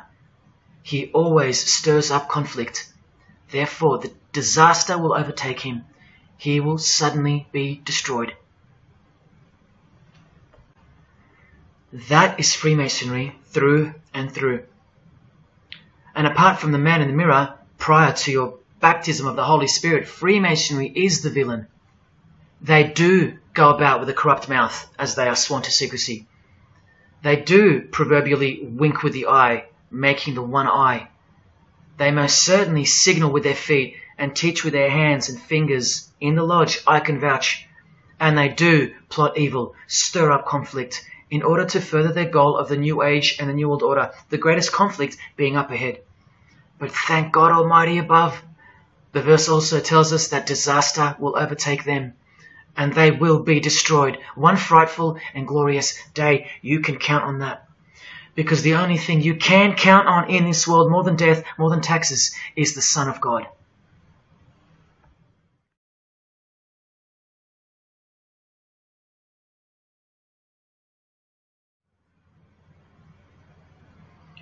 This is it. This is the last shock, and by far the biggest. If you ever needed intellectual proof that Jesus Christ is real and living right now, this is it. If Jesus and the Gospels weren't true, then Luciferians wouldn't be running the world. Atheists would, or some other version of modern man. Anyone, but not Satanists, not the passionate enemies of Jesus. If Jesus wasn't real, then so-called Satanists would be scattered here and there over the world in little local covens by silly teenagers rebelling against society and living in their own la-la land with their own little make-believe devils, being make-believe rebels. But no, people who believe that Lucifer is God run the world from top to bottom. They are dedicated to the core. They're highly sophisticated. They make the movies, they star in the movies. They write the songs, they sing and dance. They are worshipped as idols. They set trends, they live large, and they practice witchcraft, complete with sex magic and blood sacrifices. Why? Why do they do that? Why would they bother? Because witchcraft is real and has been since before civilization began, hidden from the vile multitude who have been stupefied by propaganda to the point that they don't believe in anything anymore. And who waged a war on witchcraft on your behalf? God did, the God of the Bible. If Jesus wasn't real, Luciferians wouldn't be building their paradise on earth. Atheists would. If Jesus wasn't real, Luciferians wouldn't be passionately hating him to the point of keeping their existence hidden under penalties of torture and death. Lo and behold, in the 21st century, yes, if Jesus was a myth, Luciferians wouldn't be working overtime to inadvertently fulfill every prophecy that Jesus gave us. Can anybody read me? What part of Jesus foretold a worldwide cashless system, a worldwide government, and a worldwide religion do you not get? If Jesus wasn't real, why do former Satanists freely admit that only the true Christians are immune to witchcraft? They have no power over the disciples of Jesus. How is that possible? And what about this one that's been going around? If the Gospels were written by the Catholic Church in order to control people, then why didn't they include a Pope in the Scriptures? There's no Pope here. Why didn't they include instructions to obey the priests? There's no priests in the New Testament, except for God himself and all his disciples. We're all priests. If the Gospels were an invention of the Catholic Church, why does Jesus say to call no man Father except your Father in heaven? Yet every priest holds the title of Father. If the Gospels were an invention of the Catholic Church to control people, why were only priests allowed to own a Bible and not the common people? Why did they burn William Tyndale at the stake, a Christian scholar who translated the Bible into English? Are you with me? Please help me understand how you don't believe in Jesus when even your enemies, the high-ranking Freemasons, think that you're stupid for not believing in Satan. There was the first shock, which was the fact that an international secret society exists at all, and that all people in power, prominence, celebrities, they're members of it. That was the first shock. The second shock was the oaths they take and the rituals they perform. Decapitated heads, brains exposed to the sun, drinking wine from human beings' skulls, all done by the people you respect the most. Pretty shocking if you have any brains left in your skull and heart left in your ribcage. The third shock was the reason they took the oaths and performed the rituals. And that reason is that the secret society they all belong to is in fact Satanism. The fourth shock was the details of witchcraft and the details of the new satanic age, the Saturnian kingdom, where billions are planned for death to pave the way for a spiritual and technological utopia. But do you know what the biggest shock of all is? The shock that surpasses all of them combined. It's Jesus. Jesus is the shock. He's the shockwave, the reality and truth of him. Because that changes everything. He changes everything. The greatest news you could never think up, that God left his abode to come here, a form of hell, manifest on earth, to be ridiculed and executed to save our sorry asses by taking a bullet for us. Don't worry, his second coming won't be so sacrificial. Better start fearing like you fear a cop and like you fear a judge. Oh, I know you tremble in front of them. But you don't fear God? Oh, how we love the darkness and sin. You, possibly you, loved gossip. You loved sex and porn. You loved sodomy. You couldn't stop lying. You couldn't stop cussing. You loved your idols, singers, actors, sports people, sports teams. Putting people who fart, smell, and eventually die on a pedestal. You just couldn't cut yourself off from the ways of the world. Purity? Who wants to be pure? I have to be pure. I have to live holy. Stop sinning? That's so boring. What kind of God is this? To hell with that God. Well, do you like filth in your home? Do you? Do you like filth on your carpet, on your clothes, on your face? Do you invite filthy guests over and give them a share in all your belongings and all your power? Do you give them the keys to your house and car? No, you don't. But the Creator, who has the greatest house of all, he should.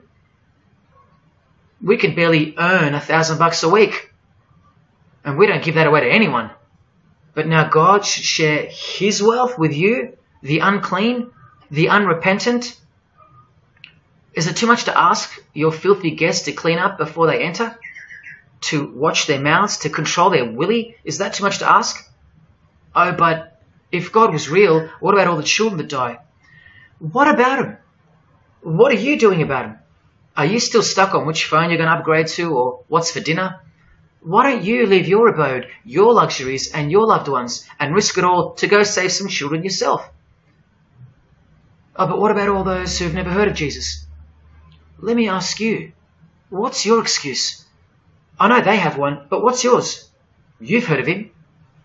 Every morning you wake up and look at the calendar is a testament to his name, because it's 2021 in Australia, it's 2021 in Brazil, it's 2021 in China, it's 2021 in every single country in the world. So let me ask you, 2021 years since what?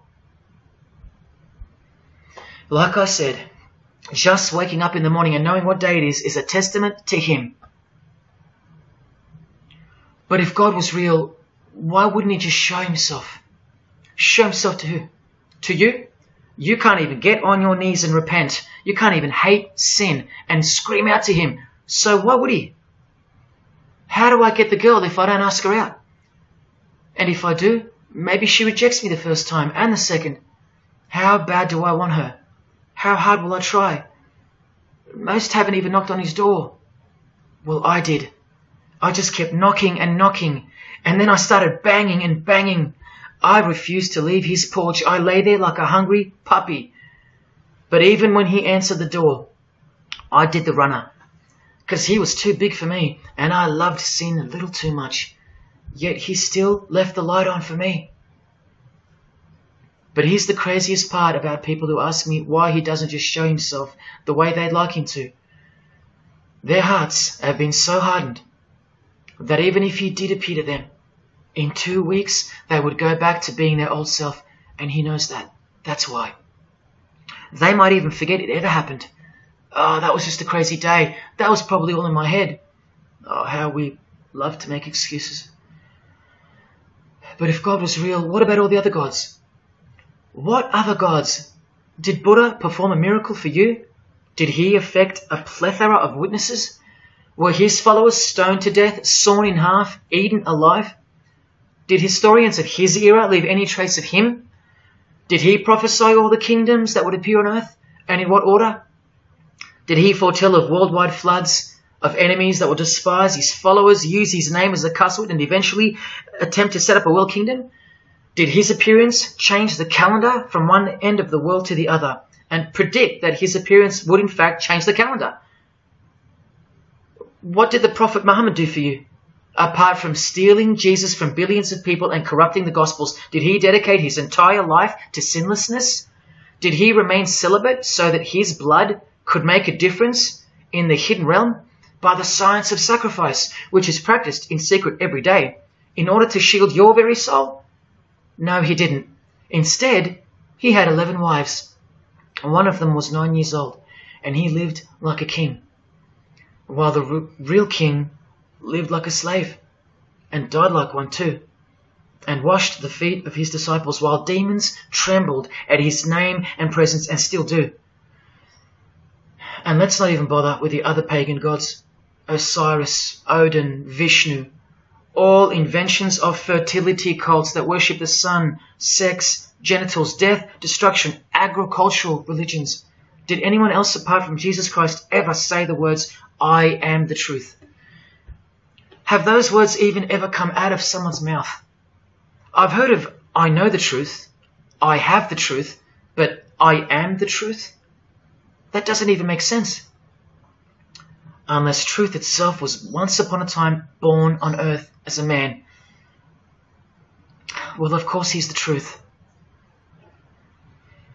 Where are all the heart-wrenching, knee-buckling testimonies about the indescribable power of this Holy Spirit, which comes in to sweep you off your feet and drown you in its tides, changing you forever? Where are all those testimonies? I'll tell you where they are. In the Christian column. That's where. Oh yeah, you'll get them here and there in every genre, but Christian testimonies simply outclips the rest. Where are all the life-changing, electrifying Hindu testimonies? The Muslim testimonies? A Muslim, Buddhist or a Jew on the street corner or from the proverbial rooftops shouting the truth for all to hear, no matter the cost, because they love us that much, because he loves us that much? Where are they? And Freemason testimonies? Have you even heard of one of those? Satanic testimonies? You ever heard of one of those? A Freemason on his knees, sobbing from joy because of the overwhelming knowledge that Lucifer loves him? No Mason or Satanist has ever done or heard of such a thing. But the biggest cult in size is the cult of society. Where do you think the word culture comes from? And the TV, the doctors, the idols, the PhDs, the scientists, they are the priests of the cult of society. You atheists think you don't live in a religious world of your own, filled with daily rituals and daily worship? Even your beliefs require faith in what your priests teach you. Evolution, no proof. Age of the earth, no proof. Distance of the sun, all faith-based on what you are told by strangers. You can see the rings of Saturn with your telescopes, but you can't see the buggy on the moon that was left behind in 1969, yet you still believe, because you have faith. Don't you worry, no matter who you are, you live in a religious world, because life is religion. And if you're still in the I'm not religious category, think again. You all worship something or someone, and your religion is futile. But for you, for the one, whoever you are, remember the advantage that evil has over good. A little good doesn't destroy evil, but a little bit of evil destroys all good. See this glass of water? One single drop of poison is enough to render the whole lot useless or deadly. That means that 99% of the goodness and purity of that water amounts to nothing, all because of one single drop. The whole glass is evil. And so it is with the human soul. You better believe it. Does anyone go out with a stain on their face or on their shirt? You think the soul can't be stained? Think about it. Just one lie makes you a liar. So you can't go where life is, stained with death. Now, in case someone thinks I'm playing the high and mighty role, I tell you this. I used to be a liar. I used to be a pervert. I used to be a drunkard. I used to smoke all kinds of poison. I used to have angry outbursts, use a filthy mouth, indulge in filthy humour. I used to. Past tense. But no more. He finally summoned me. He called my name for the last time. He took my dog, then my music. He took my band, broke it all, and broke me, flooded me clean. He sent for me. He woke me up from a deep sleep. on a high-speed midnight highway with a whisper, an actual whisper in my ear, and only meters between me and a concrete wall with my name on it, because he knew I had it in me. I had it in me to lay it all down, risk everything, so I can take a stand for him, for the Gospels, and for you. Well, this is me taking a stand.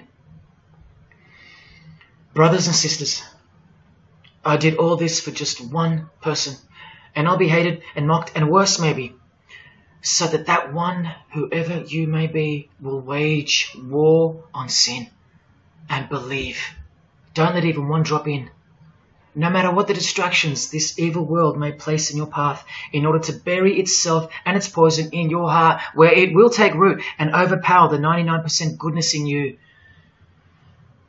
Just like only a few find success in this world, even fewer will find the kingdom. It's far more difficult than winning X Factor, or making $1 billion, or reaching a 33rd degree of a secret society. It's as difficult as loving your greatest enemy.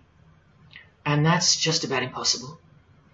But if you can figure out how to do that, then you found the road to life. And I hope to see you soon. God love. Jesus wins.